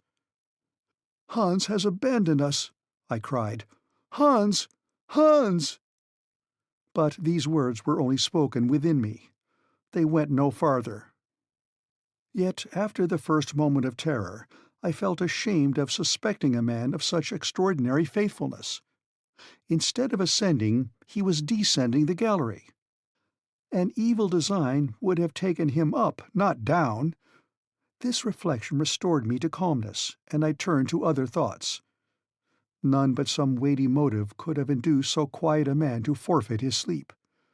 Was he on a journey of discovery? Had he, during the silence of the night, caught a sound, a murmuring of something in the distance, which had failed to affect my hearing? End of Chapter 22. Chapter 23. Water Discovered. For a whole hour I was trying to work out in my delirious brain the reasons which might have influenced this seemingly tranquil huntsman. The absurdest notions ran in utter confusion through my mind. I thought madness was coming on. But at last a noise of footsteps was heard in the dark abyss. Hans was approaching. A flickering light was beginning to glimmer on the wall of our darksome prison. Then it came out full at the mouth of the gallery. Hans appeared. He drew close to my uncle, laid his hand upon his shoulder, and gently woke him. My uncle rose up. "What is the matter?" he asked. "Walton," replied the huntsman. No doubt, under the inspiration of intense pain, everybody becomes endowed with the gift of diverse tongues. I did not know a word of Danish, yet instinctively I understood the word he had uttered. "Water! Water!" I cried, clapping my hands and gesticulating like a madman. "Water," repeated my uncle. "Var?" he asked in Icelandic. "Nedat," replied Hans. "Where? Down below." I understood it all. I seized the hunter's hands and pressed them while he looked on me without moving a muscle of his countenance. The preparations for our departure were not long in making, and we were soon on our way down a passage inclining 2 feet in 7. In an hour we had gone 1.25 miles and descended 2,000 feet. Then I began to hear distinctly quite a new sound of something running within the thickness of the granite wall, a kind of dull, dead rumbling, like distant thunder. During the first part of our walk, not meeting with the promised spring, I felt my agony returning. But then my uncle acquainted me with the cause of the strange noise. "Hans was not mistaken," he said. "What you hear is the rushing of a torrent." "A torrent?" I exclaimed. "There can be no doubt. A subterranean river is flowing around us." We hurried forward in the greatest excitement. I was no longer sensible of my fatigue. This murmuring of waters close at hand was already refreshing me. It was audibly increasing. The torrent, after having for some time flowed over our heads, was now running within the left wall, roaring and rushing. Frequently I touched the wall, hoping to feel some indications of moisture, but there was no hope here. Yet another half-hour, another half-league was passed. Then it became clear that the hunter had gone no farther. Guided by an instinct peculiar to mountaineers, he had, as it were, felt this torrent through the rock, but he had certainly seen none of the precious liquid. He had drunk nothing himself. Soon it became evident that if we continued our walk we should widen the distance between ourselves and the stream, the noise of which was becoming fainter. We returned. Hans stopped where the torrent seemed closest. I sat near the wall, while the waters were flowing past me at a distance of 2 feet with extreme violence. But there was a thick granite wall between us and the object of our desires. Without reflection, without asking if there were any means of procuring the water, I gave way to a movement of despair. Hans glanced at me with, I thought, a smile of compassion. He rose and took the lamp. I followed him. He moved towards the wall. I looked on. He applied his ear against the dry stone and moved it slowly to and fro, listening intently. I perceived at once that he was examining to find the exact place where the torrent could be heard the loudest. He met with that point on the left side of the tunnel, at 3 feet from the ground. I was stirred up with excitement. I hardly dared guess what the hunter was about to do, but I could not but understand, and applaud and cheer him on, when I saw him lay hold of the pickaxe to make an attack upon the rock. "We are saved!" I cried. "Yes," cried my uncle, almost frantic with excitement. "Hans is right. Capital fellow. Who but he would have thought of it?" Yes, who but he? Such an expedient, however simple, would never have entered into our minds. True, it seemed most hazardous to strike a blow of the hammer in this part of the earth's structure. Suppose some displacement should occur and crush us all? Suppose the torrent, bursting through, should drown us in a sudden flood? There was nothing vain in these fancies, but still no fears of falling rocks or rushing floods could stay us now, and our thirst was so intense that, to satisfy it, we would have dared the waves of the North Atlantic. Hans set about the task which my uncle and I together could not have accomplished. If our impatience had armed our hands with power, we should have shattered the rock into 1,000 fragments. Not so Hans. Full of self-possession, he calmly wore his way through the rock with a steady succession of light and skilful strokes, working through an aperture 6 inches wide at the outside. I could hear a louder noise of flowing waters, and I fancied I could feel the delicious fluid refreshing my parched lips. The pick had soon penetrated 2 feet into the granite partition, and our man worked for above an hour. I was in an agony of impatience. My uncle wanted to employ stronger measures, and I had some difficulty in dissuading him. Still, he had just taken a pickaxe in his hand, when a sudden hissing was heard, and a jet of water spurted out with violence against the opposite wall. Hans, almost thrown off his feet by the violence of the shock, uttered a cry of grief and disappointment, of which I soon understood the cause, when plunging my hands into the spouting torrent, I withdrew them in haste, for the water was scalding hot. "The water is at the boiling point," I cried. "Well, never mind, let it cool," my uncle replied. The tunnel was filling with steam, whilst a stream was forming, which by degrees wandered away into the subterranean windings, and soon we had the satisfaction of swallowing our first draught. Could anything be more delicious than the sensation that our burning intolerable thirst was passing away, and leaving us to enjoy comfort and pleasure? But where was this water from? No matter. It was water, and though still warm, it brought life back to the dying. I kept drinking without stopping, and almost without tasting. At last, after a most delightful time of reviving energy, I cried, "Why, this is a chalybeate spring!" "Nothing could be better for the digestion," said my uncle. "It is highly impregnated with iron. It will be as good for us as going to the spa or to Toplitz." "Well, it is delicious." "Of course it is. Water should be, found 6 miles underground.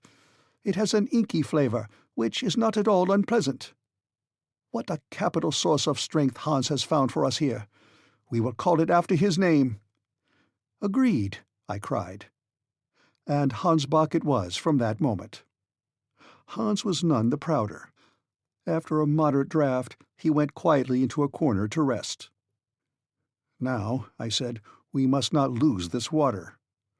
"What is the use of troubling ourselves?" my uncle replied. "I fancy it will never fail." "Never mind, we cannot be sure. Let us fill the water bottle and our flasks, and then stop up the opening." My advice was followed so far as getting in a supply, but the stopping up of the hole was not so easy to accomplish. It was in vain that we took up fragments of granite and stuffed them in with tow. We only scalded our hands without succeeding. The pressure was too great, and our efforts were fruitless. "It is quite plain," said I, "that the higher body of this water is at a considerable elevation. The force of the jet shows that." "No doubt," answered my uncle. "If this column of water is 32,000 feet high, that is, from the surface of the earth, it is equal to the weight of 1,000 atmospheres. But I have got an idea." "Well?" "Why should we trouble ourselves to stop the stream from coming out at all?" "Because—" Well, I could not assign a reason. "When our flasks are empty, where shall we fill them again?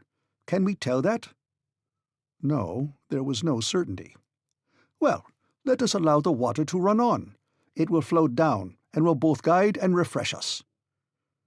"That is well planned," I cried. "With this stream for our guide, there is no reason why we should not succeed in our undertaking." "Ah, my boy, you agree with me now," cried the professor, laughing. "I agree with you most heartily." "Well, let us rest a while, and then we will start again." I was forgetting that it was night. The chronometer soon informed me of that fact, and in a very short time, refreshed and thankful, we all three fell into a sound sleep. End of Chapter 23. Chapter 24. Well said, old mole. Canst thou work in the ground so fast? By the next day we had forgotten all our sufferings. At first I was wondering that I was no longer thirsty, and I was for asking for the reason. The answer came in the murmuring of the stream at my feet. We breakfasted and drank of this excellent chalybeate water. I felt wonderfully stronger, and quite decided upon pushing on. Why should not so firmly convinced a man as my uncle, furnished with so industrious a guide as Hans, and accompanied by so determined a nephew as myself, go on to final success? Such were the magnificent plans which struggled for mastery within me. If it had been proposed to me to return to the summit of Snæfell, I should have indignantly declined. Most fortunately, all we had to do was to descend. "Let us start," I cried, awakening by my shouts the echoes of the vaulted hollows of the earth. On Thursday at 8 a.m. we started afresh. The granite tunnel winding from side to side earned us past unexpected turns, and seemed almost to form a labyrinth. But on the whole, its direction seemed to be southeasterly. My uncle never ceased to consult his compass to keep account of the ground gone over. The gallery dipped down a very little way from the horizontal, scarcely more than 2 inches in a fathom, and the stream ran gently murmuring at our feet. I compared it to a friendly genius guiding us underground, and caressed with my hand the soft naiad, whose comforting voice accompanied our steps. With my reviving spirits, these mythological notions seemed to come unbidden. As for my uncle, he was beginning to storm against the horizontal road. He loved nothing better than a vertical path. But this way seemed indefinitely prolonged, and instead of sliding along the hypotenuse as we were now doing, he would willingly have dropped down the terrestrial radius. But there was no help for it, and as long as we were approaching the center at all, we felt that we must not complain. From time to time a steeper path appeared. Our naiad then began to tumble before us with a hoarser murmur, and we went down with her to a greater depth. On the whole, that day and the next we made considerable way horizontally, very little vertically. On Friday evening, the 10th of July, according to our calculations, we were 30 leagues southeast of Reykjavik, and at a depth of 2 leagues and a half. At our feet there now opened a frightful abyss. My uncle, however, was not to be daunted, and he clapped his hands at the steepness of the descent. "This will take us a long way," he cried, "and without much difficulty, for the projections in the rock form quite a staircase." The ropes were so fastened by Hans as to guard against accident, and the descent commenced. I can hardly call it perilous, for I was beginning to be familiar with this kind of exercise. This well, or abyss, was a narrow cleft in the mass of the granite, called by geologists a fault, and caused by the unequal cooling of the globe of the earth. If it had at one time been a passage for eruptive matter thrown out by Snæfell, I still could not understand why no trace was left of its passage. We kept going down a kind of winding staircase, which seemed almost to have been made by the hand of man. Every quarter of an hour we were obliged to halt, to take a little necessary repose and restore the action of our limbs. We then sat down upon a fragment of rock, and we talked as we ate and drank from the stream. Of course, down this fault the Hansbach fell in a cascade, and lost some of its volume. But there was enough and to spare to slake our thirst. Besides, when the incline became more gentle, it would of course resume its peaceable course. At this moment it reminded me of my worthy uncle, in his frequent fits of impatience and anger, while below it ran with the calmness of the Icelandic hunter. On the 6th and 7th of July we kept following the spiral curves of this singular well, penetrating in actual distance no more than 2 leagues, but being carried to a depth of 5 leagues below the level of the sea. But on the 8th, about noon, the fault took towards the southeast a much gentler slope, one of about 45 degrees. Then the road became monotonously easy. It could not be otherwise, for there was no landscape to vary the stages of our journey. On Wednesday the 15th, we were 7 leagues underground, and had travelled 50 leagues away from Snæfell. Although we were tired, our health was perfect, and the medicine chest had not yet had occasion to be opened. My uncle noted every hour the indications of the compass, the chronometer, the aneroid, and the thermometer, the very same which he has published in his scientific report of our journey. It was therefore not difficult to know exactly our whereabouts. When he told me that we had gone 50 leagues horizontally, I could not repress an exclamation of astonishment at the thought that we had now long left Iceland behind us. "What is the matter?" he cried. "I was reflecting that, if your calculations are correct, we are no longer under Iceland." "Do you think so?" "I am not mistaken," I said, and examining the map, I added, "We have passed Cape Portland, and those 50 leagues bring us under the wide expanse of the ocean." "Under the sea," my uncle repeated, rubbing his hands with delight. "Can it be?" I said. "Is the ocean spread above our heads?" "Of course, Axel. What can be more natural? At Newcastle, are there not coal mines extending far under the sea?" It was all very well for the professor to call this so simple, but I could not feel quite easy at the thought that the boundless ocean was rolling over my head. And yet it really mattered very little whether it was the plains and mountains that covered our heads or the Atlantic waves, as long as we were arched over by solid granite. And besides, I was getting used to this idea.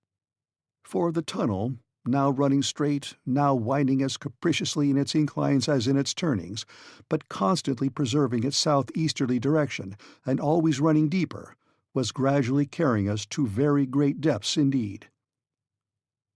4 days later, Saturday the 18th of July in the evening, we arrived at a kind of vast grotto, and here my uncle paid Hans his weekly wages, and it was settled that the next day, Sunday, should be a day of rest. End of chapter 24. Chapter 25. De Profundis. I therefore awoke next day relieved from the preoccupation of an immediate start. Although we were in the very deepest of known depths, there was something not unpleasant about it. And besides, we were beginning to get accustomed to this troglodyte life. I no longer thought of sun, moon, and stars, trees, houses, and towns, nor of any of those terrestrial superfluities which are necessaries of men who live upon the earth's surface. Being fossils, we looked upon all those things as mere jokes. The grotto was an immense apartment. Along its granite floor ran our faithful stream. At this distance from its spring the water was scarcely tepid, and we drank of it with pleasure. After breakfast the professor gave a few hours to the arrangement of his daily notes. "First," said he, "I will make a calculation to ascertain our exact position.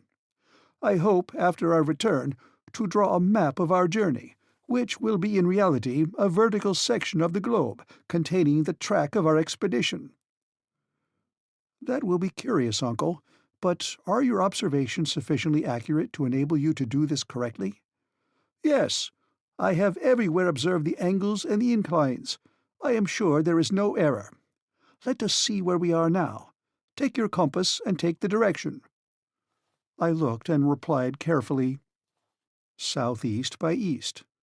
"Well," answered the professor after a rapid calculation, "I infer that we have gone 85 leagues since we started." "Therefore we are under mid-Atlantic?" "To be sure we are." "And perhaps at this very moment there is a storm above, and ships over our heads are being rudely tossed by the tempest." "Quite probable." "And whales are lashing the roof of our prison with their tails?" "It may be, Axel, but they won't shake us here. But let us go back to our calculation. Here we are 85 leagues southeast of Snæfell, and I reckon that we are at a depth of 16 leagues. 16 leagues? I cried. No doubt. Why, this is the very limit assigned by science to the thickness of the crust of the earth. I don't deny it. And here, according to the law of increasing temperature, there ought to be a heat of 2,732 degrees Fahrenheit. So there should, my lad. And all this solid granite ought to be running in fusion. You see that it is not so, and that, as so often happens, facts come to overthrow theories. I am obliged to agree, but after all, it is surprising. What does the thermometer say? 27/6. Therefore, the savants are wrong by 2,705 degrees, and the proportional increase is a mistake. Therefore, Humphrey Davy was right, and I am not wrong in following him. What do you say now? Nothing. In truth, I had a good deal to say. I gave way in no respect to Davy's theory. I still held to the central heat, although I did not feel its effects. I prefer to admit in truth that this chimney of an extinct volcano, lined with lavas, which are non-conductors of heat, did not suffer the heat to pass through its walls. But without stopping to look upon new arguments, I simply took up our situation such as it was. Well, admitting all your calculations to be quite correct, you must allow me to draw one rigid result therefrom. What is it? Speak freely. At the latitude of Iceland, where we now are, the radius of the Earth, the distance from the center to the surface, is about 1,583 leagues. Let us say in round numbers 1,600 leagues or 4,800 miles. Out of 1,600 leagues we have gone 12. So you say. And these 12 at a cost of 85 leagues diagonally? Exactly so. In 20 days? Yes. Now, 16 leagues are the 100th part of the Earth's radius. At this rate, we shall be 2,000 days, or nearly 5 years and a half, in getting to the center. No answer was vouchsafed to this rational conclusion. Without reckoning, too, that if a vertical depth of 16 leagues can be attained only by a diagonal descent of 84, it follows that we must go 8,000 miles in a southeasterly direction, so that we shall emerge from some point in the Earth's circumference instead of getting to the center. "Confusion to all your figures, and all your hypotheses besides!" shouted my uncle in a sudden rage. "What is the basis of them all? How do you know that this passage does not run straight to our destination? Besides, there is a precedent. What one man has done, another may do." "I hope so. But still, I may be permitted—" "You shall have my leave to hold your tongue, Axel, but not to talk in that irrational way." I could see the awful professor bursting through my uncle's skin, and I took timely warning. "Now, look at your aneroid. What does that say?" "It says we are under considerable pressure." "Very good. So you see that by going gradually down and getting accustomed to the density of the atmosphere, we don't suffer at all." "Nothing, except a little pain in the ears." "That's nothing, and you may get rid of even that by quick breathing whenever you feel the pain." "Exactly so," I said, determined not to say a word that might cross my uncle's prejudices. "There is even positive pleasure in living in this dense atmosphere. Have you observed how intense sound is down here?" "No doubt it is. A deaf man would soon learn to hear perfectly." "But won't this density augment?" "Yes, according to a rather obscure law. It is well known that the weight of bodies diminishes as fast as we descend. You know that it is at the surface of the globe that weight is most sensibly felt, and that at the center there is no weight at all." "I am aware of that. But tell me, will not air at last acquire the density of water?" "Of course, under a pressure of 710 atmospheres." "And how lower down still?" "Lower down the density will still increase." "But how shall we go down, then?" "Why, we must fill our pockets with stones." "Well, indeed, my worthy uncle, you are never at a loss for an answer." I dared venture no farther into the region of probabilities, for I might presently have stumbled upon an impossibility, which would have brought the professor on the scene when he was not wanted. Still, it was evident that the air, under a pressure which might reach that of thousands of atmospheres, would at last reach the solid state, and then, even if our bodies could resist the strain, we should be stopped, and no reasonings would be able to get us on any farther. But I did not advance this argument. My uncle would have met it with his inevitable saknussemm, a precedent which possessed no weight with me. For even if the journey of the learned Icelander were really attested, there was one very simple answer, that in the 16th century there was neither barometer nor aneroid, and therefore Saknussemm could not tell how far he had gone. But I kept this objection to myself, and waited the course of events. The rest of the day was passed in calculations and in conversations. I remained a steadfast adherent of the opinions of Professor Lidenbrock, and I envied the stolid indifference of Hans, who, without going into causes and effects, went on with his eyes shut wherever his destiny guided him. End of Chapter 25. Chapter 26.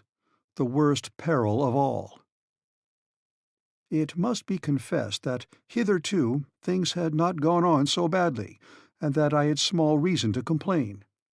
If our difficulties became no worse, we might hope to reach our end. And to what a height of scientific glory we should then attain! I had become quite a Lidenbrock in my reasonings. Seriously, I had. But would this state of things last in the strange place we had come to? Perhaps it might. For several days, steeper inclines, some even frightfully near to the perpendicular, brought us deeper and deeper into the mass of the interior of the earth. Some days we advanced nearer to the center by 1.5 leagues, or nearly 2 leagues. These were perilous descents, in which the skill and marvelous coolness of Hans were invaluable to us. That unimpassioned Icelander devoted himself with incomprehensible deliberation, and, thanks to him, we crossed many a dangerous spot which we should never have cleared alone. But his habit of silence gained upon him day by day, and was infecting us. External objects produced decided effects upon the brain. A man shut up between 4 walls soon loses the power to associate words and ideas together. How many prisoners in solitary confinement become idiots, if not mad, for want of exercise for the thinking faculty? During the fortnight following our last conversation, no incident occurred worthy of being recorded. But I have good reason for remembering one very serious event which took place at this time, and of which I could scarcely now forget the smallest details. By the 7th of August, our successive descents had brought us to a depth of 30 leagues. That is, that for a space of 30 leagues there were over our heads solid beds of rock, ocean, continents, and towns. We must have been 200 leagues from Iceland. On that day the tunnel went down a gentle slope. I was ahead of the others. My uncle was carrying one of Ruhmkorff's lamps and I the other. I was examining the beds of granite. Suddenly, turning round, I observed that I was alone. Well, well, I thought, I have been going too fast, or Hans and my uncle have stopped on the way. Come, this won't do. I must join them. Fortunately, there is not much of an ascent. I retraced my steps. I walked for a quarter of an hour. I gazed into the darkness. I shouted. No reply. My voice was lost in the midst of the cavernous echoes which alone replied to my call. I began to feel uneasy. A shudder ran through me. Calmly, I said aloud to myself, I am sure to find my companions again. There are not 2 roads. I was too far ahead. I will return. For half an hour I climbed up. I listened for a call, and in that dense atmosphere a voice could reach very far. But there was a dreary silence in all that long gallery. I stopped. I could not believe that I was lost. I was only bewildered for a time, not lost. I was sure I should find my way again. Come, I repeated, since there is but one road, and they are on it, I must find them again. I have but to ascend still. Unless, indeed, missing me, and supposing me to be behind, they too should have gone back. But even in this case, I have only to make the greater haste. I shall find them, I am sure. I repeated these words in the fainter tones of a half-convinced man.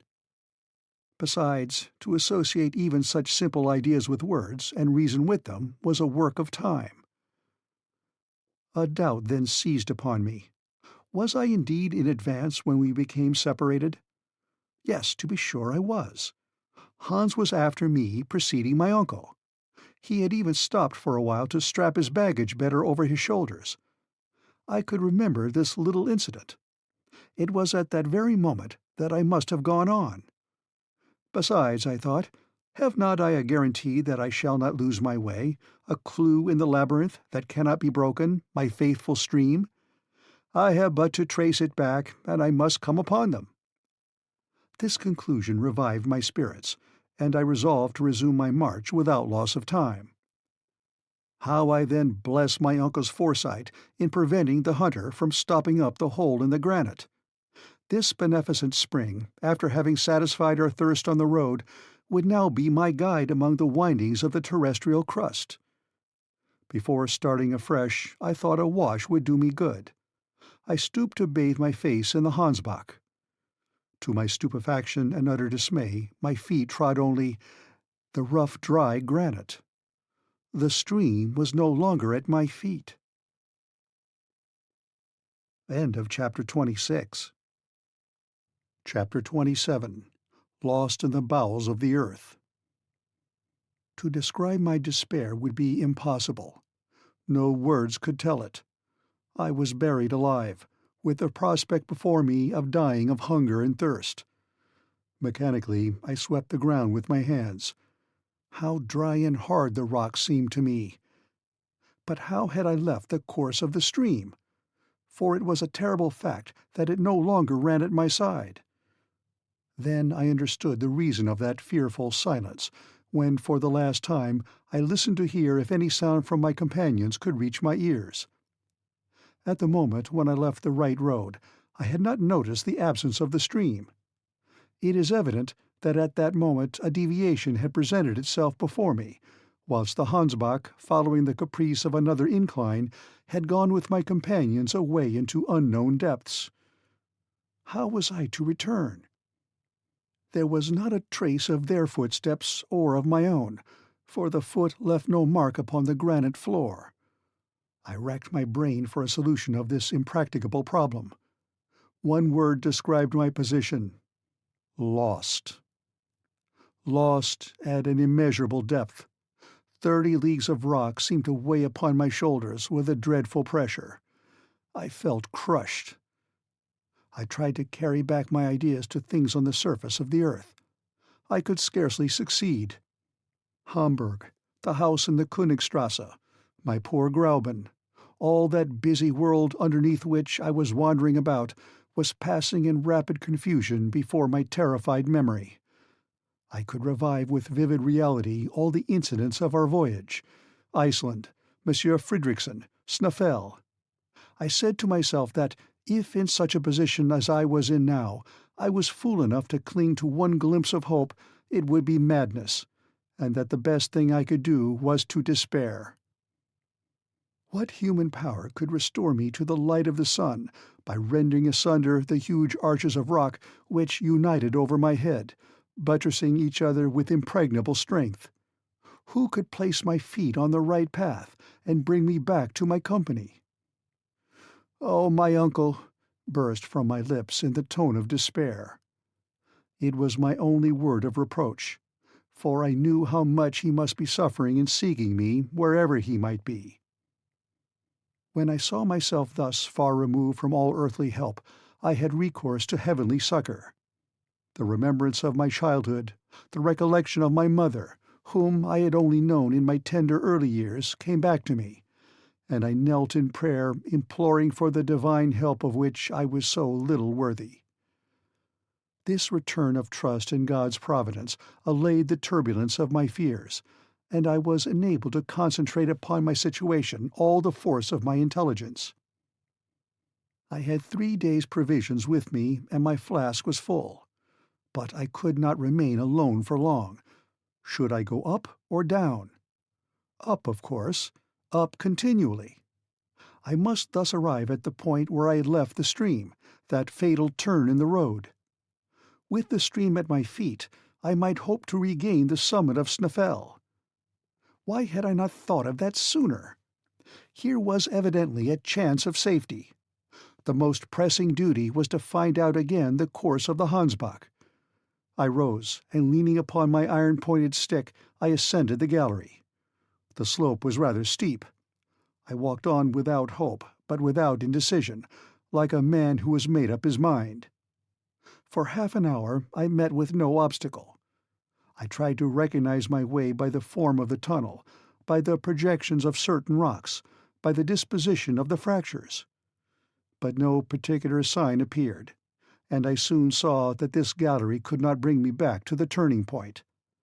It came to an abrupt end. I struck against an impenetrable wall and fell down upon the rock. Unspeakable despair then seized upon me. I lay overwhelmed, aghast. My last hope was shattered against this granite wall. Lost in this labyrinth, whose windings crossed each other in all directions, it was no use to think of flight any longer. Here I must die the most dreadful of deaths. And strange to say, the thought came across me that when some day my petrified remains should be found 30 leagues below the surface in the bowels of the earth, the discovery might lead to grave scientific discussions. I tried to speak aloud, but hoarse sounds alone passed my dry lips. I panted for breath. In the midst of my agony, a new terror laid hold of me. In falling, my lamp had got wrong. I could not set it right, and its light was paling and would soon disappear altogether. I gazed painfully upon the luminous current growing weaker and weaker in the wire coil. A dim procession of moving shadows seemed slowly unfolding down the darkening walls. I scarcely dared to shut my eyes for one moment, for fear of losing the least glimmer of this precious light. Every instant it seemed about to vanish and the dense blackness to come rolling in palpably upon me. One last trembling glimmer shot feebly up. I watched it in trembling and anxiety. I drank it in as if I could preserve it, concentrating upon it the full power of my eyes, as upon the very last sensation of light which they were ever to experience. And the next moment I lay in the heavy gloom of deep, thick, unfathomable darkness. A terrible cry of anguish burst from me. Upon earth, in the midst of the darkest night, light never abdicates its functions altogether. It is still subtle and diffusive, but whatever little there may be, the eye still catches that little. Here there was not an atom. The total darkness made me totally blind. Then I began to lose my head. I arose with my arms stretched out before me, attempting painfully to feel my way. I began to run wildly, hurrying through the inextricable maze, still descending, still running through the substance of the earth's thick crust, a struggling denizen of geological faults, crying, shouting, yelling, soon bruised by contact with the jagged rock, falling and rising again bleeding, trying to drink the blood which covered my face, and even waiting for some rock to shatter my skull against. I shall never know whither my mad career took me. After the lapse of some hours, no doubt exhausted, I fell like a lifeless lump at the foot of the wall and lost all consciousness. End of Chapter 27. Chapter 28. The Rescue in the Whispering Gallery. When I returned to partial life, my face was wet with tears. How long that state of insensibility had lasted, I cannot say. I had no means now of taking account of time. Never was solitude equal to this. Never had any living being been so utterly forsaken. After my fall, I had lost a good deal of blood. I felt it flowing over me. Ah, how happy I should have been could I have died, and if death were not yet to be gone through. I would think no longer. I drove away every idea, and conquered by my grief, I rolled myself to the foot of the opposite wall. Already I was feeling the approach of another faint, and was hoping for complete annihilation, when a loud noise reached me. It was like the distant rumble of continuous thunder, and I could hear its sounding undulations rolling far away into the remote recesses of the abyss. Whence could this noise proceed? It must be from some phenomenon proceeding in the great depths amidst which I lay helpless. Was it an explosion of gas? Was it the fall of some mighty pillar of the globe? I listened still. I wanted to know if the noise would be repeated. A quarter of an hour passed away. Silence reigned in this gallery. I could not hear even the beating of my heart. Suddenly, my ear, resting by chance against the wall, caught, or seemed to catch, certain vague, indescribable, distant, articulate sounds, as of words. This is a delusion, I thought. But it was not. Listening more attentively, I heard in reality a murmuring of voices. But my weakness prevented me from understanding what the voices said. Yet it was language, I was sure of it. For a moment, I feared the words might be my own, brought back by the echo. Perhaps I had been crying out unknown to myself. I closed my lips firmly and laid my ear against the wall again. Yes, truly, someone is speaking. Those are words. Even a few feet from the wall I could hear distinctly. I succeeded in catching uncertain, strange, undistinguishable words. They came as if pronounced in low, murmured whispers. The word forlorad was several times repeated in a tone of sympathy and sorrow. "Help!" I cried with all my might. "Help!" I listened. I watched in the darkness for an answer, a cry, a mere breath of sound, but nothing came. Some minutes passed. A whole world of ideas had opened in my mind. I thought that my weakened voice could never penetrate to my companions. "It is they," I repeated. "What other men can be 30 leagues underground?" I again began to listen. Passing my ear over the wall from one place to another, I found the point where the voices seemed to be best heard. The word forlorad again returned, then the rolling of thunder which had roused me from my lethargy. "No," I said, "no, it is not through such a mass that a voice can be heard. I am surrounded by granite walls, and the loudest explosion could never be heard here. This noise comes along the gallery. There must be here some remarkable exercise of acoustic laws." I listened again, and this time, yes, this time, I did distinctly hear my name pronounced across the wide interval. It was my uncle's own voice. He was talking to the guide, and forlorad is a Danish word. Then I understood it all.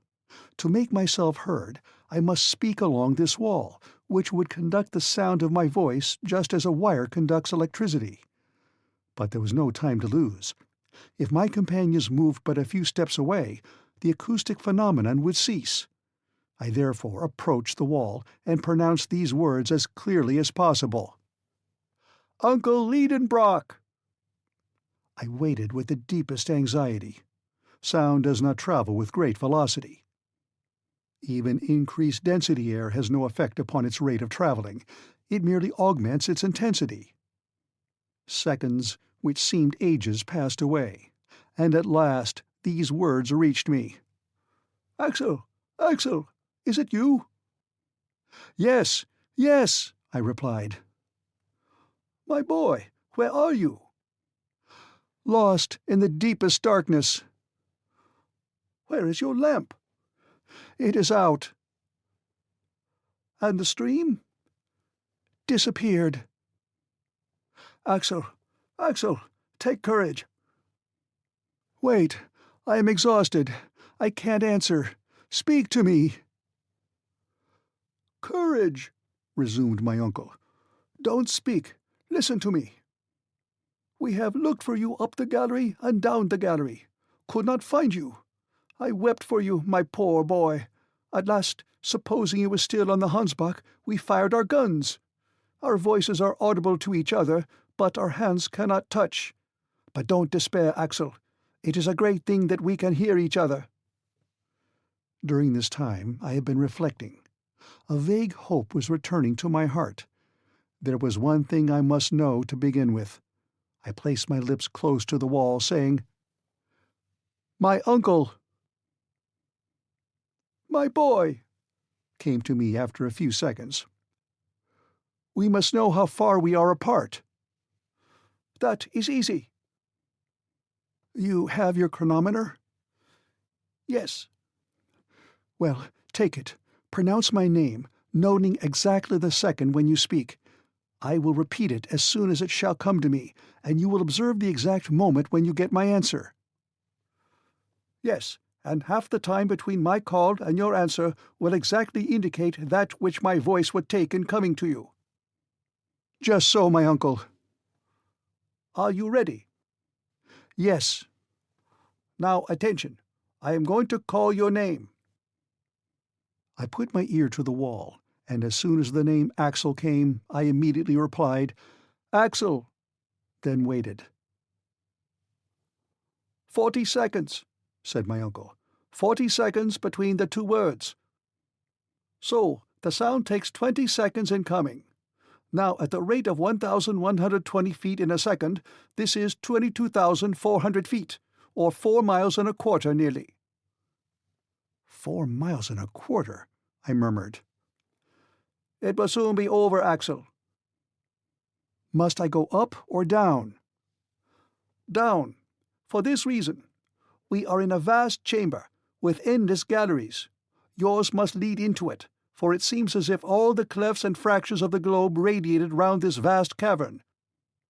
So, get up and begin walking. Walk on, drag yourself along. If necessary, slide down the steep places, and at the end you will find us ready to receive you. Now, begin moving. These words cheered me up. "Goodbye, Uncle," I cried. "I am going. There will be no more voices heard when once I have started, so goodbye." "Goodbye, Axel. Au revoir." These were the last words I heard.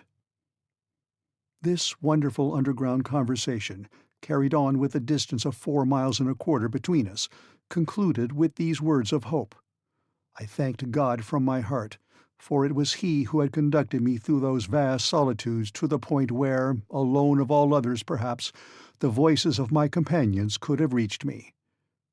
This acoustic effect is easily explained on scientific grounds. It arose from the concave form of the gallery and the conducting power of the rock. There are many examples of this propagation of sounds which remain unheard in the intermediate space. I remember that a similar phenomenon has been observed in many places, amongst others on the internal surface of the gallery of the Dome of St. Paul's in London, and especially in the midst of the curious caverns among the quarries near Syracuse, the most wonderful of which is called Dionysius' Ear. These remembrances came into my mind, and I clearly saw that since my uncle's voice really reached me, there could be no obstacle between us. Following the directions by which the sound came, of course I should arrive in his presence if my strength did not fail me. I therefore rose. I rather dragged myself than walked. The slope was rapid, and I slid down. Soon the swiftness of the descent increased horribly, and threatened to become a fall. I no longer had the strength to stop myself. Suddenly there was no ground under me. I felt myself revolving in air, striking and rebounding against the craggy projections of a vertical gallery, quite a well. My head struck against a sharp corner of the rock, and I became unconscious. End of Chapter 28. Chapter 29. Thalata, Thalata. When I came to myself, I was stretched in half-darkness, covered with thick coats and blankets. My uncle was watching over me, to discover the least sign of life. At my first sigh, he took my hand. When I opened my eyes, he uttered a cry of joy. "He lives! He lives!" he cried. "Yes, I am still alive," I answered feebly. "My dear nephew," said my uncle, pressing me to his breast, "you are saved." I was deeply touched with the tenderness of his manner as he uttered these words, and still more with the care with which he watched over me. But such trials were wanted to bring out the professor's tenderer qualities. At this moment Hans came. He saw my hand in my uncle's, and I may safely say that there was joy in his countenance. "God dag," said he. "How do you do, Hans? How are you? And now, uncle, tell me where we are at the present moment." "Tomorrow, Axel, tomorrow. Now you are too faint and weak. I have bandaged your head with compresses which must not be disturbed. Sleep now, and tomorrow I will tell you all." "But do tell me what time it is, and what day." "It is Sunday, the 8th of August, and it is 10 at night. You must ask me no more questions until the 10th. In truth, I was very weak, and my eyes involuntarily closed. I wanted a good night's rest, and I therefore went off to sleep, with the knowledge that I had been 4 long days alone in the heart of the earth. Next morning, on awakening, I looked round me. My couch, made up of all our travelling gear, was in a charming grotto, adorned with splendid stalactites, and the soil of which was a fine sand. It was half light. There was no torch, no lamp, yet certain mysterious glimpses of light came from without through a narrow opening in the grotto. I heard, too, a vague and indistinct noise, something like the murmuring of waves breaking upon a shingly shore, and at times I seemed to hear the whistling of wind. I wondered whether I was awake, whether I was dreaming, whether my brain, crazed by my fall, was not affected by imaginary noises. Yet neither eyes nor ears could be so utterly deceived. It is a ray of daylight, I thought, sliding in through this cleft in the rock. That is indeed the murmuring of waves. That is the rustling noise of wind. Am I quite mistaken, or have we returned to the surface of the earth? Has my uncle given up the expedition, or is it happily terminated? I was asking myself these unanswerable questions when the professor entered. "Good morning, Axel," he cried cheerily. "I feel sure you are better." "Yes, I am indeed," said I, sitting up on my couch. "You can hardly fail to be better, for you have slept quietly. Hans and I watched you by turns, and we have noticed you were evidently recovering." "Indeed, I do feel a great deal better, and I will give you a proof of that presently, if you will let me have my breakfast." "You shall eat, lad. The fever has left you. Hans rubbed your wounds with some ointment or other of which the Icelanders keep the secret, and they have healed marvellously. Our hunter is a splendid fellow." Whilst he went on talking, my uncle prepared a few provisions, which I devoured eagerly, notwithstanding his advice to the contrary. All the while I was overwhelming him with questions which he answered readily. I then learnt that my providential fall had brought me exactly to the extremity of an almost perpendicular shaft, and as I had landed in the midst of an accompanying torrent of stones, the least of which would have been enough to crush me, the conclusion was that a loose portion of the rock had come down with me. This frightful conveyance had thus carried me into the arms of my uncle, where I fell bruised, bleeding, and insensible. "Truly, it is wonderful that you have not been killed 100 times over. But for the love of God, don't let us ever separate again, or we may never see each other more." "Not separate? Is the journey not over, then?" I opened a pair of astonished eyes, which immediately called for the question. "What is the matter, Axel?" "I have a question to ask you. You say that I am safe and sound?" "No doubt you are." "And all my limbs unbroken?" "Certainly." "And my head?" "Your head, except for a few bruises, is all right, and it is on your shoulders where it ought to be." "Well, I'm afraid my brain is affected." "Your mind affected?" "Yes, I fear so." "Are we again on the surface of the globe?" "No, certainly not." "Then I must be mad, for don't I see the light of day, and don't I hear the wind blowing, and the sea breaking on the shore?" "Ah, is that all?" "Do tell me all about it." "I can't explain the inexplicable, but you will soon see and understand that geology has not yet learnt all it has to learn." "Then let us go," I answered quickly. "No, Axel, the open air might be bad for you." "Open air?" "Yes, the wind is rather strong. You must not expose yourself." "But I assure you I am perfectly well." "A little patience, my nephew. A relapse might get us into trouble, and we have no time to lose, for the voyage may be a long one." "The voyage?" "Yes, rest today, and tomorrow we will set sail." "Set sail?" And I almost leaped up. What did it all mean? Had we a river, a lake, a sea to depend upon? Was there a ship at our disposal in some underground harbour? My curiosity was highly excited.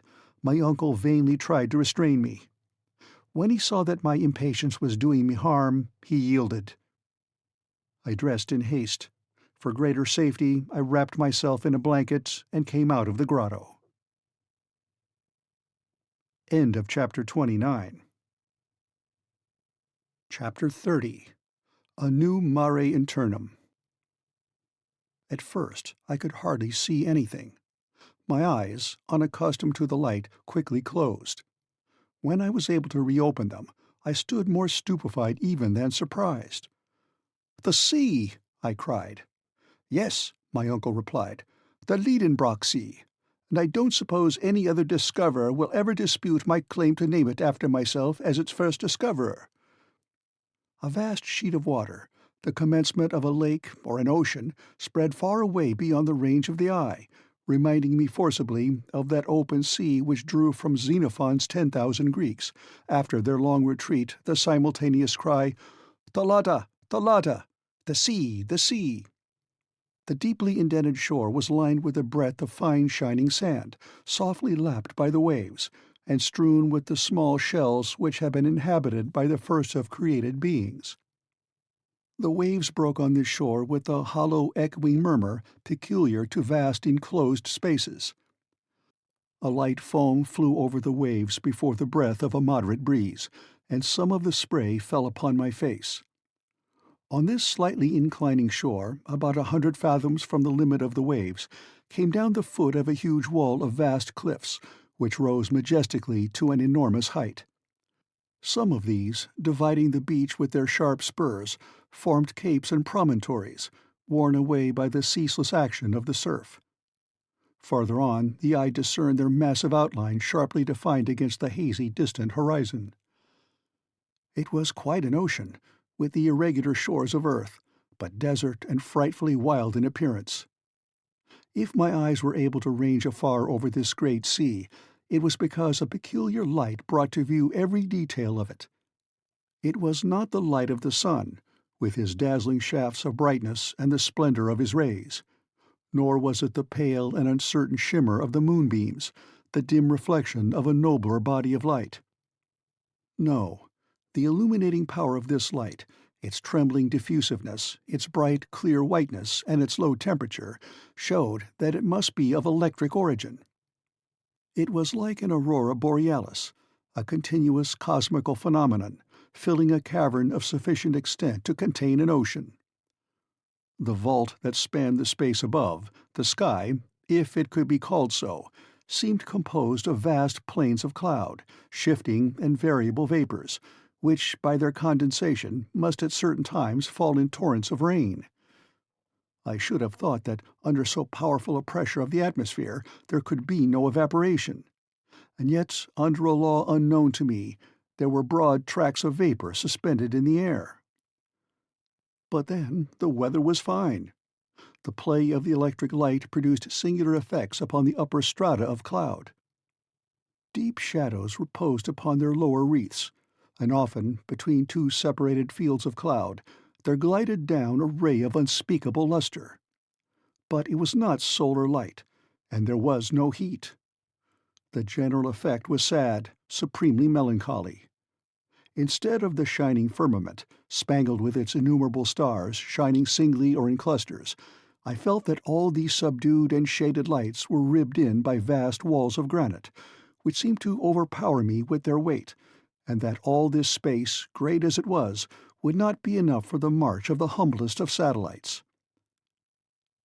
Then I remembered the theory of an English captain, who likened the earth to a vast hollow sphere, in the interior of which the air became luminous because of the vast pressure that weighed upon it, while two stars, Pluto and Proserpine, rolled within upon the circuit of their mysterious orbits. We were, in reality, shut up inside an immeasurable excavation. Its width could not be estimated, since the shore ran widening as far as the eye could reach, nor could its length, for the dim horizon bounded the new. As for its height, it must have been several leagues. Where this vault rested upon its granite base, no eye could tell, but there was a cloud hanging far above, the height of which we estimated at 12,000 feet, a greater height than that of any terrestrial vapor, and no doubt due to the great density of the air. The word cavern does not convey any idea of this immense space. Words of human tongue are inadequate to describe the discoveries of him who ventures into the deep abysses of earth. Besides, I could not tell upon what geological theory to account for the existence of such an excavation. Had the cooling of the globe produced it? I knew of celebrated caverns from the descriptions of travelers, but had never heard of any of such dimensions as this. If the Grotto of Wahara in Colombia, visited by Humboldt, had not given up the whole of the secret of its depth to the philosopher, who investigated it to the depth of 2,500 feet, it probably did not extend much farther. The immense Mammoth Cave in Kentucky is of gigantic proportions, since its vaulted roof rises 500 feet above the level of an unfathomable lake, and travelers have explored its ramifications to the extent of 40 miles. But what were these cavities compared to that in which I stood with wonder and admiration, with its sky of luminous vapors, its bursts of electric light, and a vast sea filling its bed? My imagination fell powerless before such immensity. I gazed upon these wonders in silence. Words failed me to express my feelings. I felt as if I was in some distant planet, Uranus or Neptune, and in the presence of phenomena of which my terrestrial experience gave me no cognizance. For such novel sensations, new words were wanted, and my imagination failed to supply them. I gazed, I thought, I admired, with a stupefaction mingled with a certain amount of fear. The unforeseen nature of this spectacle brought back the color to my cheeks. I was under a new course of treatment with the aid of astonishment, and my convalescence was promoted by this novel system of therapeutics. Besides, the dense and breezy air invigorated me, supplying more oxygen to my lungs. It will be easily conceived that after an imprisonment of 47 days in a narrow gallery, it was the height of physical enjoyment to breathe a moist air impregnated with saline particles. I was delighted to leave my dark grotto. My uncle, already familiar with these wonders, had ceased to feel surprised. "You feel strong enough to walk a little way now?" he asked. "Yes, certainly, and nothing could be more delightful." "Well, take my arm, Axel, and let us follow the windings of the shore." I eagerly accepted, and we began to coast along this new sea. On the left, huge pyramids of rock, piled one upon another, produced a prodigious titanic effect. Down their sides flowed numberless waterfalls, which went on their way in brawling but pellucid streams. A few light vapors, leaping from rock to rock, denoted the place of hot springs, and streams flowed softly down to the common basin, gliding down the gentle slopes with a soft murmur. Against these streams I recognized our faithful traveling companion, the Hansbach, coming to lose its little volume quietly in the mighty sea, just as if it had done nothing else since the beginning of the world. "We shall see it no more," I said with a sigh. "What matters," replied the philosopher, "whether this or another serves to guide us?" I thought him rather ungrateful. But at that moment my attention was drawn to an unexpected sight.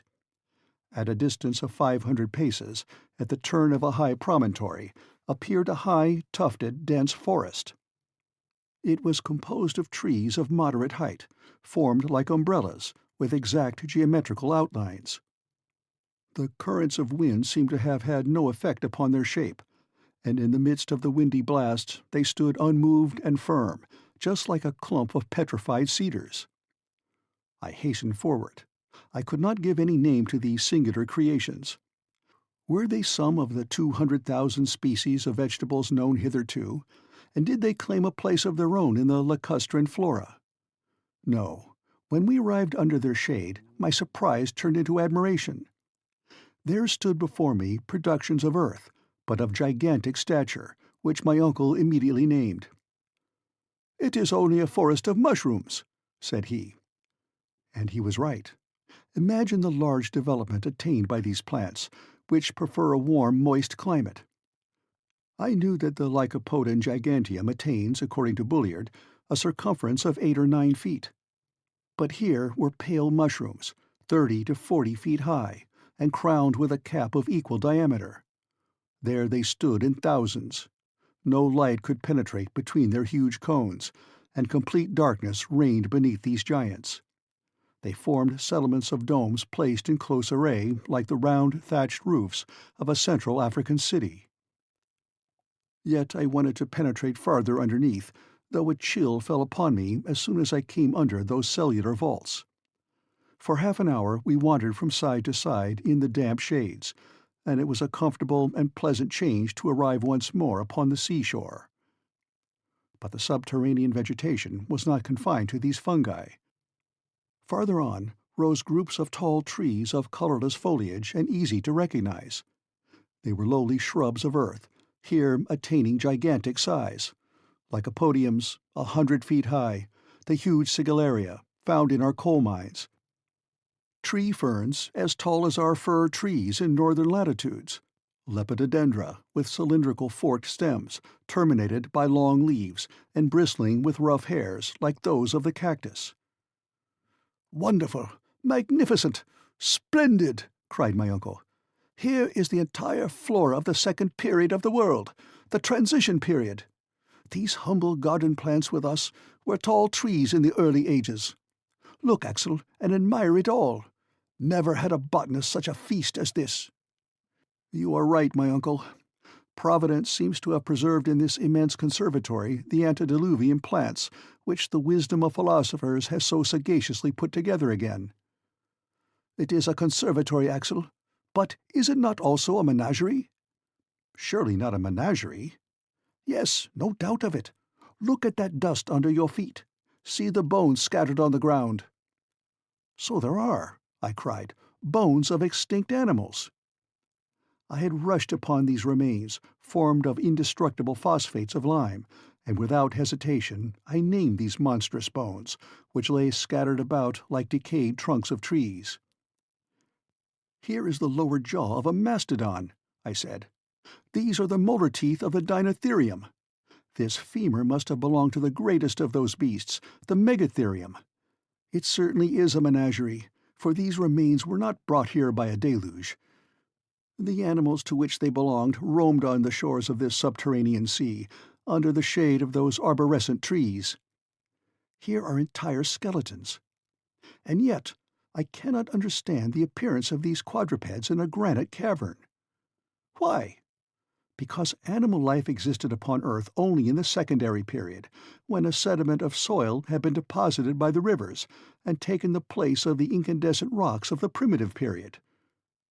Well, Axel, there is a very simple answer to your objection that this soil is alluvial." "What? At such a depth below the surface of the earth?" "No doubt, and there is a geological explanation of the fact.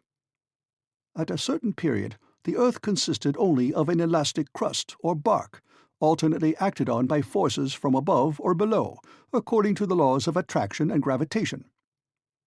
Probably there were subsidences of the outer crust, when a portion of the sedimentary deposits was carried down sudden openings." "That may be," I replied. "But if there have been creatures now extinct in these underground regions, why may not some of those monsters be now roaming through these gloomy forests, or hidden behind the steep crags?" And as this unpleasant notion got hold of me, I surveyed with anxious scrutiny the open spaces before me, but no living creature appeared upon the barren strand. I felt rather tired, and went to sit down at the end of a promontory, at the foot of which the waves came and beat themselves into spray.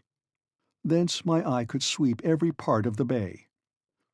Within its extremity a little harbour was formed between the pyramidal cliffs, where the still water slept untouched by the boisterous winds.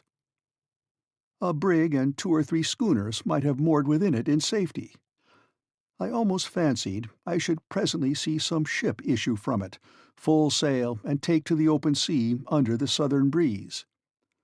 But this illusion lasted a very short time. We were the only living creatures in this subterranean world. When the wind lulled, a deeper silence than that of the deserts fell upon the arid, naked rocks and weighed upon the surface of the ocean.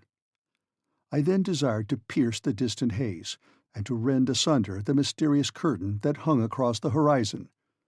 Anxious queries arose to my lips. Where did that sea terminate? Where did it lead to? Should we ever know anything about its opposite shores? My uncle made no doubt about it at all. I both desired and feared. After spending an hour in the contemplation of this marvelous spectacle, we returned to the shore to regain the grotto, and I fell asleep in the midst of the strangest thoughts. End of Chapter 30. Chapter 31. Preparations for a Voyage of Discovery. The next morning I awoke feeling perfectly well. I thought a bathe would do me good, and I went to plunge for a few minutes into the waters of this Mediterranean Sea, for assuredly it better deserved this name than any other sea. I came back to breakfast with a good appetite.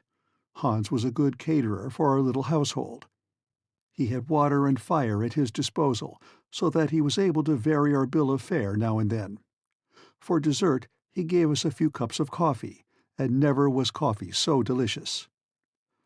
"Now," said my uncle, "now is the time for high tide, and we must not lose the opportunity to study this phenomenon." "What, the tide?" I cried. "Can the influence of the sun and moon be felt down here?" "Why not? Are not all bodies subject throughout their mass to the power of universal attraction? This mass of water cannot escape the general law. And in spite of the heavy atmospheric pressure on the surface, you will see it rise like the Atlantic itself." At the same moment we reached the sand on the shore, and the waves were by slow degrees encroaching on the shore. "Here is the tide rising," I cried. "Yes, Axel, and judging by these ridges of foam, you may observe that the sea will rise about 12 feet. "This is wonderful," I said. "No, it is quite natural." "You may say so, uncle, but to me it is most extraordinary, and I can hardly believe my eyes. Who would ever have imagined, under this terrestrial crust, an ocean with ebbing and flowing tides, with winds and storms?" "Well," replied my uncle, "is there any scientific reason against it?" "No, I see none, as soon as the theory of central heat is given up." "So then, thus far," he answered, "the theory of Sir Humphrey Davy is confirmed." "Evidently it is. And now there is no reason why there should not be seas and continents in the interior of the earth." "No doubt," said my uncle, "and inhabited too." "To be sure," said I. "And why should not these waters yield to us fishes of unknown species?" "At any rate," he replied, "we have not seen any yet." "Well, let us make some lines, and see if the bait will draw here as it does in sublunary regions." "We will try, Axel, for we must penetrate all secrets of these newly discovered regions." "But where are we, uncle? For I have not yet asked you that question, and your instruments must be able to furnish the answer." "Horizontally, 350 leagues from Iceland." "So much as that? I am sure of not being a mile out of my reckoning." "And does the compass still show southeast?" "Yes, with a westerly deviation of 19 degrees 45 minutes, just as above ground. As for its dip, a curious fact is coming to light, which I have observed carefully, that the needle, instead of dipping towards the pole, as in the northern hemisphere, on the contrary, rises from it." "Would you then conclude," I said, "that the magnetic pole is somewhere between the surface of the globe and the point where we are?" "Exactly so. And it is likely enough that if we were to reach the spot beneath the polar regions, about that 71st degree where Sir James Ross has discovered the magnetic pole to be situated, we should see the needle point straight up. Therefore, that mysterious centre of attraction is at no great depth." I remarked, "It is so. And here is a fact which science has scarcely suspected." "Science, my lad, has been built upon many errors. But they are errors which it is good to fall into, for they led to the truth." "What depth have we now reached?" "We are 35 leagues below the surface." "So," I said, examining the map, "the highlands of Scotland are over our heads, and the Grampians are raising their rugged summits above us." "Yes," answered the professor, laughing. "It is rather a heavy weight to bear, but a solid arch spans over our heads. The great architect has built it of the best materials, and never could man have given it so wide a stretch. What are the finest arches of bridges and the arcades of cathedrals compared with this far-reaching vault, with a radius of 3 leagues, beneath which a wide and tempest-tossed ocean may flow at its ease?"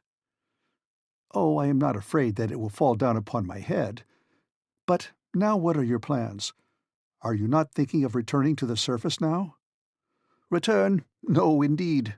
We will continue our journey, everything having gone on well so far." "But how are we to get down below this liquid surface?" "Oh, I am not going to dive head foremost.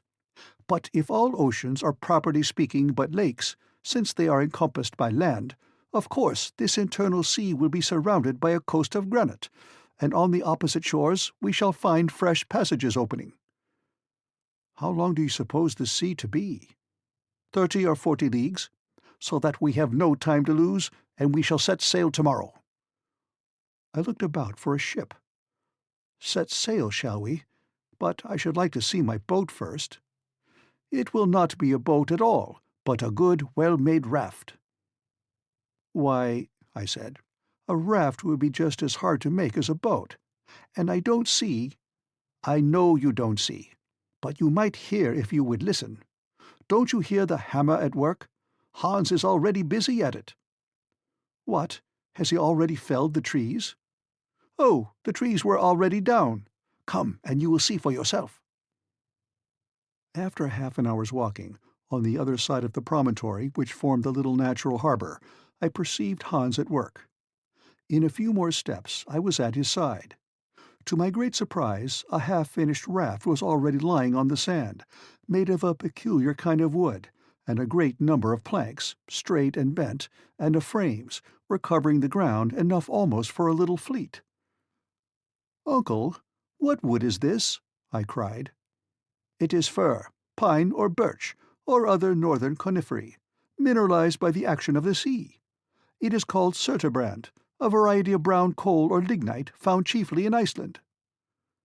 "But surely, then, like other fossil wood, it must be as hard as stone and cannot float." "Sometimes that may happen. Some of these woods become true anthracites, but others, such as this, have only gone through the first stage of fossil transformation. Just look," added my uncle, throwing into the sea one of those precious waifs. The bit of wood, after disappearing, returned to the surface and oscillated to and fro with the waves. "Are you convinced?" said my uncle. "I am quite convinced, although it is incredible." By next evening, thanks to the industry and skill of our guide, the raft was made. It was 10 feet by 5. The planks of surturbrand, braced strongly together with cords, presented an even surface. And when launched, this improvised vessel floated easily upon the waves of the Lidenbrock Sea. End of Chapter 31. Chapter 32. Wonders of the Deep. On the 13th of August we awoke early. We were now to begin to adopt a mode of travelling both more expeditious and less fatiguing than hitherto. A mast was made of 2 poles spliced together, a yard was made of a third, a blanket borrowed from our coverings made a tolerable sail. There was no want of cordage for the rigging, and everything was well and firmly made. The provisions, the baggage, the instruments, the guns, and a good quantity of fresh water from the rocks around, all found their proper places on board. And at 6 the professor gave the signal to embark. Hans had fitted up a rudder to steer his vessel. He took the tiller and unmoored. The sail was set, and we were soon afloat. At the moment of leaving the harbour, my uncle, who was tenaciously fond of naming his new discoveries, wanted to give it a name, and proposed mine amongst others. "But I have a better to propose," I said. "Grauben. Let it be called Port Grauben. It will look very well upon the map." "Port Grauben let it be, then." And so the cherished remembrance of my Verlin days became associated with our adventurous expedition.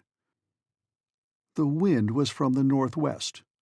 We went with it at a high rate of speed. The dense atmosphere acted with great force and impelled us swiftly on. In an hour my uncle had been able to estimate our progress. "At this rate," he said, "we shall make 30 leagues in 24 hours, and we shall soon come in sight of the opposite shore." I made no answer, but went and sat forward. The northern shore was already beginning to dip under the horizon. The eastern and western strands spread wide as if to bid us farewell. Before our eyes lay far and wide a vast sea. Shadows of great clouds swept heavily over its silver-grey surface. The glistening bluish rays of electric light, here and there reflected by the dancing drops of spray, shot out little sheaves of light from the track we left in our rear. Soon we entirely lost sight of land. No object was left for the eye to judge by, and but for the frothy track of the raft, I might have thought we were standing still. About 12, immense shoals of seaweeds came in sight. I was aware of the great powers of vegetation that characterize these plants, which grow at a depth of 12,000 feet, reproduce themselves under a pressure of 400 atmospheres, and sometimes form barriers strong enough to impede the course of a ship. But never, I think, were such seaweeds as those which we saw floating in immense waving lines upon the sea of Lidenbrock. Our raft skirted the whole length of the Fuci, 3,000 or 4,000 feet long, undulating like vast serpents beyond the reach of sight. I found some amusement in tracing these endless waves, always thinking I should come to the end of them, and for hours my patience was vying with my surprise. What natural force could have produced such plants? And what must have been the appearance of the earth in the first ages of its formation, when, under the action of heat and moisture, the vegetable kingdom alone was developing on its surface? Evening came, and as on the previous day, I perceived no change in the luminous condition of the air. It was a constant condition, the permanency of which might be relied upon. After supper I laid myself down at the foot of the mast, and fell asleep in the midst of fantastic reveries. Hans, keeping fast by the helm, let the raft run on, which, after all, needed no steering, the wind blowing directly aft. Since our departure from Port Gräuben, Professor Lidenbrock had entrusted the log to my care. I was to register every observation, make entries of interesting phenomena, the direction of the wind, the rate of sailing, the way we made, in a word, every particular of our singular voyage. I shall therefore reproduce here these daily notes, written, so to speak, as the course of events directed, in order to furnish an exact narrative of our passage. Friday, August 14. Wind steady, northwest. The raft makes rapid way in a direct line. Coast 30 leagues to leeward. Nothing in sight before us. Intensity of light the same. Weather fine. That is to say that the clouds are flying high, are light, and bathed in a white atmosphere resembling silver in a state of fusion. Thermometer 89 degrees Fahrenheit. At noon Hans prepared a hook at the end of a line. He baited it with a small piece of meat and flung it into the sea. For 2 hours nothing was caught. Are these waters then bare of inhabitants? No, there's a pull at the line. Hans draws it in and brings out a struggling fish. "A sturgeon!" I cried. "A small sturgeon!" The professor eyes the creature attentively, and his opinion differs from mine. The head of this fish was flat, but rounded in front, and the interior part of its body was plated with bony angular scales.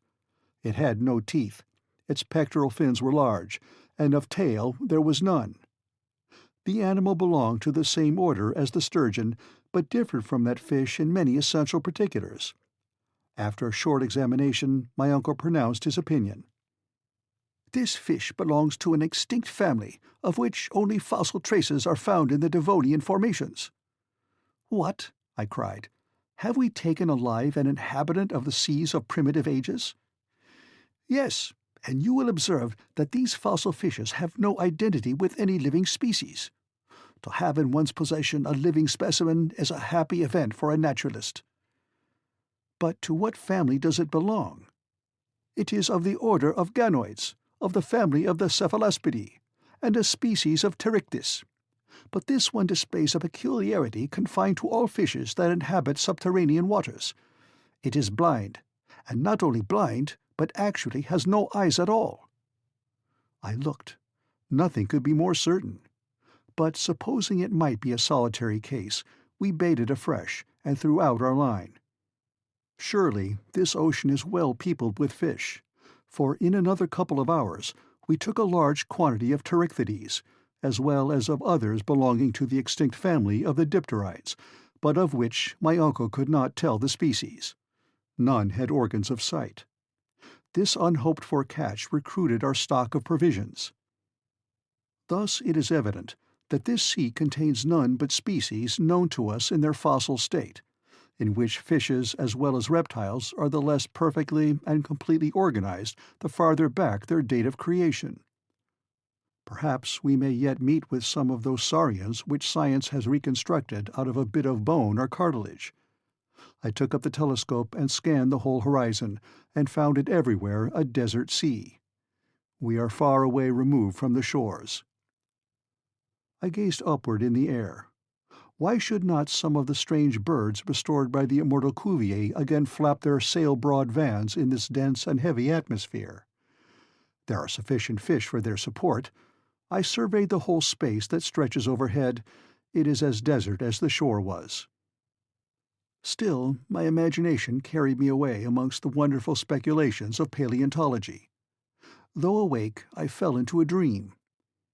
I thought I could see floating on the surface of the waters enormous colonia, pre-Adamite tortoises, resembling floating islands. Over the dimly lighted strand there trod the huge mammals of the first ages of the world, the Leptotherium, slender beast, found in the caverns of Brazil; the Mericotherium, ruminating beast, found in the drift of ice-clad Siberia. Farther on, the Pachydermatous Lophiodon, crested-toothed, a gigantic tapir, hides behind the rocks to dispute its prey with the Anoplotherium, unarmed beast, a strange creature which seemed a compound of horse, rhinoceros, camel, and hippopotamus. The colossal mastodon, nipple-toothed, twists and untwists its trunk, and brays and pounds with his huge tusks the fragments of rock that covered the shore, whilst the Megatherium, huge beast, buttressed upon his enormous hinder paws, grubs in the soil, awaking the sonorous echoes of the granite rocks with its tremendous roarings. Higher up, the Protopitheca, the first monkey that appeared on the globe, is climbing up the steep ascents. Higher yet, the pterodactyl, wing-fingered, darts in irregular zigzags to and fro in the heavy air. In the uppermost regions of the air, immense birds, more powerful than the cassowary and larger than the ostrich, spread their vast breadth of wings and strike with their heads the granite vault that bounds the sky. All this fossil world rises to life again in my vivid imagination.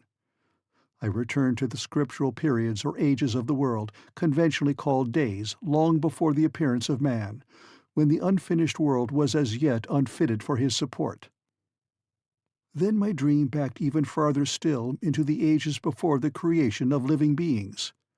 The mammals disappear, then the birds vanish, then the reptiles of the secondary period, and finally the fish, the crustaceans, mollusks, and articulated beings.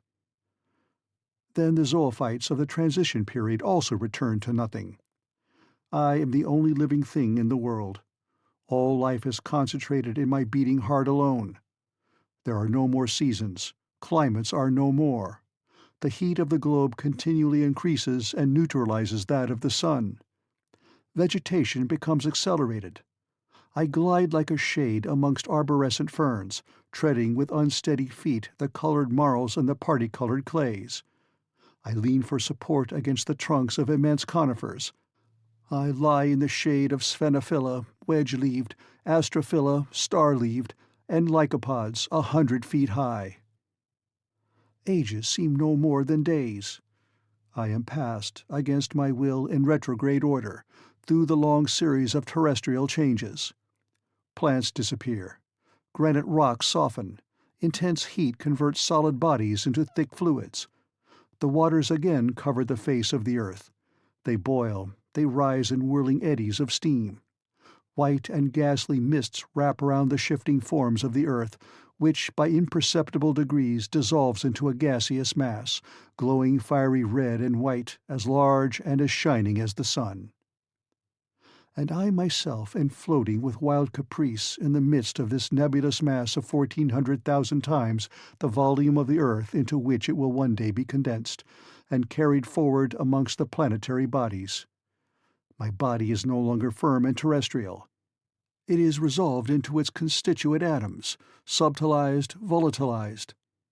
Sublimed into imponderable vapor, I mingle and am lost in the endless foods of those vast globular volumes of vaporous mists, which roll upon their flaming orbits through infinite space. But is it not a dream? Whither is it carrying me?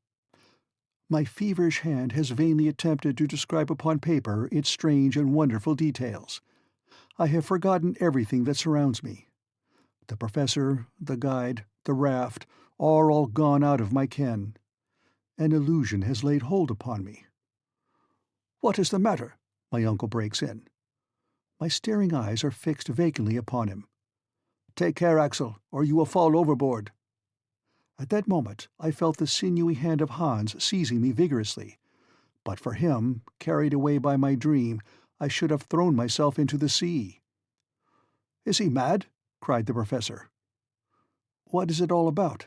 at last I cried, returning to myself. "Do you feel ill?" my uncle asked. "No, but I have had a strange hallucination. It is over now. Is all going on right?" "Yes, it is a fair wind and a fine sea. We are sailing rapidly along, and if I am not out in my reckoning, we shall soon land."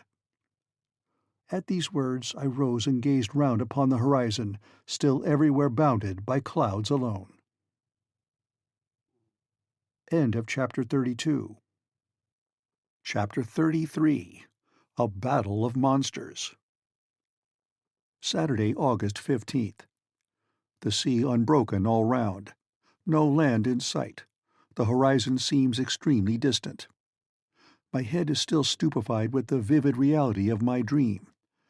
My uncle has had no dreams, but he is out of temper.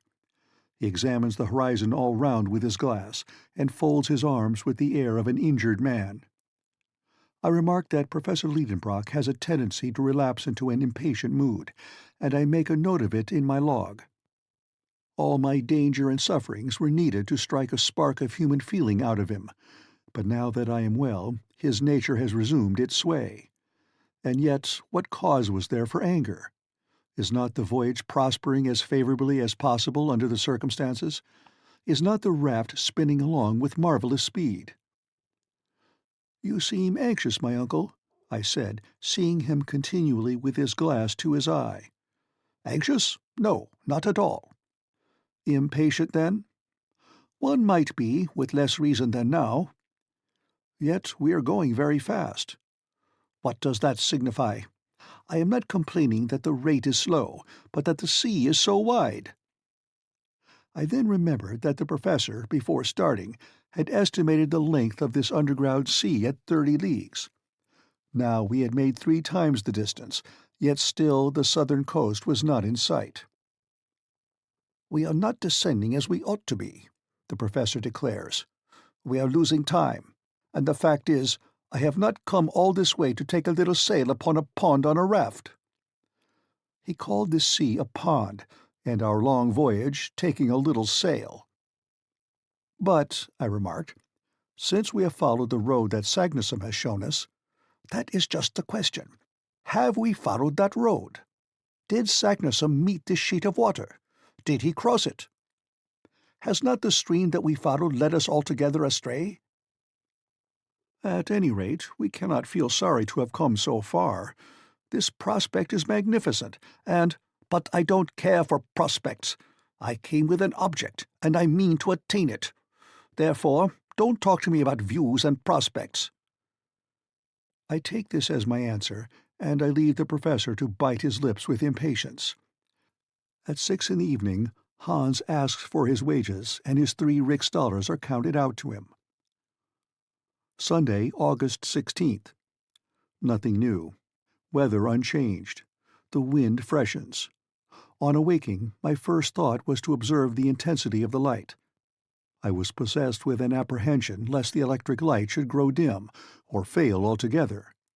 But there seemed no reason to fear. The shadow of the raft was clearly outlined upon the surface of the waves. Truly, this sea is of infinite width. It must be as wide as the Mediterranean or the Atlantic, and why not? My uncle took sounding several times. He tied the heaviest of our pickaxes to a long rope, which he let down 200 fathoms.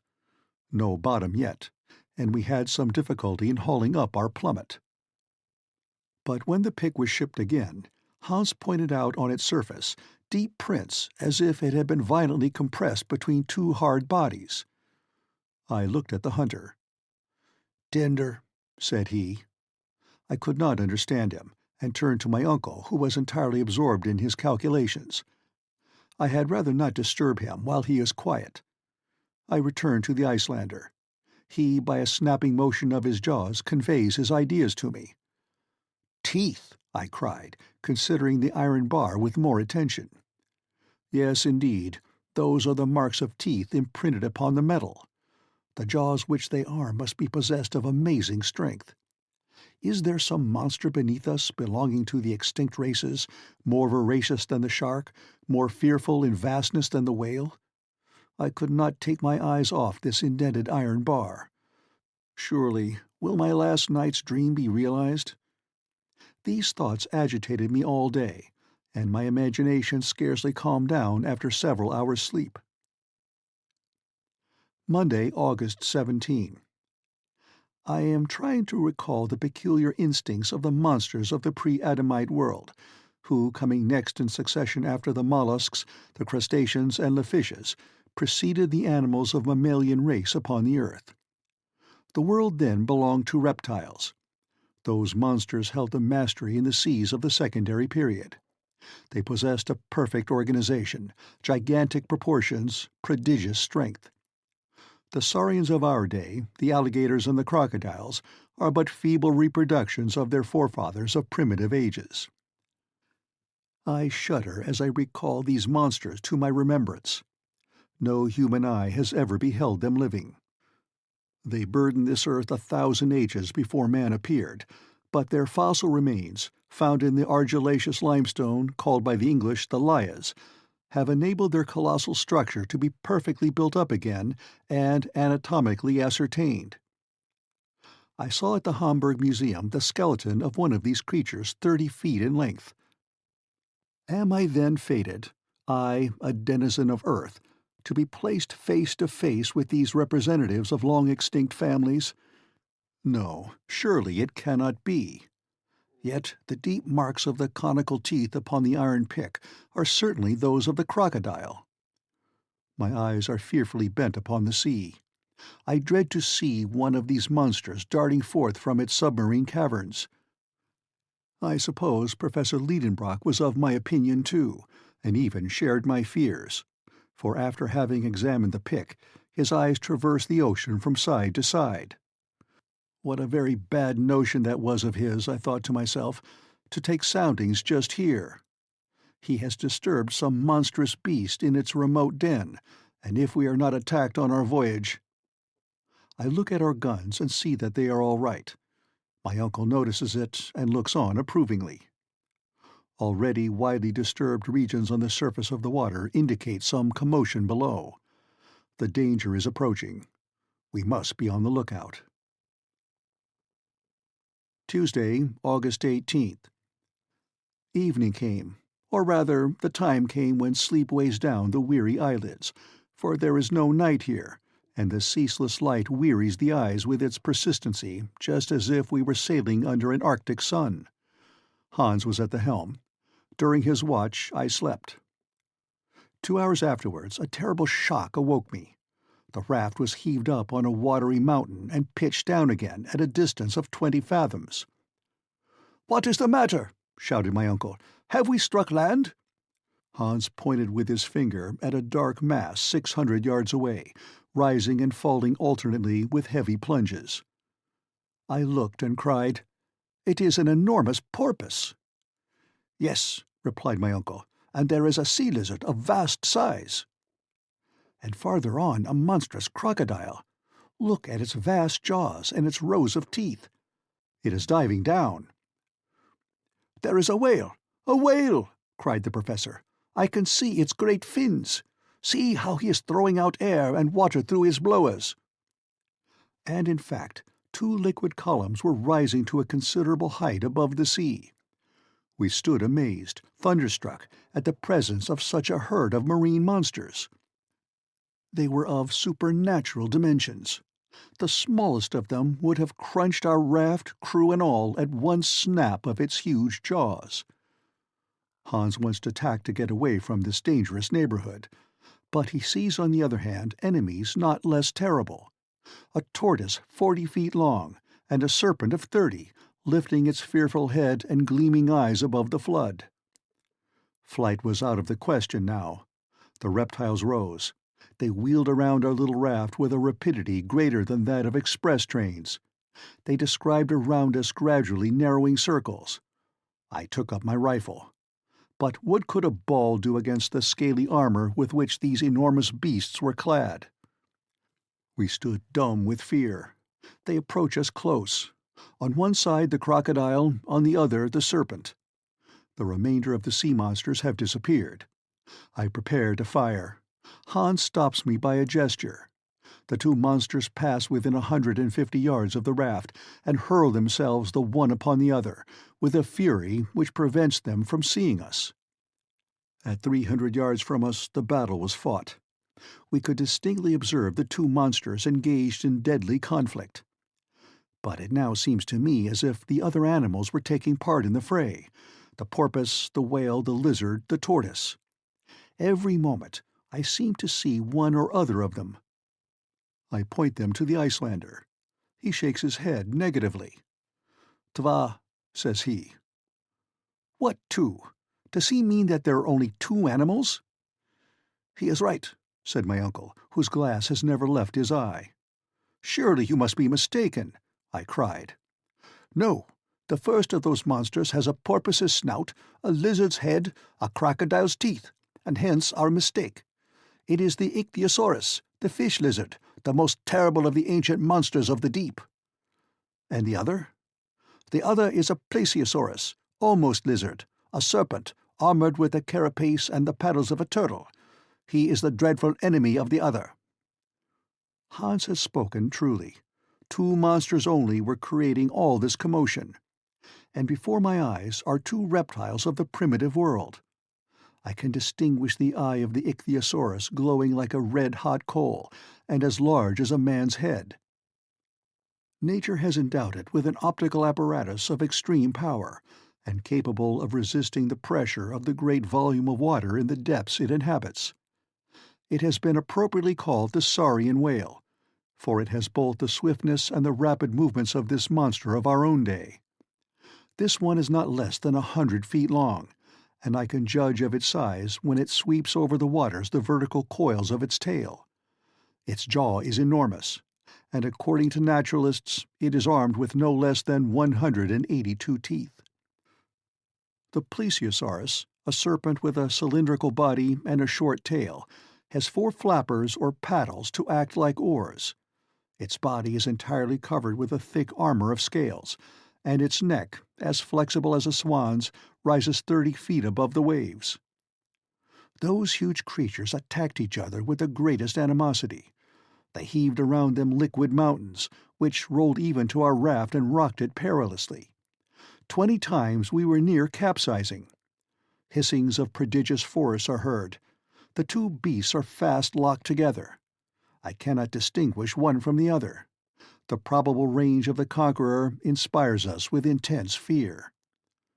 1 hour, 2 hours pass away. The struggle continues with unabated ferocity. The combatants alternately approach and recede from our raft. We remain motionless, ready to fire.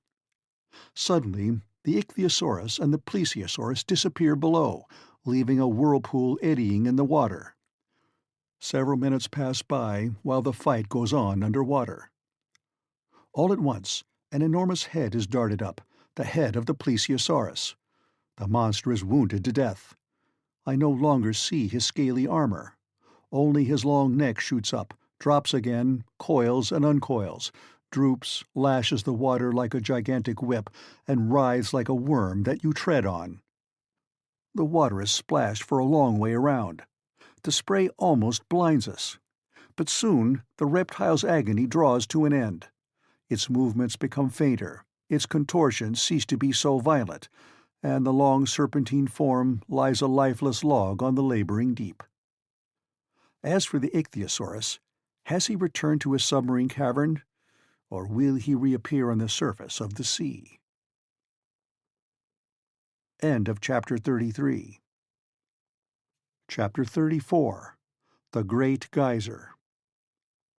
Wednesday, August 19. Fortunately, the wind blows violently, and has enabled us to flee from the scene of the late terrible struggle. Hans keeps his post at the helm.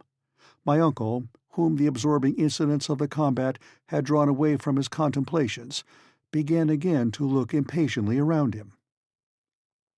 The voyage resumes its uniform tenor, which I don't care to break with a repetition of such events as yesterday's. Thursday, August 20. Wind north-northeast, unsteady and fitful. Temperature high. Rate 3.5 leagues an hour. About noon a distant noise is heard. I note the fact without being able to explain it. It is a continuous roar. "In the distance," said the professor, "there is a rock or islet against which the sea is breaking." Hans climbs up the mast but sees no breakers. The ocean is smooth and unbroken to its farthest limit. 3 hours pass away. The roaring seemed to proceed from a very distant waterfall. I remark upon this to my uncle, who replies doubtfully, "Yes, I am convinced that I am right." Are we then speeding forward to some cataract which will cast us down an abyss? This method of getting on may please the professor because it is vertical, but for my part I preferred the more ordinary modes of horizontal progression. At any rate, some leagues to the windward there must be some noisy phenomenon, for now the roarings are heard with increasing loudness. Do they proceed from the sky or the ocean? I look up to the atmospheric vapors and try to fathom their depths. The sky is calm and motionless. The clouds have reached the utmost limit of the lofty vault, and there lie still bathed in the bright glare of the electric light. It is not there that we must seek for the cause of this phenomenon. Then I examine the horizon, which is unbroken and clear of all mist. There is no change in its aspect. But if this noise arises from a fall, a cataract, if all this ocean flows away headlong into a lower basin yet, if that deafening roar is produced by a mass of falling water, the current must needs accelerate. And its increasing speed will give me the measure of the peril that threatens us. I consult the current. There is none. I throw an empty bottle into the sea. It lies still. About 4, Hans rises, lays hold of the mast, climbs to its top. Thence his eye sweeps a large area of sea, and it is fixed upon a point. His countenance exhibits no surprise, but his eye is immovably steady. "He sees something," says my uncle. I believe he does. Hans comes down, then stretches his arm to the south, saying, "Der Nere." "Down there?" repeated my uncle. Then, seizing his glass, he gazes attentively for a minute, which seems to me an age. "Yes, yes," he cried. "I see a vast inverted cone rising from the surface." Is it another sea beast? Perhaps it is. Then let us steer farther westward, for we know something of the danger of coming across monsters of that sort. "Let us go straight on," replied my uncle. I appealed to Hans. He maintained his course inflexibly. Yet, if at our present distance from the animal, a distance of 12 leagues at least. The column of water driven through its blowers may be distinctly seen. It must needs be of vast size. The commonest prudence would counsel immediate flight. But we did not come so far to be prudent. Imprudently, therefore, we pursue our way. The nearer we approach, the higher mounts the jet of water. What monster could possibly fill itself with such a quantity of water and spurt it up so continuously? At 8 in the evening we are not 2 leagues distant from it. Its body, dusky, enormous, hillocky, lies spread upon the sea like an islet. Is it illusion or fear? Its length seems to me a couple of 1,000 yards. What can be this cetacean, which neither Cuvier nor Blumenbach knew anything about? It lies motionless, as if asleep. The sea seems unable to move it in the least. It is the waves that undulate upon its sides. The column of water thrown up to a height of 500 feet falls in rain with a deafening uproar. And here are we scudding like lunatics before the wind to get near to a monster that 100 whales a day would not satisfy. Terror seizes upon me. I refuse to go further. I will cut the halyards if necessary. I am in open mutiny against the professor, who vouchsafes no answer. Suddenly Hans rises, and pointing with his finger at the menacing object, he says, "Holm." "An island," cries my uncle. "That's not an island," I cried skeptically. "It's nothing else," shouted the professor with a loud laugh. "But that column of water?" "Geyser," said Hans. "No doubt it is a geyser, like those in Iceland." At first, I protest against being so widely mistaken as to have taken an island for a marine monster. But the evidence is against me, and I have to confess my error. It is nothing worse than a natural phenomenon. As we approach nearer, the dimensions of the liquid column become magnificent. The islet resembles, with a most deceiving likeness, an enormous cetacean, whose head dominates the waves at a height of 20 yards. The geyser, a word meaning fury, rises majestically from its extremity. Deep and heavy explosions are heard from time to time, when the enormous jet, possessed with more furious violence, shakes its plumy crest, and springs with a bound till it reaches the lowest stratum of the clouds. It stands alone.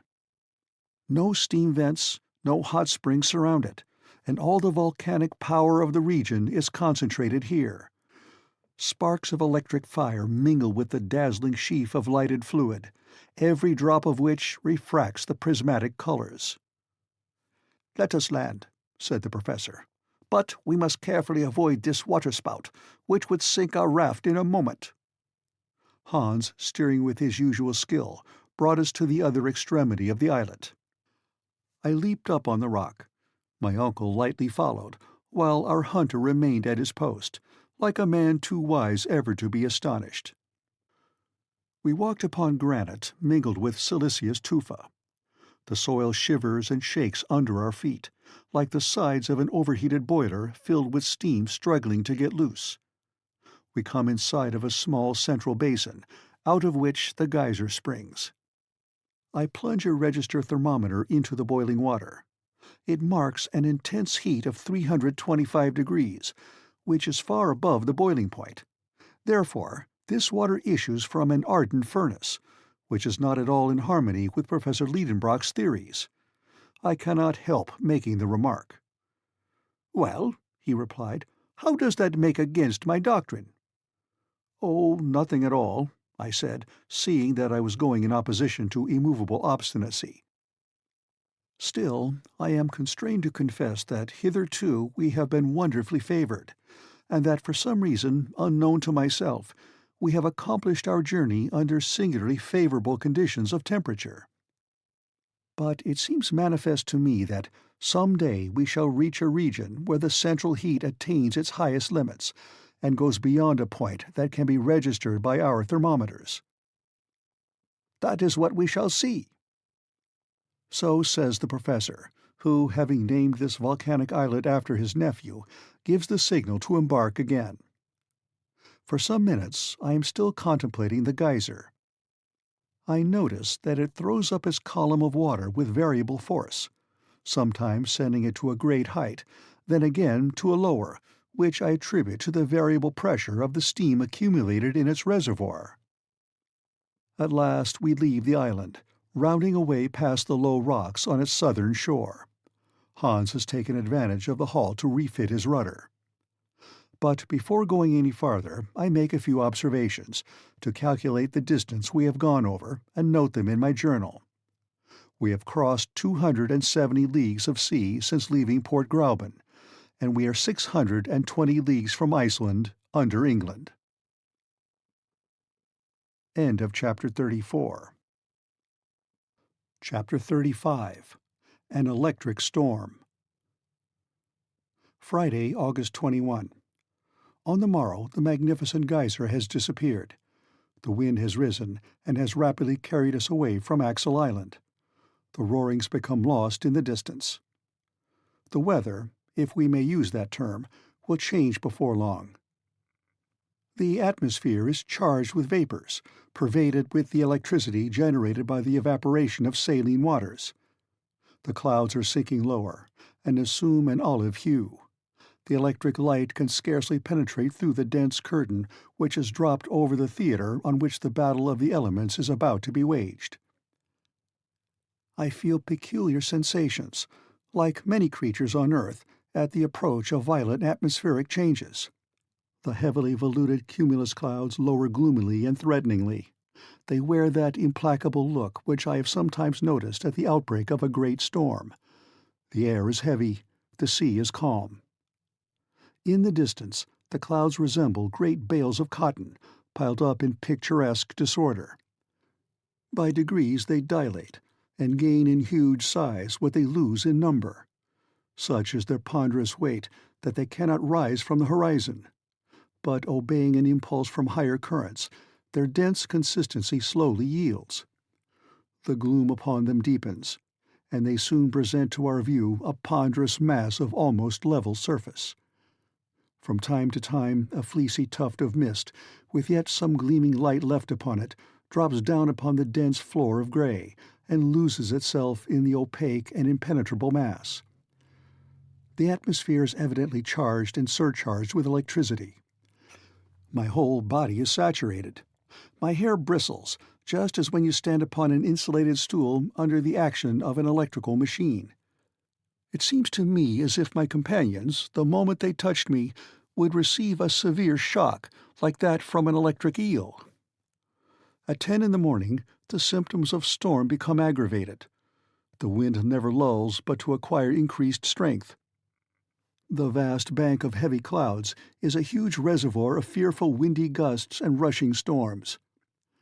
I am loath to believe these atmospheric menaces, and yet I cannot help muttering, "Here's some very bad weather coming on." The professor made no answer.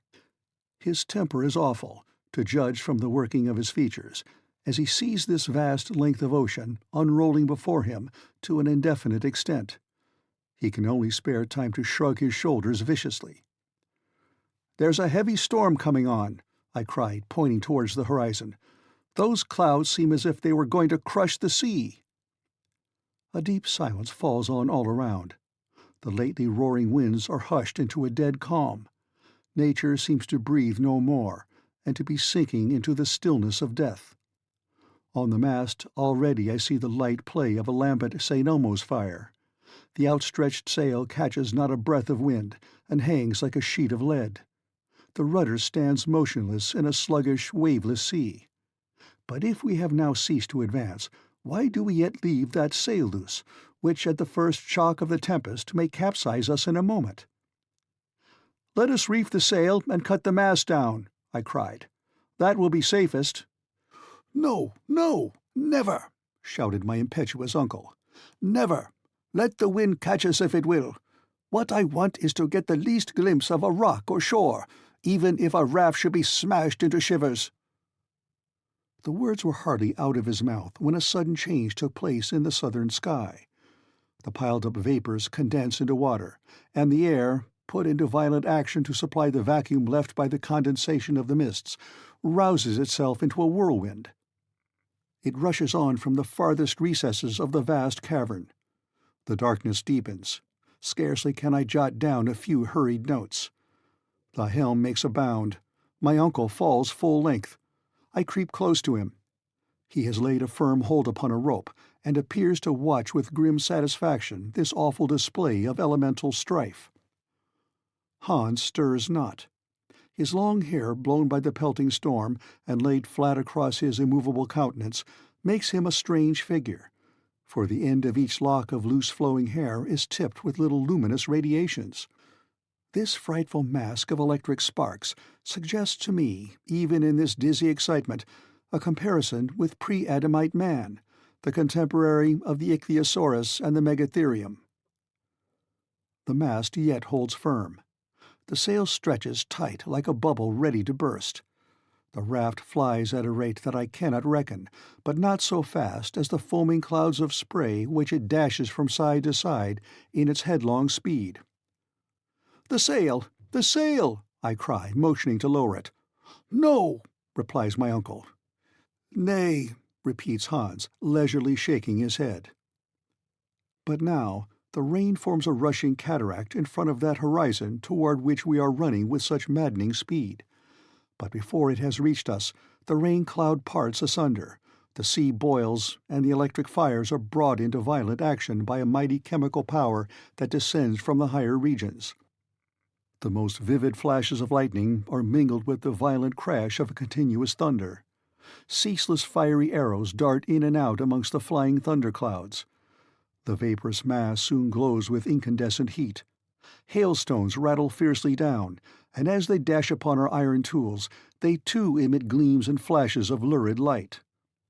The heavy waves resemble fiery volcanic hills, each belching forth its own interior flames, and every crest is plumed with dancing fire. My eyes fail under the dazzling light. My ears are stunned with the incessant crash of thunder. I must be bound to the mast, which bows like a reed before the mighty strength of the storm. Here my notes become vague and indistinct. I have only been able to find a few which I seem to have jotted down almost unconsciously, but their very brevity and their obscurity reveal the intensity of the excitement which dominated me, and describe the actual position even better than my memory could do. Sunday, the 23rd.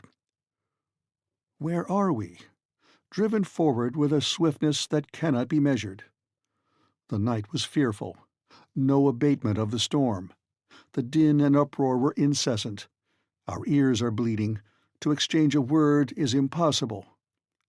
The lightning flashes with intense brilliancy, and never seems to cease for a moment. Zigzag streams of bluish-white fire dash down upon the sea and rebound, and then take an upward flight till they strike the granite vault that overarches our heads. Suppose that solid roof should crumble down upon our heads! Other flashes with incessant play cross their vivid fires, while others again roll themselves into balls of living fire which explode like bombshells, but the music of which scarcely adds to the din of the battle-strife that almost deprives us of our senses of hearing and sight. The limit of intense loudness has been passed within which the human ear can distinguish one sound from another. If all the powder magazines in the world were to explode at once, we should hear no more than we do now. From under the surface of the clouds there are continual emissions of lurid light. Electric matter is in continual evolution from their component molecules. The gaseous elements of the air need to be slaked with moisture. For innumerable columns of water rush upwards into the air and fall back again in white foam. Whither are we flying? My uncle lies full length across the raft. The heat increases. I refer to the thermometer. It indicates... The figure is obliterated. Monday, August 24. Will there be an end to it? Is the atmospheric condition, having once reached this density, to become final? We are prostrated and worn out with fatigue, but Hans is as usual.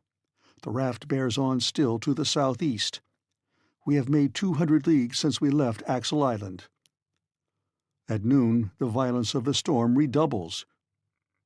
We are obliged to secure as fast as possible every article that belongs to our cargo.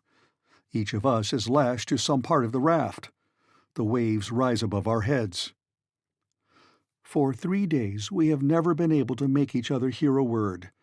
Our mouths open, our lips move, but not a word can be heard. We cannot even make ourselves heard by approaching our mouth close to the ear. My uncle has drawn nearer to me. He has uttered a few words. They seem to be, "We are lost, but I am not sure." At last I write down the words, "Let us lower the sail." He nods his consent. Scarcely has he lifted his head again, before a ball of fire has bounded over the waves and lighted on board our raft. Mast and sail flew up in an instant together, and I saw them carried up to prodigious height, resembling in appearance a pterodactyl, one of those strong birds of the infant world. We lay there, our blood running cold with unspeakable terror. The fireball, half of it white, half azure blue, and the size of a 10-inch shell, moved slowly about the raft, but revolving on its own axis with astonishing velocity, as if whipped round by the force of the whirlwind. Here it comes, there it glides. Now it is up the ragged stump of the mast. Thence it lightly leaps on the provision bag, descends with a light bound, and just skims the powder magazine. Horrible! We shall be blown up. But no, the dazzling disk of mysterious light nimbly leaps aside. It approaches Hans, who fixes his blue eye upon it steadily. It threatens the head of my uncle, who falls upon his knees with his head down to avoid it. And now my turn comes. Pale and trembling under the blinding splendor and the melting heat, it drops at my feet, spinning silently round upon the deck. I try to move my foot away, but cannot. A suffocating smell of nitrogen fills the air. It enters the throat, it fills the lungs. We suffer stifling pains. Why am I unable to move my foot? Is it riveted to the planks? Alas, the fall upon our fated raft of this electric globe has magnetized every iron article on board. The instruments, the tools, our guns, are clashing and clanking violently in their collisions with each other. The nails of my boot cling tenaciously to a plate of iron let into the timbers, and I cannot draw my foot away from the spot. At last, by a violent effort, I release myself at the instant when the ball in its gyrations was about to seize upon it and carry me off my feet.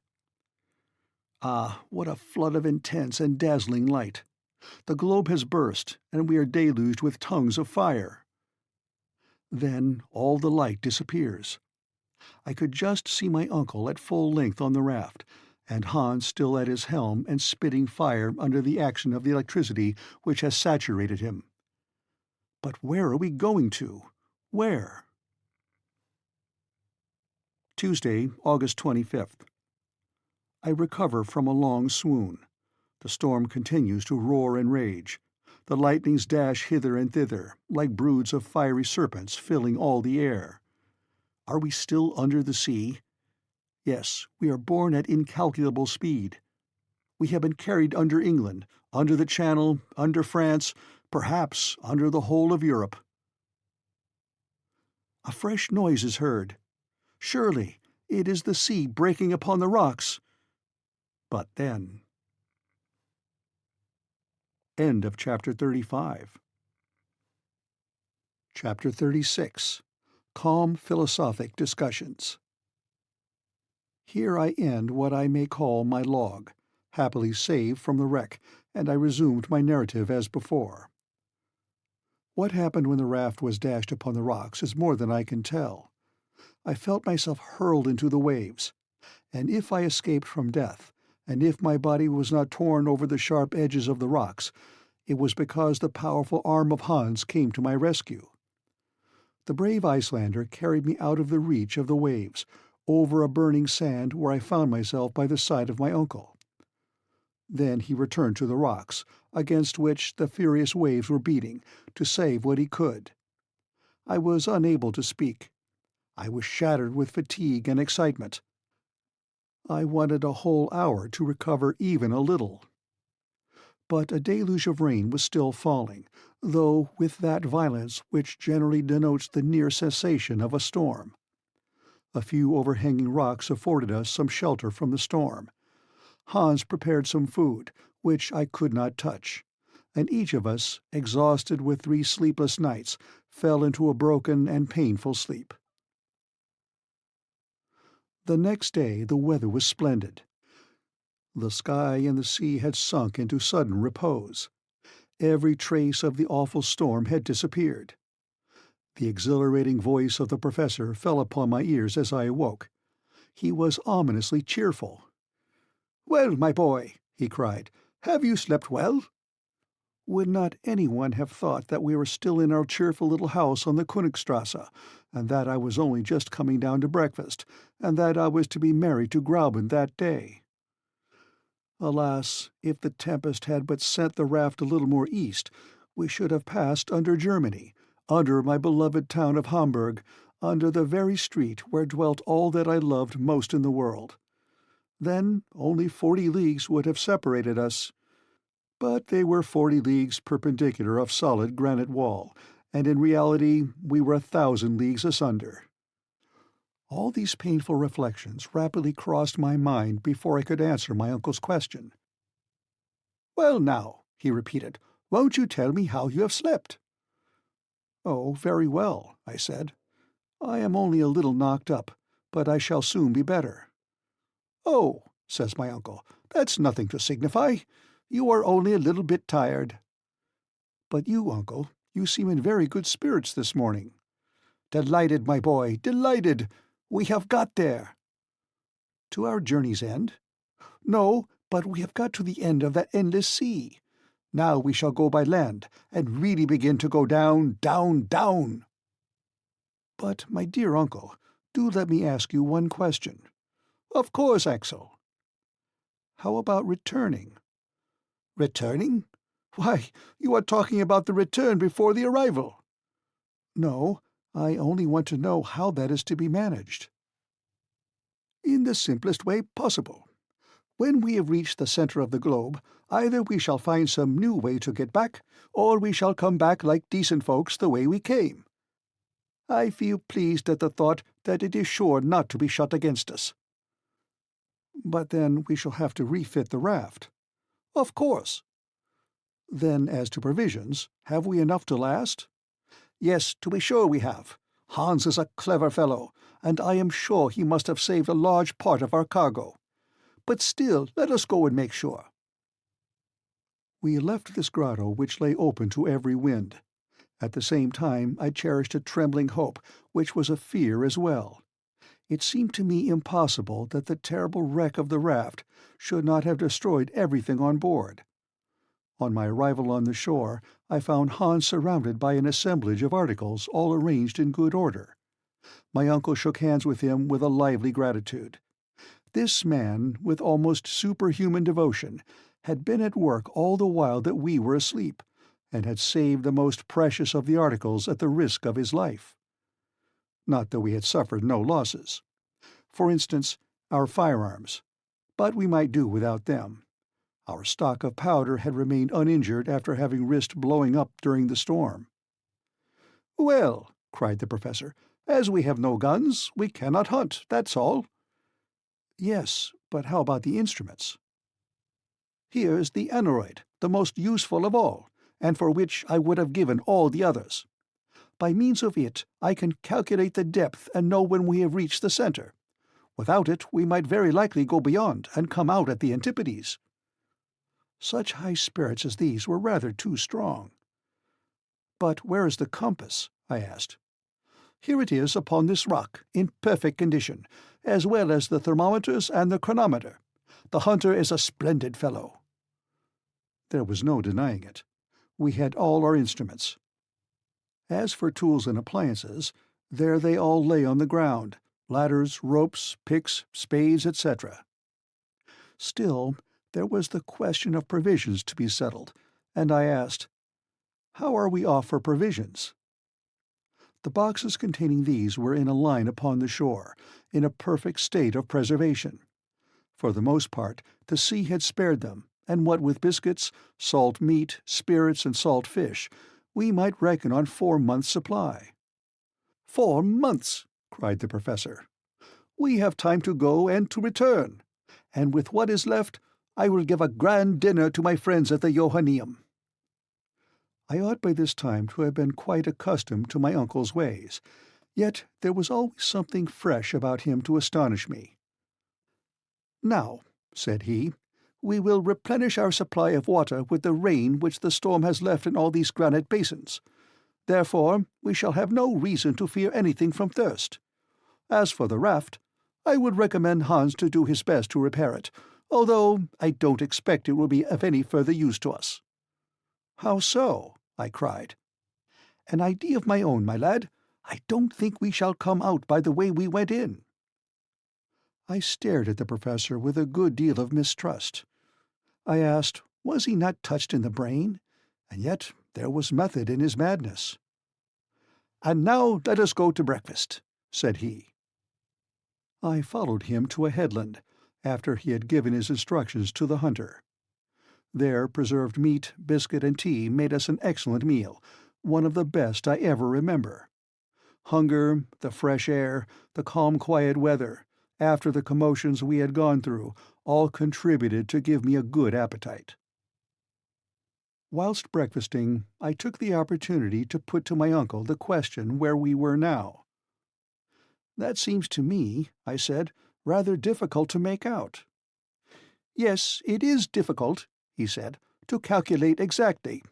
Perhaps even impossible, since during these 3 stormy days I have been unable to keep any account of the rate or direction of the raft. But still we may get an approximation." "The last observation," I remarked, "was made on the island, when the geyser was. You mean Axel Island. Don't decline the honor of having given your name to the first island ever discovered in the central parts of the globe." "Well," said I, "let it be Axel Island." Then we had cleared 270 leagues of sea, and we were 600 leagues from Iceland. "Very well," answered my uncle. "Let us start from that point and count 4 days' storm, during which our rate cannot have been less than 80 leagues in the 24 hours. "That is right, and this would make 300 leagues more." "Yes, and the Lidenbrock Sea would be 600 leagues from shore to shore. Surely, Axel, it may vie in size with the Mediterranean itself." "Especially," I replied, "if it happens that we have only crossed it in its narrowest part. And it is a curious circumstance," I added, "that if my computations are right, and we are 900 leagues from Reykjavik, we have now the Mediterranean above our head." "That is a good long way, my friend. But whether we are under Turkey or the Atlantic depends very much upon the question in what direction we have been moving. Perhaps we have deviated." "No, I think not. Our course has been the same all along, and I believe this shore is southeast of Port Gräuben." "Well," replied my uncle, "we may easily ascertain this by consulting the compass. Let us go and see what it says."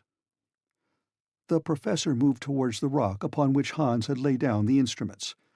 He was gay and full of spirits. He rubbed his hands, he studied his attitudes. I followed him, curious to know if I was right in my estimate. As soon as we had arrived at the rock, my uncle took the compass, laid it horizontally, and questioned the needle, which, after a few oscillations, presently assumed a fixed position. My uncle looked and looked and looked again. He rubbed his eyes, and then turned to me thunderstruck with some unexpected discovery. "What is the matter?" I asked. He motioned to me to look. An exclamation of astonishment burst from me. The north pole of the needle was turned to what we supposed to be the south. It pointed to the shore instead of to the open sea. I shook the box, examined it again. It was in perfect condition. In whatever position I placed the box, the needle pertinaciously returned to this unexpected quarter. Therefore, there seemed no reason to doubt that during the storm there had been a sudden change of wind unperceived by us, which had brought our raft back to the shore which we thought we had left so long a distance behind us. End of chapter 36. Chapter 37. The Lidenbrock Museum of Geology. How shall I describe the strange series of passions which in succession shook the breast of Professor Lidenbrock? First stupefaction, then incredulity, lastly a downright burst of rage. Never had I seen the man so put out of countenance and so disturbed. The fatigues of our passage across, the dangers met, had all to be begun over again. We had gone backwards instead of forwards. But my uncle rapidly recovered himself. "Aha! Will fate play tricks upon me? Will the elements lay plots against me? Shall fire, air, and water make a combined attack against me? Well, they shall know what a determined man can do. I will not yield. I will not stir a single foot backwards, and it will be seen whether man or nature is to have the upper hand." Erect upon the rock, angry and threatening, Otto Lidenbrock was a rather grotesque, fierce parody upon the fierce Achilles defying the lightning. But I thought it my duty to interpose and attempt to lay some restraint upon this unmeasured fanaticism. "Just listen to me," I said firmly. "Ambition must have a limit somewhere. We cannot perform impossibilities. We are not at all fit for another sea voyage. Who would dream of undertaking a voyage of 500 leagues upon a heap of rotten planks, with a blanket and rags for a sail, a stick for a mast, and fierce winds in our teeth? We cannot steer. We shall be buffeted by the tempests, and we shall be fools and madmen to attempt to cross a second time." I was able to develop this series of unanswerable reasons for 10 minutes without interruption. Not that the professor was paying any respectful attention to his nephew's arguments, but because he was deaf to all my eloquence. "To the raft!" he shouted. Such was his only reply. It was no use for me to entreat, supplicate, get angry, or do anything else in the way of opposition. It would only have been opposing a will harder than the granite rock.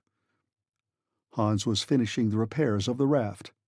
One would have thought that this strange being was guessing at my uncle's intentions. With a few more pieces of surturbrand he had refitted our vessel. A sail already hung from the new mast, and the wind was playing in its waving folds. The professor said a few words to the guide, and immediately he put everything on board and arranged every necessary for our departure.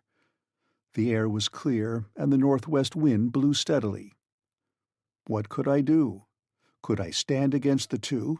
It was impossible. If Hans had but taken my side. But no, it was not to be.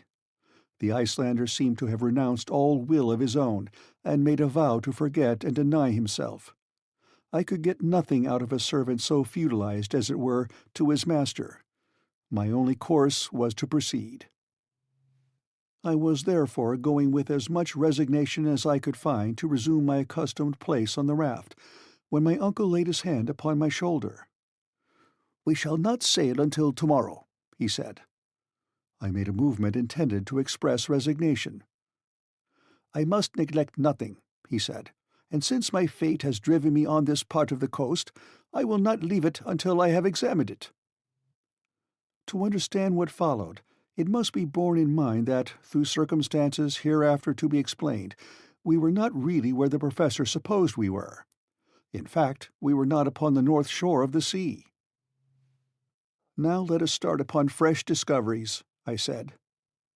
And leaving Hans to his work, we started off together. The space between the water and the foot of the cliffs was considerable. It took half an hour to bring us to the wall of rock. We trampled under our feet numberless shells of all the forms and sizes which existed in the earliest ages of the world. I also saw immense carapaces more than 15 feet in diameter. They had been the coverings of those gigantic glyptodons or armadillos of the Pliocene period, of which the modern tortoise is but a miniature representative. The soil was besides this scattered with stony fragments, boulders rounded by water action, and ridged up in successive lines. I was therefore led to the conclusion that at one time the sea must have covered the ground on which we were treading. On the loose and scattered rocks, now out of reach of the highest tides, the waves had left manifest traces of their power to wear their way in the hardest stone. This might up to a certain point explain the existence of an ocean 40 leagues beneath the surface of the globe. But in my opinion, this liquid mass would be lost by degrees farther and farther within the interior of the earth, and it certainly had its origin in the waters of the ocean overhead, which had made their way hither through some fissure. Yet it must be believed that that fissure is now closed, and that all this cavern or immense reservoir was filled in a very short time. Perhaps even this water, subjected to the fierce action of central heat, had partly been resolved into vapor. This would explain the existence of those clouds suspended over our heads, and the development of that electricity which raised such tempests within the bowels of the earth.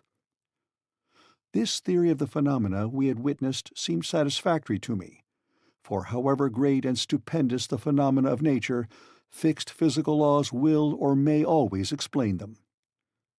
We were therefore walking upon sedimentary soil, the deposits of the waters of former ages.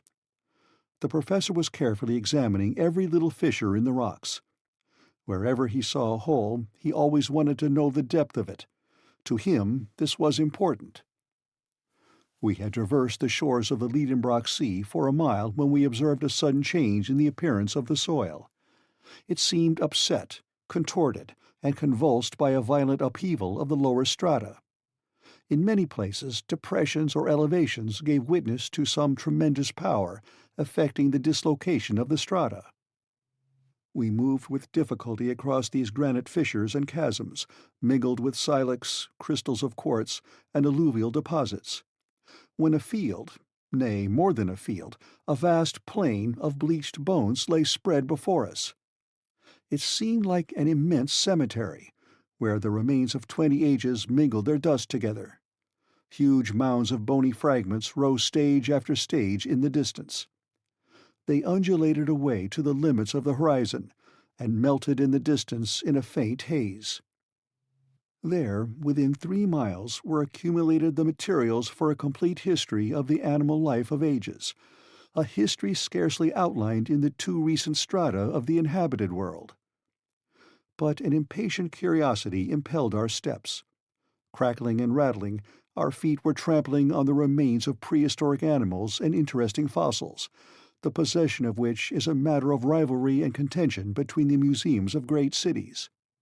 1,000 Cuviers could never have reconstructed the organic remains deposited in this magnificent and unparalleled collection.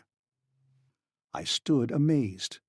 My uncle had uplifted his long arms to the vault which was our sky, his mouth gaping wide, his eyes flashing behind his shining spectacles, his head balancing with an up-and-down motion. His whole attitude denoted unlimited astonishment. Here he stood, facing an immense collection of scattered Leptotheria, Merycotheria, Lophiodia, Anoplotheria, Megatheria, mastodons, Protopitheci, pterodactyls, and all sorts of extinct monsters here assembled together for his special satisfaction. Fancy an enthusiastic bibliomaniac suddenly brought into the midst of the famous Alexandrian library burnt by Omar and restored by a miracle from its ashes. Just such a crazed enthusiast was my uncle, Professor Lidenbrock.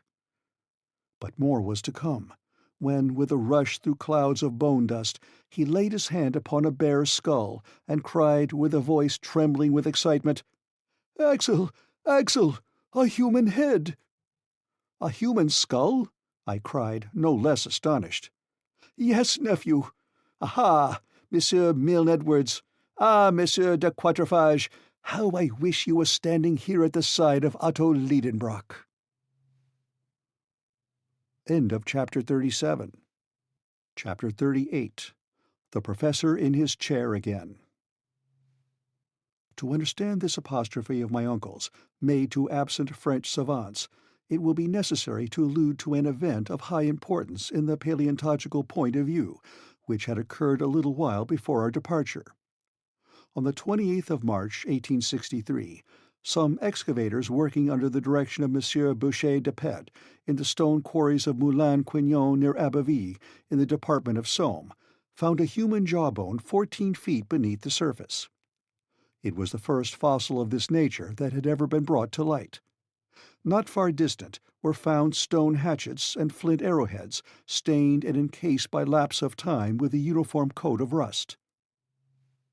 The noise of this discovery was very great, not in France alone, but in England and in Germany.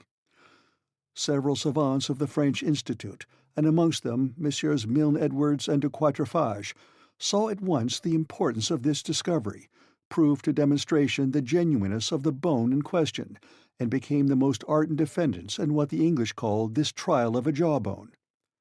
To the geologists of the United Kingdom, who believed in the certainty of the fact, Messrs. Falconer, Busk, Carpenter, and others, scientific Germans were soon joined, and amongst them the forwardest, the most fiery, and the most enthusiastic was my uncle Lidenbrock.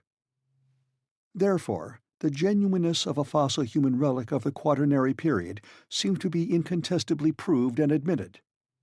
It is true that this theory met with a most obstinate opponent in M. Elie de Beaumont. This high authority maintained that the soil of Moulin-Quignon was not diluvial at all, but was of much more recent formation, and, agreeing in that with Cuvier, he refused to admit that the human species could be contemporary with the animals of the Quaternary period. My uncle Lidenbrock, along with the great body of the geologists, had maintained his ground, disputed and argued, until M. Elie de Beaumont stood almost alone in his opinion. We knew all these details, but we were not aware that, since our departure, the question had advanced to farther stages. Other similar maxillaries, though belonging to the individuals of various types and different nations, were found in the loose grey soil of certain grottos in France, Switzerland, and Belgium, as well as weapons, tools, earthen utensils, bones of children and adults. The existence, therefore, of man in the Quaternary period seemed to become daily more certain. Nor was this all. Fresh discoveries of remains in the Pliocene formation had emboldened other geologists to refer back to the human species to a higher antiquity still. It is true that these remains were not human bones, but objects bearing the traces of his handiwork, such as fossil leg bones of animals, sculptured and carved evidently by the hand of man. Thus, at one bound, the record of the existence of man receded far back into the history of ages past. He was a predecessor of the mastodon. He was a contemporary of the southern elephant. He lived 100,000 years ago, when, according to geologists, the Pliocene formation was in progress. Such, then, was the state of paleontological science, and what we knew of it was sufficient to explain our behavior in the presence of this stupendous Golgotha. Anyone may now understand the frenzied excitement of my uncle, when, 20 yards farther on, he found himself face to face with a primitive man. It was a perfectly recognizable human body. Had some particular soil, like that of the cemetery Saint-Michel at Bordeaux, preserved it thus for so many ages? It might be so. But this dried corpse, with its parchment-like skin drawn tightly over the bony frame, the limbs still preserving their shape, sound teeth, abundant hair, and finger and toenails of frightful length, this desiccated mummy startled us by appearing just as it had lived countless ages ago. I stood mute before this apparition of remote antiquity. My uncle, usually so garrulous, was struck dumb likewise. We raised the body. We stood it up against a rock. It seemed to stare at us out of its empty orbits. We sounded with our knuckles his hollow frame. After some moments' silence, the professor was himself again.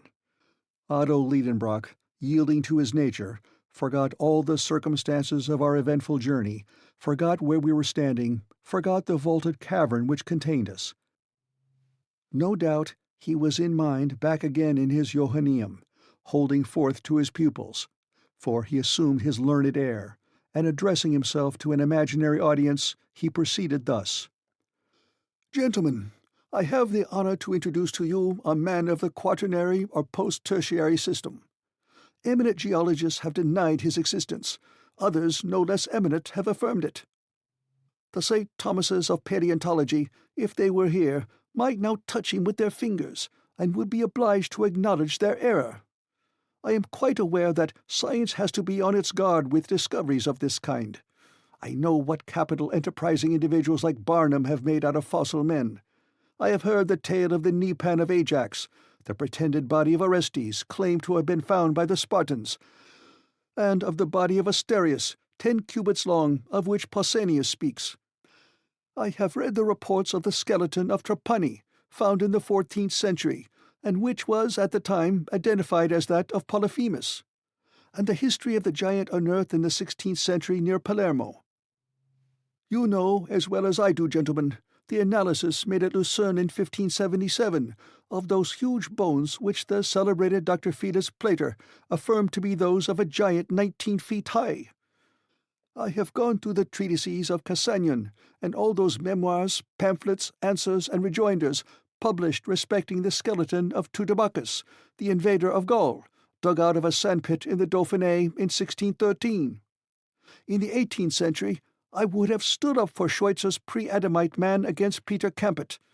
I have perused a writing entitled Here my uncle's unfortunate infirmity met him, that of being unable in public to pronounce hard words. The pamphlet entitled He could go no further. Gigantia. It was not to be done. The unlucky word would not come out. At the Johanneum there would have been a laugh. Gigantos theology. At last the professor burst out, between two words which I shall not record here. Then, rushing on with renewed vigor, and with great animation, "Yes, gentlemen, I know all these things and more. I know that Cuvier and Blumenbach have recognized in these bones nothing more remarkable than the bones of the mammoth and other mammals of the post-tertiary period. But in the presence of this specimen, to doubt would be to insult science. There stands the body. You may see it, touch it. It is not a mere skeleton, it is an entire body, preserved for a purely anthropological end and purpose." I was good enough not to contradict this startling assertion. "If I could only wash it in a solution of sulphuric acid," pursued my uncle, "I should be able to clear it from all the earthly particles and the shells which are encrusted about it. But I do not possess that valuable solvent. Yet, such as it is, the body shall tell us its own wonderful story." Here the professor laid hold of the fossil skeleton, and handled it with the skill of a dexterous showman. "You see," he said, "that it is not 6 feet long, and that we are still separated by a long interval from the pretended race of giants. As for the family to which it belongs, it is evidently Caucasian. It is the white race, our own. The skull of this fossil is a regular oval, or rather ovoid. It exhibits no prominent cheekbones, no projecting jaws. It presents no appearance of that prognathism which diminishes the facial angle. Measure that angle. It is nearly 90 degrees. But I will go further in my deductions, and I will affirm that this specimen of the human family is of the Japhetic race, which has since spread from the Indies to the Atlantic. Don't smile, gentlemen." Nobody was smiling, but the learned professor was frequently disturbed by the broad smiles provoked by his learned eccentricities. "Yes," he pursued with animation, "this is a fossil man, the contemporary of the mastodons whose remains filled this amphitheatre. But if you ask me how he came here, how those strata on which he lay slipped down into this enormous hollow in the globe, I confess I cannot answer that question. No doubt, in the post-tertiary period, considerable commotions were still disturbing the crust of the earth. The long-continued cooling of the globe produced chasms, fissures, clefts, and faults, into which, very probably, portions of the upper earth may have fallen. I make no rash assertions, but there is the man surrounded by his own works, by hatchets, by flint arrowheads, which are the characteristics of the Stone Age. And unless he came here, like myself, as a tourist on a visit and as a pioneer of science, I can entertain no doubt of the authenticity of his remote origin." The professor ceased to speak, and the audience broke out into loud and unanimous applause. For, of course, my uncle was right, and wiser men than his nephew would have had some trouble to refute his statements. Another remarkable thing. This fossil body was not the only one in this immense catacomb. We came upon other bodies at every step amongst this mortal dust, and my uncle might select the most curious of these specimens to demolish the incredulity of skeptics. In fact, it was a wonderful spectacle, that of these generations of men and animals commingled in a common cemetery. Then one very serious question arose presently which we scarcely dared to suggest. Had all those creatures slided through a great fissure in the crust of the earth, down to the shores of the Lidenbrock Sea, when they were dead and turning to dust? Or had they lived and grown and died here in this subterranean world under a false sky, just like the inhabitants of the upper earth? Until the present time we had seen alive only marine monsters and fishes. Might not some living man, some native of the abyss, be yet a wanderer below on this desert strand? End of Chapter 38. Chapter 39. Forest Scenery Illuminated by Electricity. For another half-hour we trod upon a pavement of bones. We pushed on, impelled by our burning curiosity. What other marvels did this cavern contain? What new treasures lay here for science to unfold? I was prepared for any surprise. My imagination was ready for any astonishment, however astounding. We had long lost sight of the seashore behind the hills of bones. The rash professor, careless of losing his way, hurried me forward. We advanced in silence, bathed in luminous electric fluid. By some phenomenon which I am unable to explain, it lighted up all sides of every object equally. Such was its diffusiveness, there being no central point from which the light emanated, that shadows no longer existed. You might have thought yourself under the rays of a vertical sun in a tropical region at noonday and the height of summer. No vapor was visible. The rocks, the distant mountains, a few isolated clumps of forest trees in the distance, presented a weird and wonderful aspect under these totally new conditions of a universal diffusion of light. We were like Hoffmann's Shadowless Man.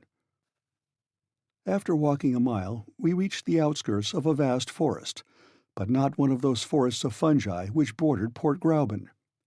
Here was the vegetation of the Tertiary period in its fullest blaze of magnificence.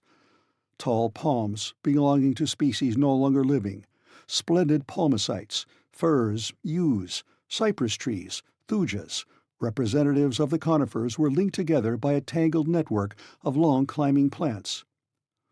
A soft carpet of moss and hepaticas luxuriously clothed the soil. A few sparkling streams ran almost in silence under what would have been the shade of trees, but that there was no shadow. On their banks grew tree ferns similar to those we grow in hothouses. But a remarkable feature was the total absence of color in all those trees, shrubs, and plants, growing without the life-giving heat and light of the sun. Everything seemed mixed up and confounded in one uniform silver-gray or light-brown tint, like that of fading and faded leaves. Not a green leaf anywhere, and the flowers, which were abundant enough in the Tertiary period which first gave birth to flowers, looked like brown paper flowers, without color or scent. My uncle Lidenbrock ventured to penetrate under this colossal grove. I followed him, not without fear. Since nature had here provided vegetable nourishment, why should not the terrible mammals be there too? I perceived in the broad clearings left by fallen trees decayed with age, leguminose plants, acerinae, rubicinae, and many other eatable shrubs, dear to ruminant animals at every period. Then I observed, mingled together in confusion, trees of countries far apart on the surface of the globe. The oak and the palm were growing side by side. The Australian eucalyptus leaned against the Norwegian pine. The birch tree of the north mingled its foliage with the New Zealand kauris. It was enough to distract the most ingenious classifier of terrestrial botany. Suddenly I halted. I drew back my uncle. The diffused light revealed the smallest object in the dense and distant thickets. I had thought I saw— no, I did see, with my own eyes, vast colossal forms moving amongst the trees. They were gigantic animals.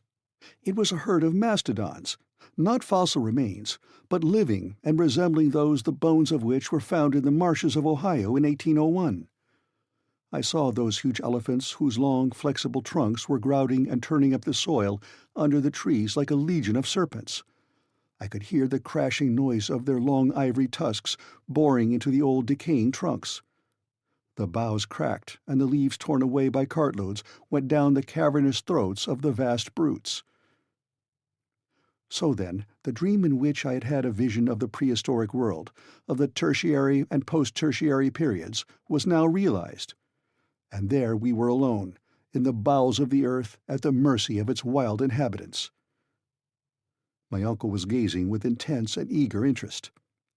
"Come on," he said, seizing my arm. "Forward! Forward!" "No, I will not," I cried. "We have no firearms. What could we do in the midst of a herd of those four-footed giants? Come away, uncle, come. No human being may with safety dare the anger of these monstrous beasts." "No human creature?" replied my uncle in a lower voice. "You are wrong, Axel. Look down there. I fancy I see a living creature similar to ourselves. It is a man." I looked, shaking my head incredulously. But though at first I was unbelieving, I had to yield to the evidence of my senses. In fact, at a distance of 1/4 of a mile, leaning against the trunk of a gigantic kauri, stood a human being, the Proteus of those subterranean regions, a new son of Neptune, watching this countless herd of mastodons. Immanis picoris custos emanior ipsi, the shepherd of giant herds, and huger still himself. Yes, truly huger still himself. It was no longer a fossil being like him whose dried remains we had easily lifted up in the field of bones. It was a giant, able to control those monsters.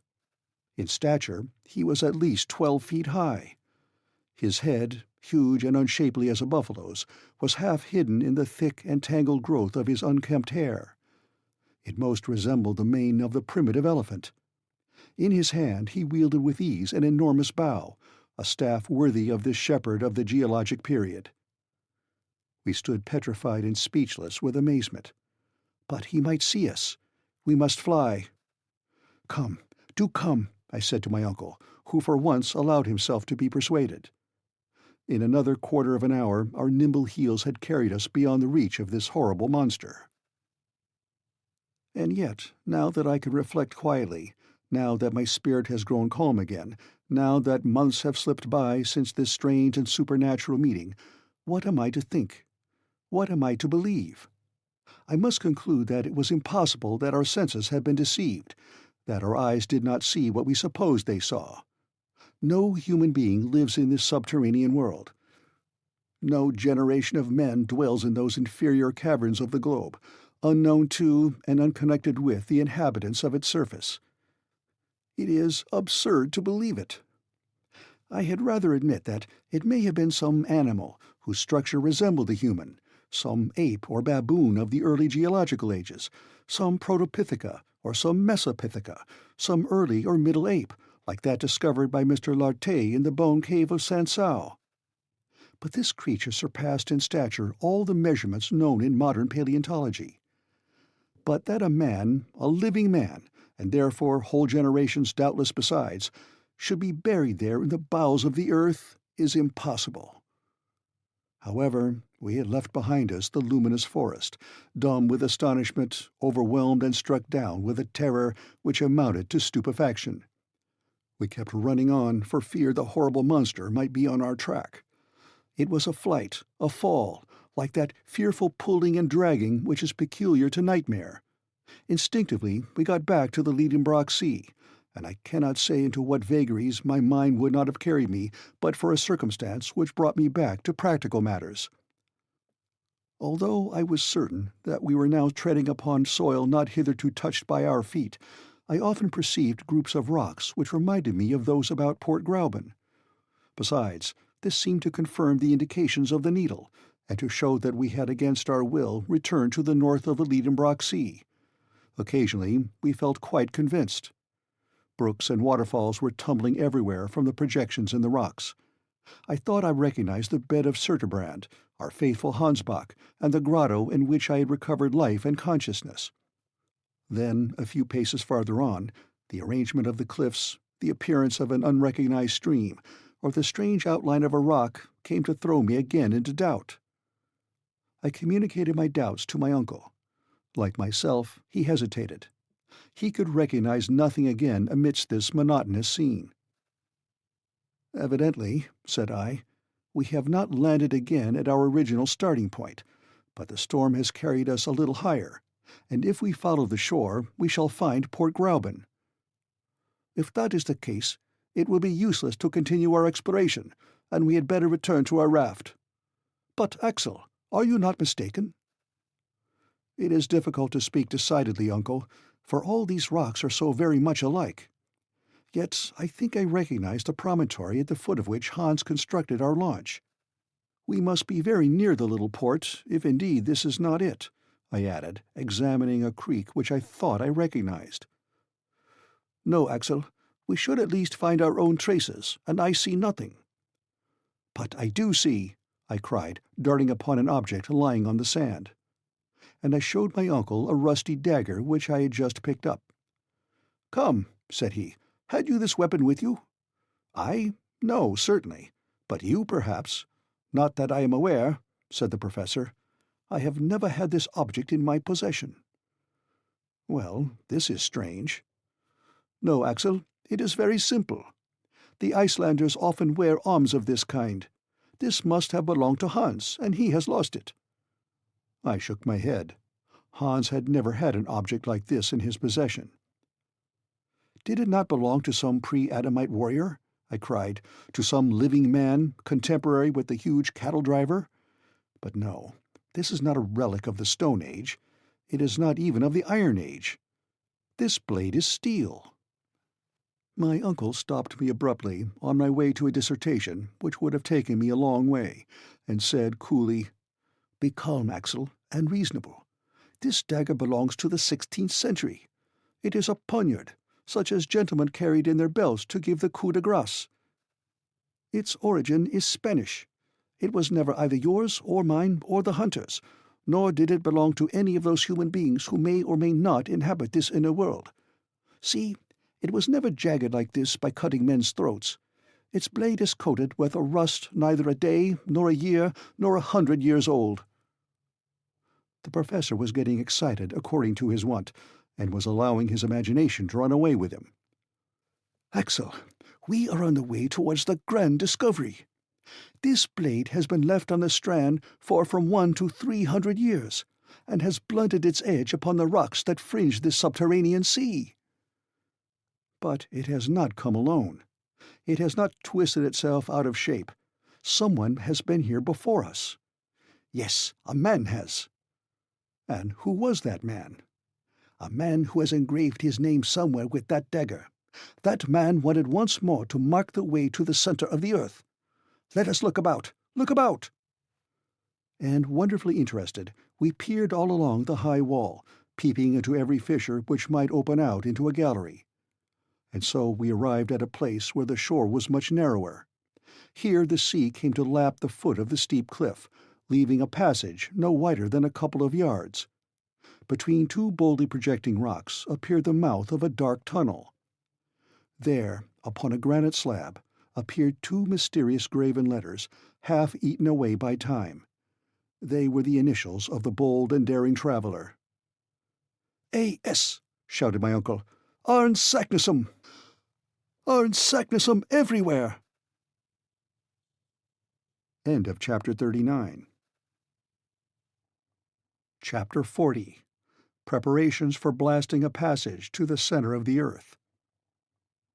Since the start upon this marvelous pilgrimage, I have been through so many astonishments that I might well be excused for thinking myself well hardened against any further surprise. Yet at the sight of these two letters, engraved on this spot 300 years ago, I stood aghast in dumb amazement. Not only were the initials of the learned alchemist visible upon the living rock, but there lay the iron point with which the letters had been engraved.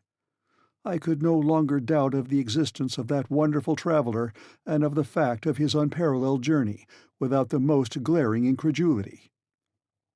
Whilst these reflections were occupying me, Professor Lidenbrock had launched into a somewhat rhapsodical eulogium, of which Arne Sagnassum was of course the hero. "Thou marvellous genius!" he cried. "Thou hast not forgotten one indication which might serve to lay open to mortals the road through the terrestrial crust. And thy fellow creatures may even now, after the lapse of 3 centuries, again trace thy footsteps through these deep and darksome ways. You reserve the contemplation of these wonders for other eyes besides your own. Your name, graven from stage to stage, leads the bold follower of your footsteps to the very center of our planet's core, and there again we shall find your own name written with your own hand. I too will inscribe my name upon this dark granite page. But forever henceforth let this cape that advances into the sea discovered by yourself be known by your own illustrious name, Cape Saknussemm." Such were the glowing words of panegyric which fell upon my attentive ear, and I could not resist the sentiment of enthusiasm with which I too was infected. The fire of zeal kindled afresh in me. I forgot everything. I dismissed from my mind the past perils of the journey, the future danger of our return. That which another had done, I supposed, we might also do, and nothing that was not superhuman appeared impossible to me.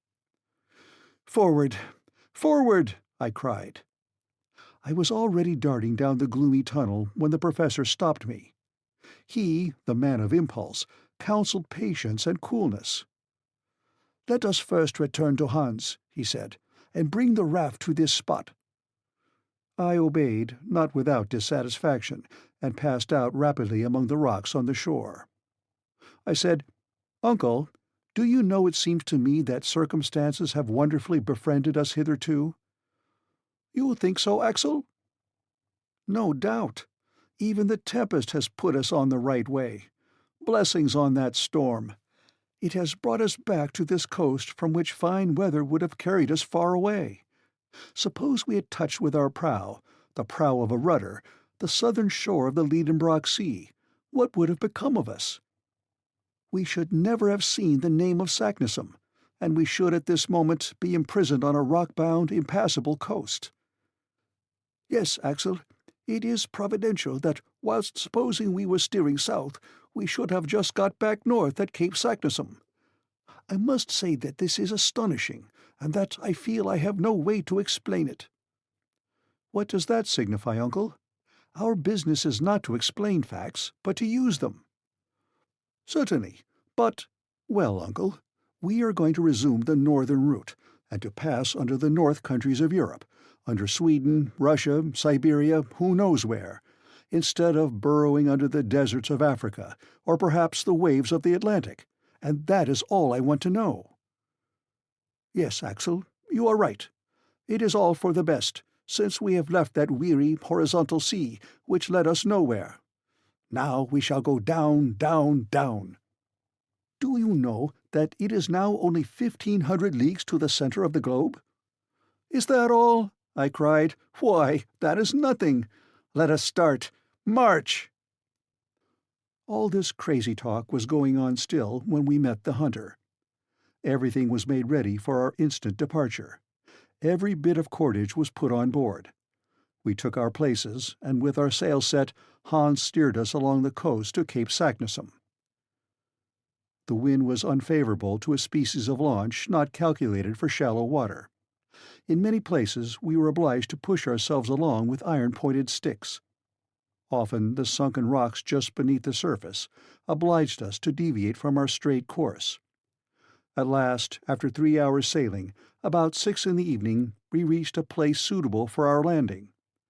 I jumped ashore, followed by my uncle and the Icelander.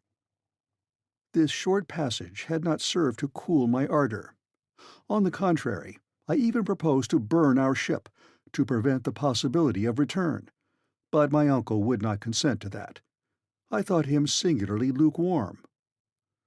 "At least," I said, "don't let us lose a minute."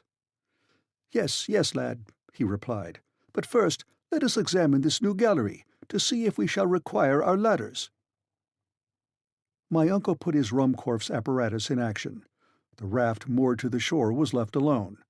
The mouth of the tunnel was not 20 yards from us, and our party, with myself at the head, made for it without a moment's delay. The aperture, which was almost round, was about 5 feet in diameter. The dark passage was cut out in the live rock and lined with a coat of eruptive matter which formerly issued from it. The interior was level with the ground outside, so that we were able to enter without difficulty. We were following a horizontal plane when, only 6 paces in, our progress was interrupted by an enormous block just across our way. "A cursed rock!" I cried in a passion, finding myself suddenly confronted by an impassable obstacle. Right and left we searched in vain for a way up and down, side to side. There was no getting any farther. I felt fearfully disappointed, and I would not admit that the obstacle was final. I stopped. I looked underneath the block. No opening. Above, granite still. Hans passed his lamp over every portion of the barrier in vain. We must give up all hope of passing it. I sat down in despair. My uncle strode from side to side in the narrow passage. "But how was it with Saknussemm?" I cried. "Yes," said my uncle. "Was he stopped by this stone barrier?" "No, no," I replied with animation. "This fragment of rock has been shaken down by some shock or convulsion, or by one of those magnetic storms which agitate these regions, and has blocked up the passage which lay open to him. Many years have elapsed since the return of Saknussemm to the surface, and the fall of this huge fragment. Is it not evident that this gallery was once the way open to the course of the lava, and that at that time there must have been a free passage? See, here are recent fissures grooving and channeling the granite roof. This roof itself is formed of fragments of rock carried down, of enormous stones, as if by some giant's hand. But at one time the expulsive force was greater than usual, and this block, like the falling keystone of a ruined arch, has slipped down to the ground and blocked up the way. It is only an accidental obstruction, not met by Saknussemm, and if we don't destroy it, we shall be unworthy to reach the center of the earth." Such was my sentence. The soul of the professor had passed into me. The genius of discovery possessed me wholly. I forgot the past, I scorned the future. I gave not a thought to the things of the surface of this globe into which I had dived, its cities and its sunny plains, Hamburg and the Königstrasse, even poor Grauben, who must have given us up for lost, all were for the time dismissed from the pages of my memory. "Well," cried my uncle, "let us make our way with pickaxes." "Too hard for the pickaxe." "Well then, the spade." "That would take us too long." "What then?" "Why, gunpowder, to be sure. Let us mine the obstacle and blow it up." "Oh, yes, it is only a bit of rock to blast." "Hans, to work!" cried my uncle. The Icelander returned to the raft, and soon came back with an iron bar which he made use of to bore a hole for the charge. This was no easy work. A hole was to be made large enough to hold 50 pounds of gun-cotton, whose expansive force is 4 times that of gunpowder. I was terribly excited. Whilst Hans was at work, I was actively helping my uncle to prepare a slow match of wetted powder encased in linen. "This will do it," I said. "It will," replied my uncle. By midnight, our mining preparations were over. The charge was rammed into the hole, and the slow match uncoiled along the gallery showed its end outside the opening, and a spark would now develop the whole of our preparations into activity. "Tomorrow," said the professor. I had to be resigned and to wait 6 long hours. End of Chapter 40. Chapter 41. The Great Explosion and the Rush Down Below. The next day, Thursday, August 27, is a well-remembered date in our subterranean journey. It never returns to my memory without sending through me a shudder of horror and a palpitation of the heart. From that hour we had no further occasion for the exercise of reason, or judgment, or skill, or contrivance. We were henceforth to be hurled along, the playthings of the fierce elements of the deep. At 6 we were afoot. The moment drew near to clear a way by blasting through the opposing mass of granite. I begged for the honor of lighting the fuse. This duty done, I was to join my companions on the raft, which had not yet been unloaded. We should then push off as far as we could and avoid the dangers arising from the explosion, the effects of which were not likely to be confined to the rock itself. The fuse was calculated to burn 10 minutes before setting fire to the mine. I therefore had sufficient time to get away to the raft. I prepared to fulfill my task with some anxiety. After a hasty meal, my uncle and the hunter embarked whilst I remained on shore. I was supplied with a lighted lantern to set fire to the fuse. "Now go," said my uncle, "and return immediately to us." "Don't be uneasy," I replied. "I will not play by the way." I immediately proceeded to the mouth of the tunnel. I opened my lantern. I laid hold of the end of the match. The professor stood, chronometer in hand. "Ready?" he cried. "Aye." "Fire!" I instantly plunged the end of the fuse into the lantern. It spluttered and flamed, and I ran at the top of my speed to the raft. "Come on board, quickly, and let us push off." Hans, with a vigorous thrust, sent us from the shore. The raft shot 20 fathoms out to sea. It was a moment of intense excitement. The professor was watching the hand of the chronometer. 5 minutes more," he said. 4, 3, my pulse beat half-seconds. 2, 1, down, granite rocks, down with you! What took place at that moment? I believe I did not hear the dull roar of the explosion, but the rocks suddenly assumed a new arrangement. They rent asunder like a curtain. I saw a bottomless pit open on the shore. The sea, lashed into sudden fury, rose up in an enormous billow, the ridge of which the unhappy raft was uplifted bodily in the air with all its crew and cargo. We all three fell down flat. In less than a second we were in deep, unfathomable darkness. Then I felt as if not only myself but the raft also had no support beneath.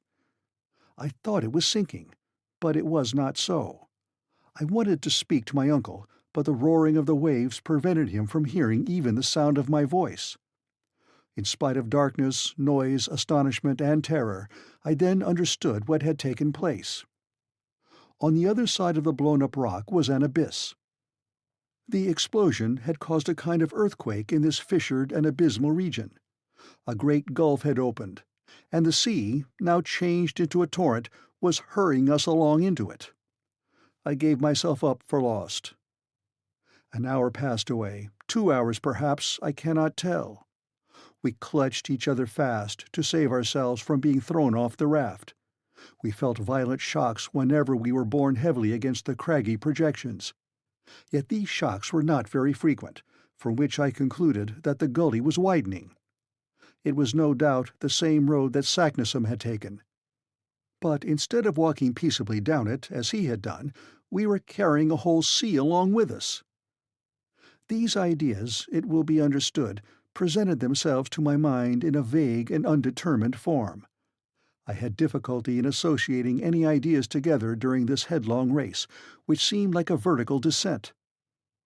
To judge by the air which was whistling past me and made a whizzing in my ears, we were moving faster than the fastest express trains. To light a torch under these conditions would have been impossible, and our last electric apparatus had been shattered by the force of the explosion. I was therefore much surprised to see a clear light shining near me. It lighted up the calm and unmoved countenance of Hans. The skilful huntsman had succeeded in lighting the lantern, and although it flickered so much as to threaten to go out, it threw a fitful light across the awful darkness. I was right in my supposition. It was a wide gallery. The dim light could not show us both its walls at once. The fall of the waters which were carrying us away exceeded that of the swiftest rapids in American rivers. Its surface seemed composed of a sheaf of arrows hurled with inconceivable force. I cannot convey my impressions by a better comparison. The raft, occasionally seized by an eddy, spun round as it still flew along. When it approached the walls of the gallery, I threw on them the light of the lantern, and I could judge somewhat of the velocity of our speed by noticing how the jagged projections of the rocks spun into endless ribbons and bands, so that we seemed confined within a network of shifting lines. I supposed we were running at the rate of 30 leagues an hour. My uncle and I gazed on each other with haggard eyes, clinging to the stump of the mast, which had snapped asunder at the first shock of our great catastrophe. We kept our backs to the wind, not to be stifled by the rapidity of a movement which no human power could check. Hours passed away. No change in our situation, but a discovery came to complicate matters and make them worse. In seeking to put our cargo into somewhat better order, I found that the greater part of the articles embarked had disappeared at the moment of the explosion, when the sea broke in upon us with such violence. I wanted to know exactly what we had saved, and with the lantern in my hand I began my examination. Of our instruments, none were saved but the compass and the chronometer. Our stock of ropes and ladders was reduced to the bit of cord rolled round the stump of the mast. Not a spade, not a pickaxe, not a hammer was left us, and, irreparable disaster, we had only one day's provisions left. I searched every nook and corner, every crack and cranny in the raft. There was nothing. Our provisions were reduced to one bit of salt meat and a few biscuits. I stared at our failing supplies stupidly. I refused to take in the gravity of our loss. And yet what was the use of troubling myself? If we had had provisions enough for months, how could we get out of the abyss into which we were being hurled by an irresistible torrent? Why should we fear the horrors of famine when death was swooping down upon us in a multitude of other forms? Would there be time left to die of starvation? Yet, by an inexplicable play of the imagination, I forgot my present dangers to contemplate the threatening future. Was there any chance of escaping from the fury of this impetuous torrent, and of returning to the surface of the globe? I could not form the slightest conjecture how or when. But one chance in 1,000 or 10,000 is still a chance, whilst death from starvation would leave us not the smallest hope in the world. The thought came into my mind to declare the whole truth to my uncle, to show him the dreadful straits to which we were reduced, and to calculate how long we might yet expect to live. But I had the courage to preserve silence. I wished to leave him cool and self-possessed. At that moment, the light from our lantern began to sink by little and little, and then went out entirely. The wick had burnt itself out. Black night reigned again, and there was no hope left of being able to dissipate the palpable darkness. We had yet a torch left, but we could not have kept it alight. Then, like a child, I closed my eyes firmly, not to see the darkness. After a considerable lapse of time, our speed redoubled. I could perceive it by the sharpness of the currents that blew past my face. The descent became steeper. I believe we were no longer sliding, but falling down. I had an impression that we were dropping vertically. My uncle's hand and the vigorous arm of Hans held me fast. Suddenly, after a space of time that I could not measure, I felt a shock. The raft had not struck against any hard resistance, but had suddenly been checked in its fall. A waterspout, an immense liquid column, was beating upon the surface of the waters. I was suffocating. I was drowning. But this sudden flood was not of long duration. In a few seconds I found myself in the air again, which I inhaled with all the force of my lungs. My uncle and Hans were still holding me fast by the arms, and the raft was still carrying us. End of Chapter 41. Chapter 42. Headlong speed upward through the horrors of darkness. It might have been, as I guessed, about 10 at night. The first of my senses which came into play after this last bout was that of hearing. All at once I could hear, and it was a real exercise of the sense of hearing.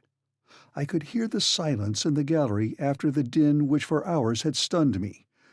At last these words of my uncle's came to me like a vague murmuring.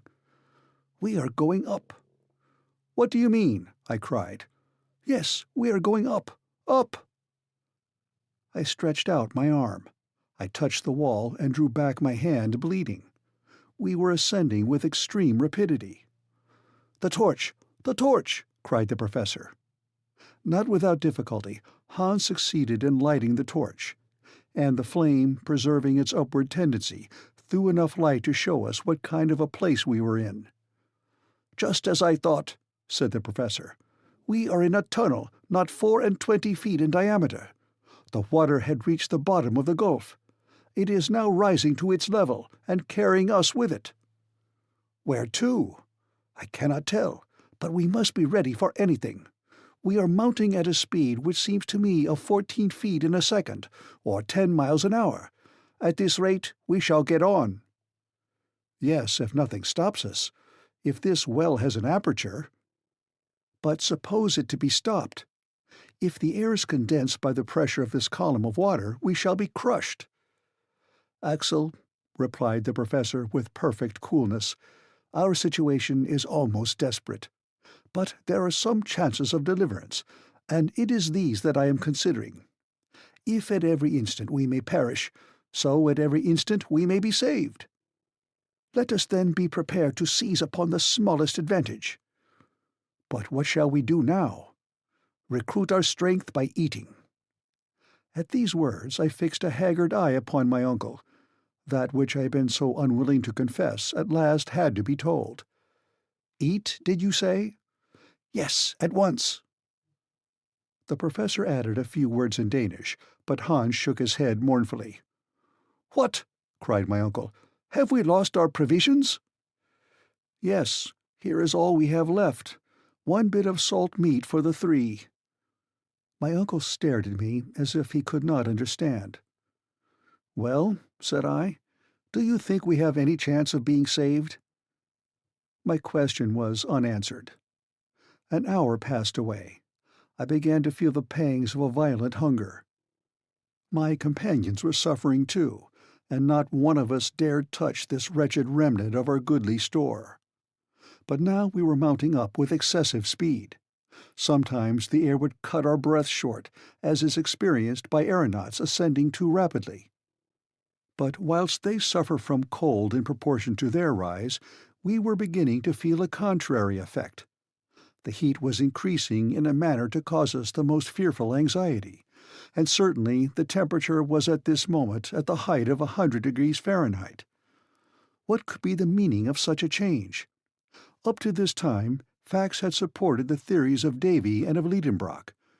Until now, particular conditions of non-conducting rocks, electricity, and magnetism had tempered the laws of nature, giving us only a moderately warm climate, for the theory of a central fire remained in my estimation the only one that was true and explicable. Were we then turning back to where the phenomena of central heat ruled in all their rigor and would reduce the most refractory rocks to the state of a molten liquid? I feared this, and said to the professor, "If we are neither drowned nor shattered to pieces, nor starved to death, there is still the chance that we may be burned alive and reduced to ashes." At this he shrugged his shoulders and returned to his thoughts. Another hour passed, and except some slight increase in the temperature, nothing new had happened. "Come," said he, "we must determine upon something." "Determine on what?" said I. "Yes, we must recruit our strength by carefully rationing ourselves, and so prolong our existence by a few hours. But we shall be reduced to a very great weakness at last." "And our last hour is not far off." "Well, if there is a chance of safety, if a moment for active exertion presents itself, where should we find the required strength if we allowed ourselves to be enfeebled by hunger?" "Well, uncle, when this bit of meat has been devoured, what shall we have left?" "Nothing, Axel, nothing at all. But will it do you any more good to devour it with your eyes than with your teeth?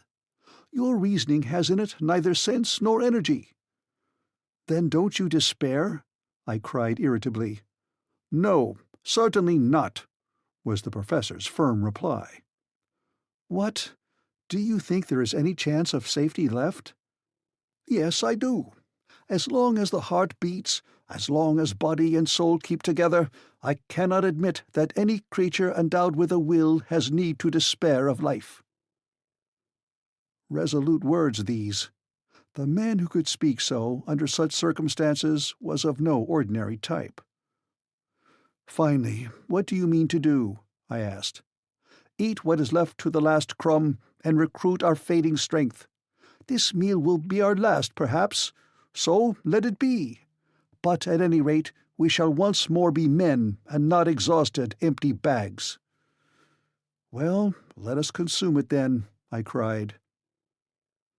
My uncle took the piece of meat and the few biscuits which had escaped from the general destruction. He divided them into 3 equal portions and gave one to each. This made about a pound of nourishment for each. The professor ate his greedily, with a kind of feverish rage. I ate without pleasure, almost with disgust.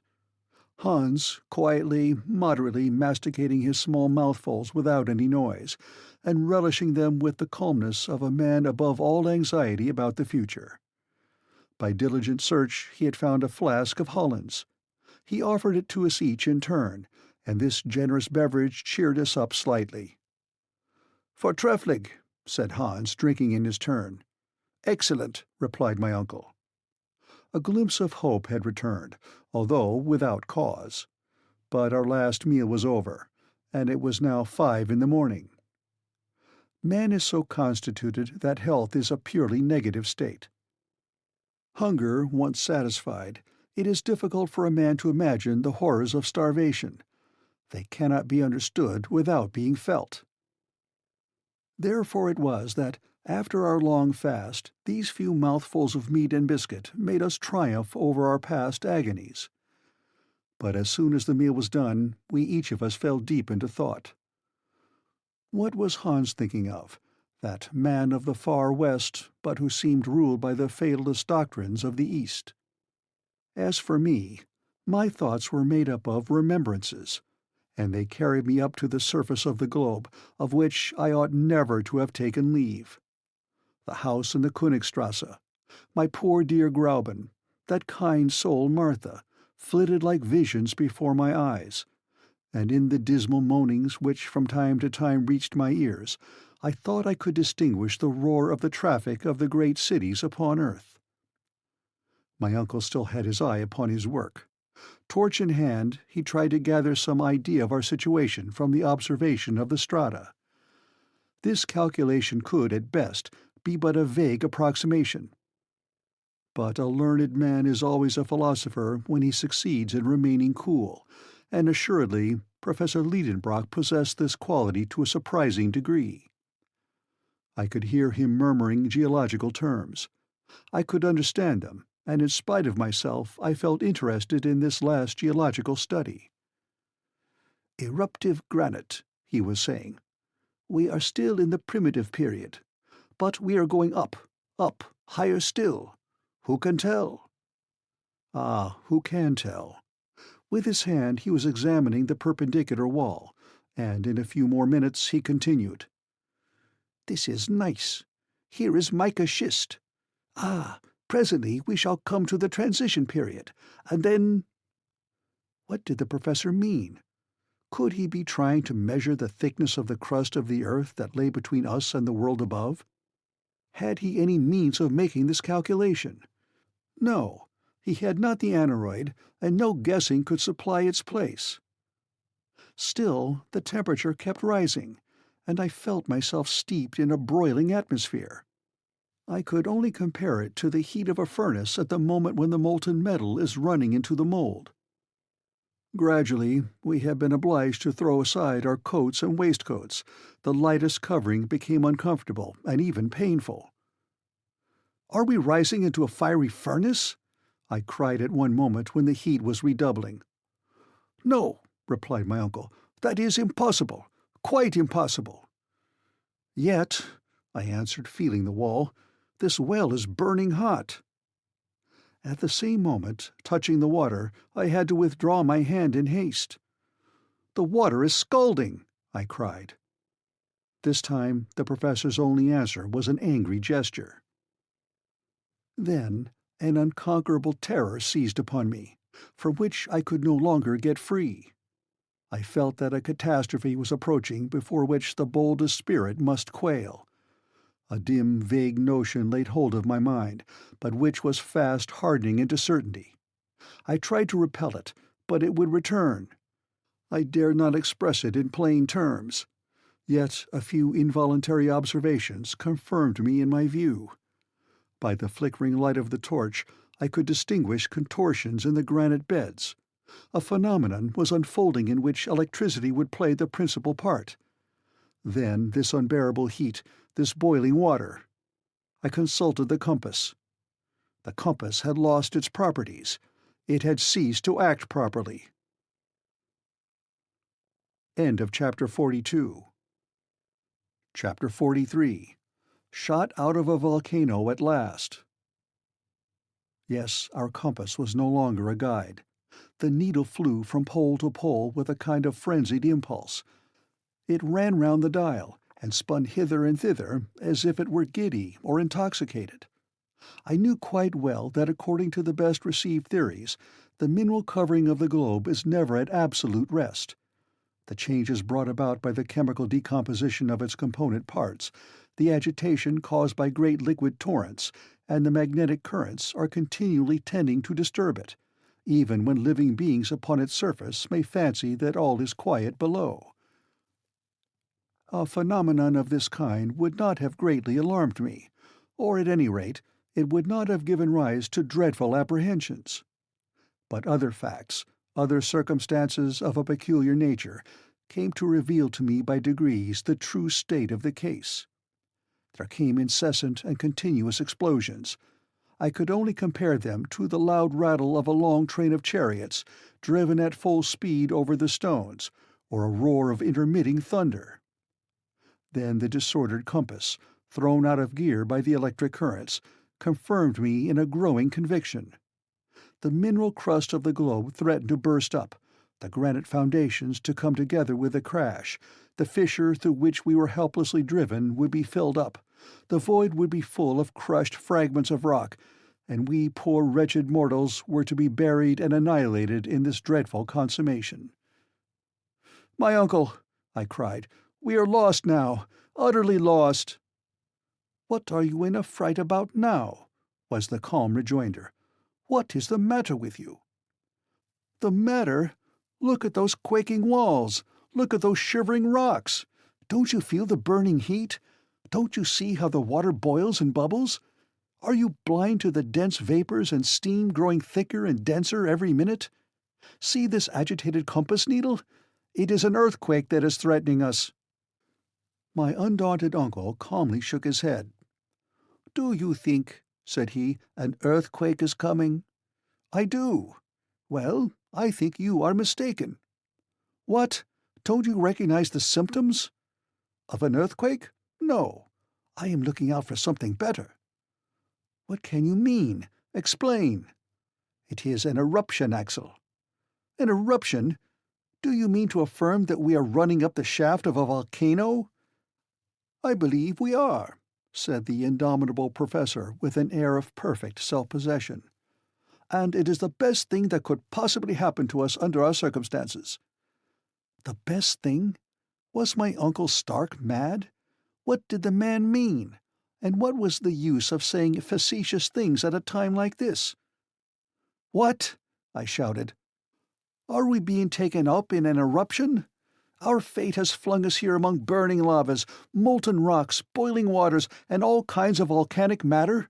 We are going to be pitched out, expelled, tossed up, vomited, spit out high into the air along with fragments of rock, showers of ashes and scoria, in the midst of a towering rush of smoke and flames, and it is the best thing that could happen to us?" "Yes," replied the professor, eyeing me over his spectacles. "I don't see any other way of reaching the surface of the earth." I passed rapidly over the 1,000 ideas which passed through my mind. My uncle was right, undoubtedly right, and never had he seemed to me more daring and more confirmed in his notions than at this moment when he was calmly contemplating the chances of being shot out of a volcano. In the meantime, up we went. The night passed away in continual ascent. The din and uproar around us became more and more intensified. I was stifled and stunned. I thought my last hour was approaching. And yet imagination is such a strong thing that even in this supreme hour I was occupied with strange and almost childish speculations. But I was the victim, not the master of my own thoughts. It was very evident that we were being hurried upward upon the crest of a wave of eruption. Beneath our raft were boiling waters, and under these the more sluggish lava was working its way up in a heated mass, together with shoals of fragments of rock which, when they arrived at the crater, would be dispersed in all directions, high and low. We were imprisoned in the shaft or chimney of some volcano. There was no room to doubt of that. But this time, instead of Snæfell, an extinct volcano, we were inside one in full activity. I wondered, therefore, where could this mountain be, and in what part of the world we were to be shot out. I made no doubt but that it would be in some northern region. Before its disorder set in, the needle had never deviated from that direction. From Cape Saknussemm we had been carried due north for hundreds of leagues. Were we under Iceland again? Were we destined to be thrown up out of Hekla, or by which of the 7 other fiery craters in that island? Within a radius of 500 leagues to the west, I remembered under this parallel of latitude only the imperfectly known volcanoes of the northeast coast of America. To the east there was only one in the 80th degree of north latitude, the Esk and Jan Mayen Island, not far from Spitzbergen. Certainly there was no lack of craters, and there were some capacious enough to throw out a whole army. But I wanted to know which of them was to serve us for an exit from the inner world. Towards morning, the ascending movement became accelerated. If the heat increased, instead of diminishing, as we approached nearer to the surface of the globe, this effect was due to local causes alone, and those volcanic. The manner of our locomotion left no doubt in my mind. An enormous force, a force of hundreds of atmospheres, generated by the extreme pressure of confined vapors, was driving us irresistibly forward. But to what numberless dangers it exposed us! Soon lurid lights began to penetrate the vertical gallery which widened as we went up. Right and left I could see deep channels, like huge tunnels, out of which escaped dense volumes of smoke. Tongues of fire lapped the walls, which crackled and sputtered under the intense heat. "See, see, my uncle!" I cried. "Well, those are only sulphurous flames and vapours, which one must expect to see in an eruption. They are quite natural." "But suppose they should wrap us round?" "But they won't wrap us round." "But we shall be stifled." "We shall not be stifled at all. The gallery is widening, and if it becomes necessary, we shall abandon the raft and creep into a crevice." "But the water, the rising water?" "There is no more water, Axel, only a lava paste, which is bearing us up on its surface to the top of the crater." The liquid column had indeed disappeared, to give place to dense and still boiling eruptive matter of all kinds. The temperature was becoming unbearable. A thermometer exposed to this atmosphere would have marked 150 degrees. The perspiration streamed from my body. But for the rapidity of our ascent, we should have been suffocated. But the professor gave up his idea of abandoning the raft, and it was well he did. However roughly joined together, those planks afforded us a firmer support than we could have found anywhere else. About 8 in the morning a new incident occurred. The upward movement ceased. The raft lay motionless. "What is this?" I asked, shaken by this sudden stoppage as if by a shock. "It is a halt," replied my uncle. "Is the eruption checked?" I asked. "I hope not." I rose and tried to look around me. Perhaps the raft itself, stopped in its course by a projection, was staying the volcanic torrent. If this were the case, we should have to release it as soon as possible. But it was not so. The blast of ashes, scorex, and rubbish had ceased to rise. "Has the eruption stopped?" I cried. "Ah," said my uncle between his clenched teeth, "you are afraid. But don't alarm yourself. This lull cannot last long. It has lasted now 5 minutes, and in a short time we shall resume our journey to the mouth of the crater." As he spoke, the professor continued to consult his chronometer, and he was again right in his prognostications. The raft was soon hurried and driven forward with a rapid but irregular movement, which lasted about 10 minutes, and then stopped again. "Very good," said my uncle. "In 10 minutes more we shall be off again, for our present business lies with an intermittent volcano. It gives us time now and then to take a breath." This was perfectly true. When the 10 minutes were over, we started off again with renewed and increased speed. We were obliged to lay fast hold of the planks of the raft, not to be thrown off. Then again the paroxysm was over. I have since reflected upon this singular phenomenon without being able to explain it. At any rate, it was clear that we were not in the main shaft of the volcano, but in a lateral gallery, where there were felt recurrent tunes of reaction. How often this operation was repeated, I cannot say. All I know is that at each fresh impulse we were hurled forward with a greatly increased force, and we seemed as if we were mere projectiles. During the short halts we were stifled with the heat. Whilst we were being projected forward, the hot air almost stopped my breath. I thought for a moment how delightful it would be to find myself carried suddenly into the Arctic regions, with a cold 30 degrees below the freezing point. My overheated brain conjured up visions of white plains of cool snow, where I might roll and allay my feverish heat.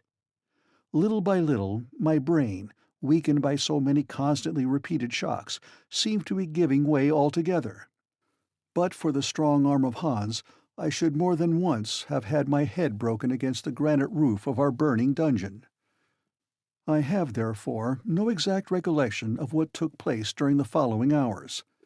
I have a confused impression left of continuous explosions, loud detonations, a general shaking of the rocks all round us, and of a spinning movement with which our raft was once whirled helplessly round. It rocked upon the lava torrent amidst a dense fall of ashes. Snorting flames darted their fiery tongues at us. There were wild, fierce puffs of stormy wind from below, resembling the blasts of vast iron furnaces blowing all at one time. And I caught a glimpse of the figure of Hans lighted up by the fire, and all the feeling I had left was just what I imagined must be the feeling of an unhappy criminal, doomed to be blown away alive from the mouth of a cannon, just before the trigger is pulled, and the flying limbs and rags of flesh and skin fill the quivering air and spatter the blood-stained ground. End of Chapter 43. Chapter 44. Sunny Lands in the Blue Mediterranean. When I opened my eyes again, I felt myself grasped by the belt with the strong hand of our guide. With the other arm he supported my uncle. I was not seriously hurt, but I was shaken and bruised and battered all over. I found myself lying on the sloping side of a mountain only 2 yards from a gaping gulf, which would have swallowed me up had I leaned at all that way. Hans had saved me from death whilst I lay rolling on the edge of the crater. "Where are we?" asked my uncle irascibly, as if he felt much injured by being landed upon the earth again. The hunter shook his head in token of complete ignorance. "Is it Iceland?" I asked. "Nay," replied Hans. "What, not Iceland?" cried the professor. "Hans must be mistaken," I said, raising myself up. This was our final surprise after all the astonishing events of our wonderful journey.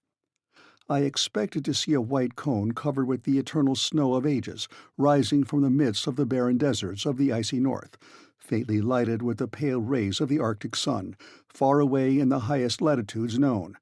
But contrary to all our expectations, my uncle, the Icelander, and myself were sitting halfway down a mountain baked under the burning rays of a southern sun, which was blistering us with the heat and blinding us with the fierce light of its nearly vertical rays. I could not believe my own eyes, but the heated air and the sensation of burning left me no room for doubt. We had come out of the crater half naked, and the radiant orb to which we had been strangers for 2 months was lavishing upon us out of his blazing splendors more of his light and heat than we were able to receive with comfort. When my eyes had become accustomed to the bright light to which they had been so long strangers, I began to use them to set my imagination right. At least I would have it to be Spitzbergen, and I was in no humor to give up this notion. The professor was the first to speak, and said, "Well, this is not much like Iceland." "But is it Jan Mayen?" I asked. "Nor that either," he answered. "There is no northern mountain. Here are no granite peaks capped with snow. Look, Axel, look!" Above our heads, at a height of 500 feet or more, we saw the crater of a volcano, through which, at intervals of 15 minutes or so, there issued with loud explosions lofty columns of fire, mingled with pumice stones, ashes, and flowing lava. I could feel the heaving of the mountain, which seemed to breathe like a huge whale and puff out fire and wind from its vast blowholes.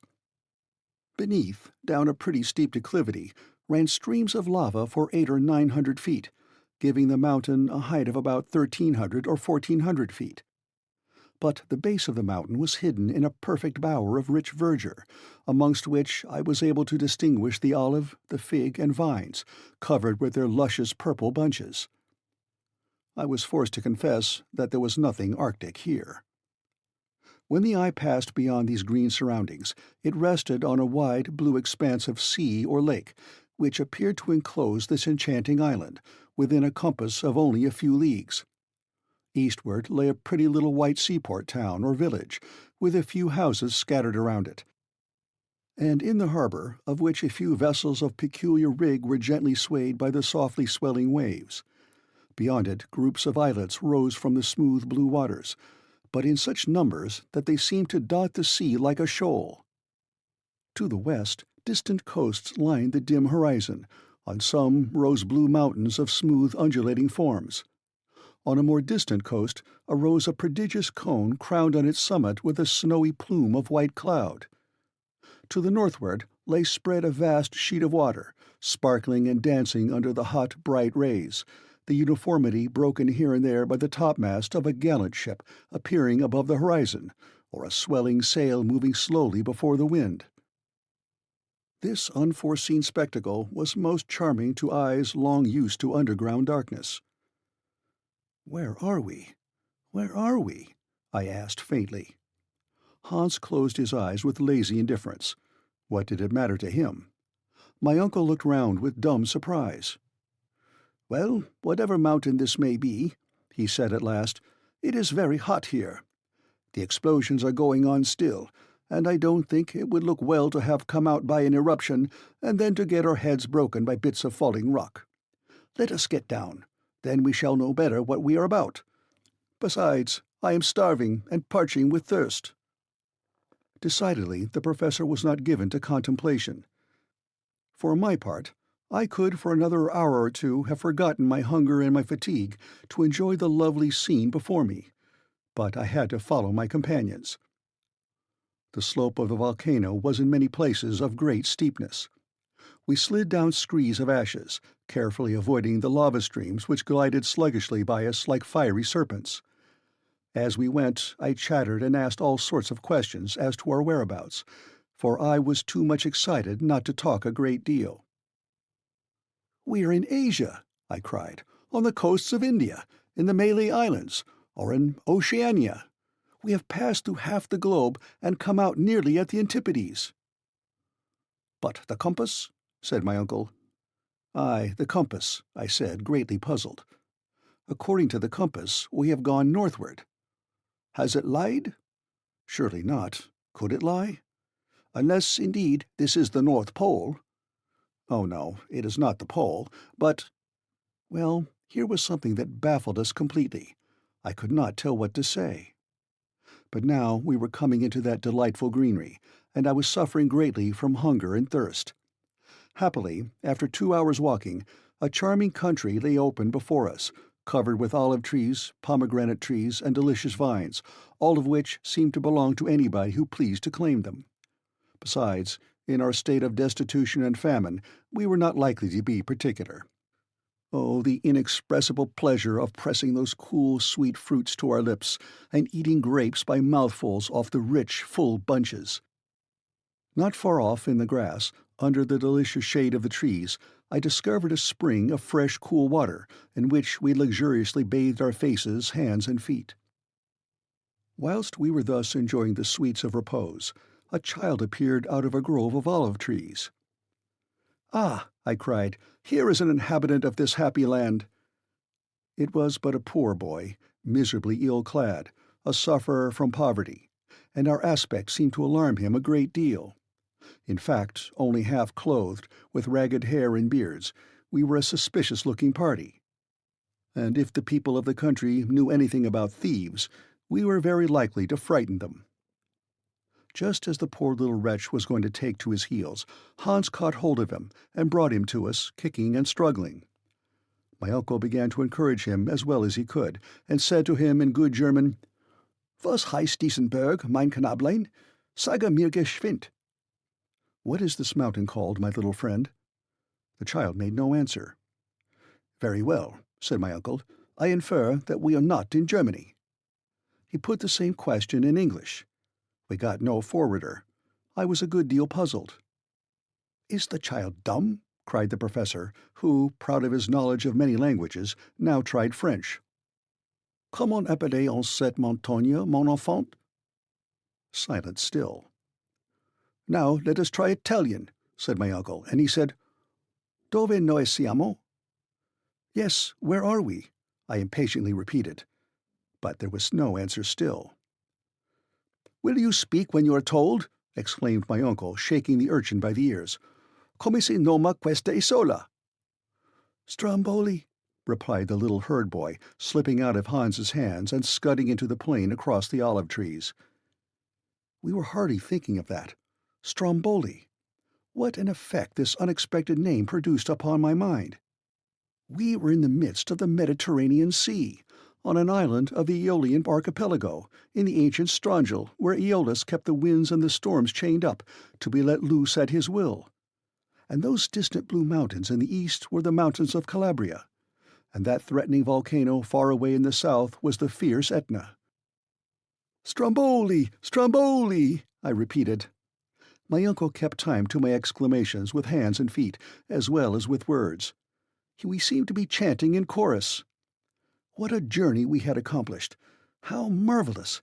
Having entered by one volcano, we had issued out of another more than 2,000 miles from Snæfell and from that barren, far-away Iceland. The strange chances of our expedition had carried us into the heart of the fairest region in the world. We had exchanged the bleak regions of perpetual snow and of impenetrable barriers of ice for those of brightness and the rich hues of all glorious things. We had left over our heads the murky sky and cold fogs of the frigid zone to revel under the azure sky of Italy. After our delicious repast of fruits and cold, clear water, we set off again to reach the port of Stromboli. It would not have been wise to tell how we came there. The superstitious Italians would have set us down for fire devils vomited out of hell, so we presented ourselves in the humble guise of shipwrecked mariners. It was not so glorious, but it was safer. On my way, I could hear my uncle murmuring, "But the compass, that compass, it pointed due north. How are we to explain that fact?" "My opinion is," I replied disdainfully, "that it is best not to explain it. That is the easiest way to shelve the difficulty." "'Deed, sir, the occupant of a professorial chair at the Johanneum unable to explain the reason of a cosmical phenomenon? Why, it would be simply disgraceful." And as he spoke, my uncle, half undressed, in rags, a perfect scarecrow, with his leathern belt around him, settling his spectacles upon his nose and looking learned and imposing, was himself again, the terrible German professor of mineralogy. 1 hour after we had left the grove of olives, we arrived at the little port of San Vincenzo, where Hans claimed his 13 weeks' wages, which was counted out to him with a hearty shaking of hands all round. At that moment, if he did not share our natural emotion, at least his countenance expanded in a manner very unusual with him, and while with the ends of his fingers he lightly pressed our hands, I believe he smiled. End of Chapter 44. Chapter 45. All's Well that Ends Well. Such is the conclusion of a history which I cannot expect everybody to believe, for some people will believe nothing against the testimony of their own experience. However, I am indifferent to their incredulity, and they may believe as much or as little as they please. The Stromboliotes received us kindly as shipwrecked mariners. They gave us food and clothing. After waiting 48 hours, on the 31st of August, a small craft took us to Messina, where a few days' rest completely removed the effect of our fatigues. On Friday, September 4th, we embarked on the steamer Volturno, employed by the French Messageries Impériales, and in 3 days more we were at Marseille, having no care on our minds except that abominable deceitful compass, which we had mislaid somewhere and could not now examine. But its inexplicable behavior exercised my mind fearfully. On the 9th of September in the evening we arrived at Hamburg. I cannot describe to you the astonishment of Martha or the joy of Grauben. "Now you are a hero, Axel," said to me my blushing fiancée, my betrothed. "You will not leave me again." I looked tenderly upon her, and she smiled through her tears. How can I describe the extraordinary sensation produced by the return of Professor Lidenbrock? Thanks to Martha's ineradicable tattling, the news that the professor had gone to discover a way to the center of the earth had spread over the whole civilized world. People refused to believe it, and when they saw him, they would not believe him any the more. Still, the appearance of Hans, and sundry pieces of intelligence derived from Iceland, tended to shake the confidence of the unbelievers. Then my uncle became a great man, and I was now the nephew of a great man, which is not a privilege to be despised. Hamburg gave a great fête in our honor. A public audience was given to the professor at the Johanneum, at which he told all about our expedition, with only one omission, the unexplained and inexplicable behavior of our compass. On the same day, with much state, he deposited in the archives of the city the now famous document of Saknussemm, and expressed his regret that circumstances over which he had no control had prevented him from following to the very center of the earth the track of the learned Icelander. He was modest notwithstanding his glory, and he was all the more famous for his humility. So much honor could not but excite envy. There were those who envied him his fame, and as his theories, resting upon known facts, were in opposition to the systems of science upon the question of the central fire, he sustained with his pen and by his voice remarkable discussions with the learned of every country. For my part, I cannot agree with his theory of gradual cooling. In spite of what I have seen and felt, I believe, and always shall believe, in the central heat. But I admit that certain circumstances not yet sufficiently understood may tend to modify in places the action of natural phenomena. While these questions were being debated with great animation, my uncle met with a real sorrow. Our faithful Hans, in spite of our entreaties, had left Hamburg. The man to whom we owed all our success, and our lives too, would not suffer us to reward him as we could have wished. He was seized with a mal de paix, a complaint for which we have not even a name in English. "Farvel," said he one day, and with that simple word he left us and sailed for Reykjavik, which he reached in safety. We were strongly attached to our brave eiderdown hunter. Though far away in the remotest north, he will never be forgotten by those whose lives he protected, and certainly I shall not fail to endeavor to see him once more before I die.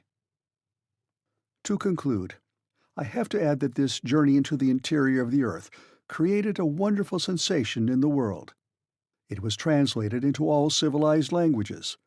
The leading newspapers extracted the most interesting passages, which were commented upon, picked to pieces, discussed, attacked, and defended with equal enthusiasm and determination, both by believers and skeptics.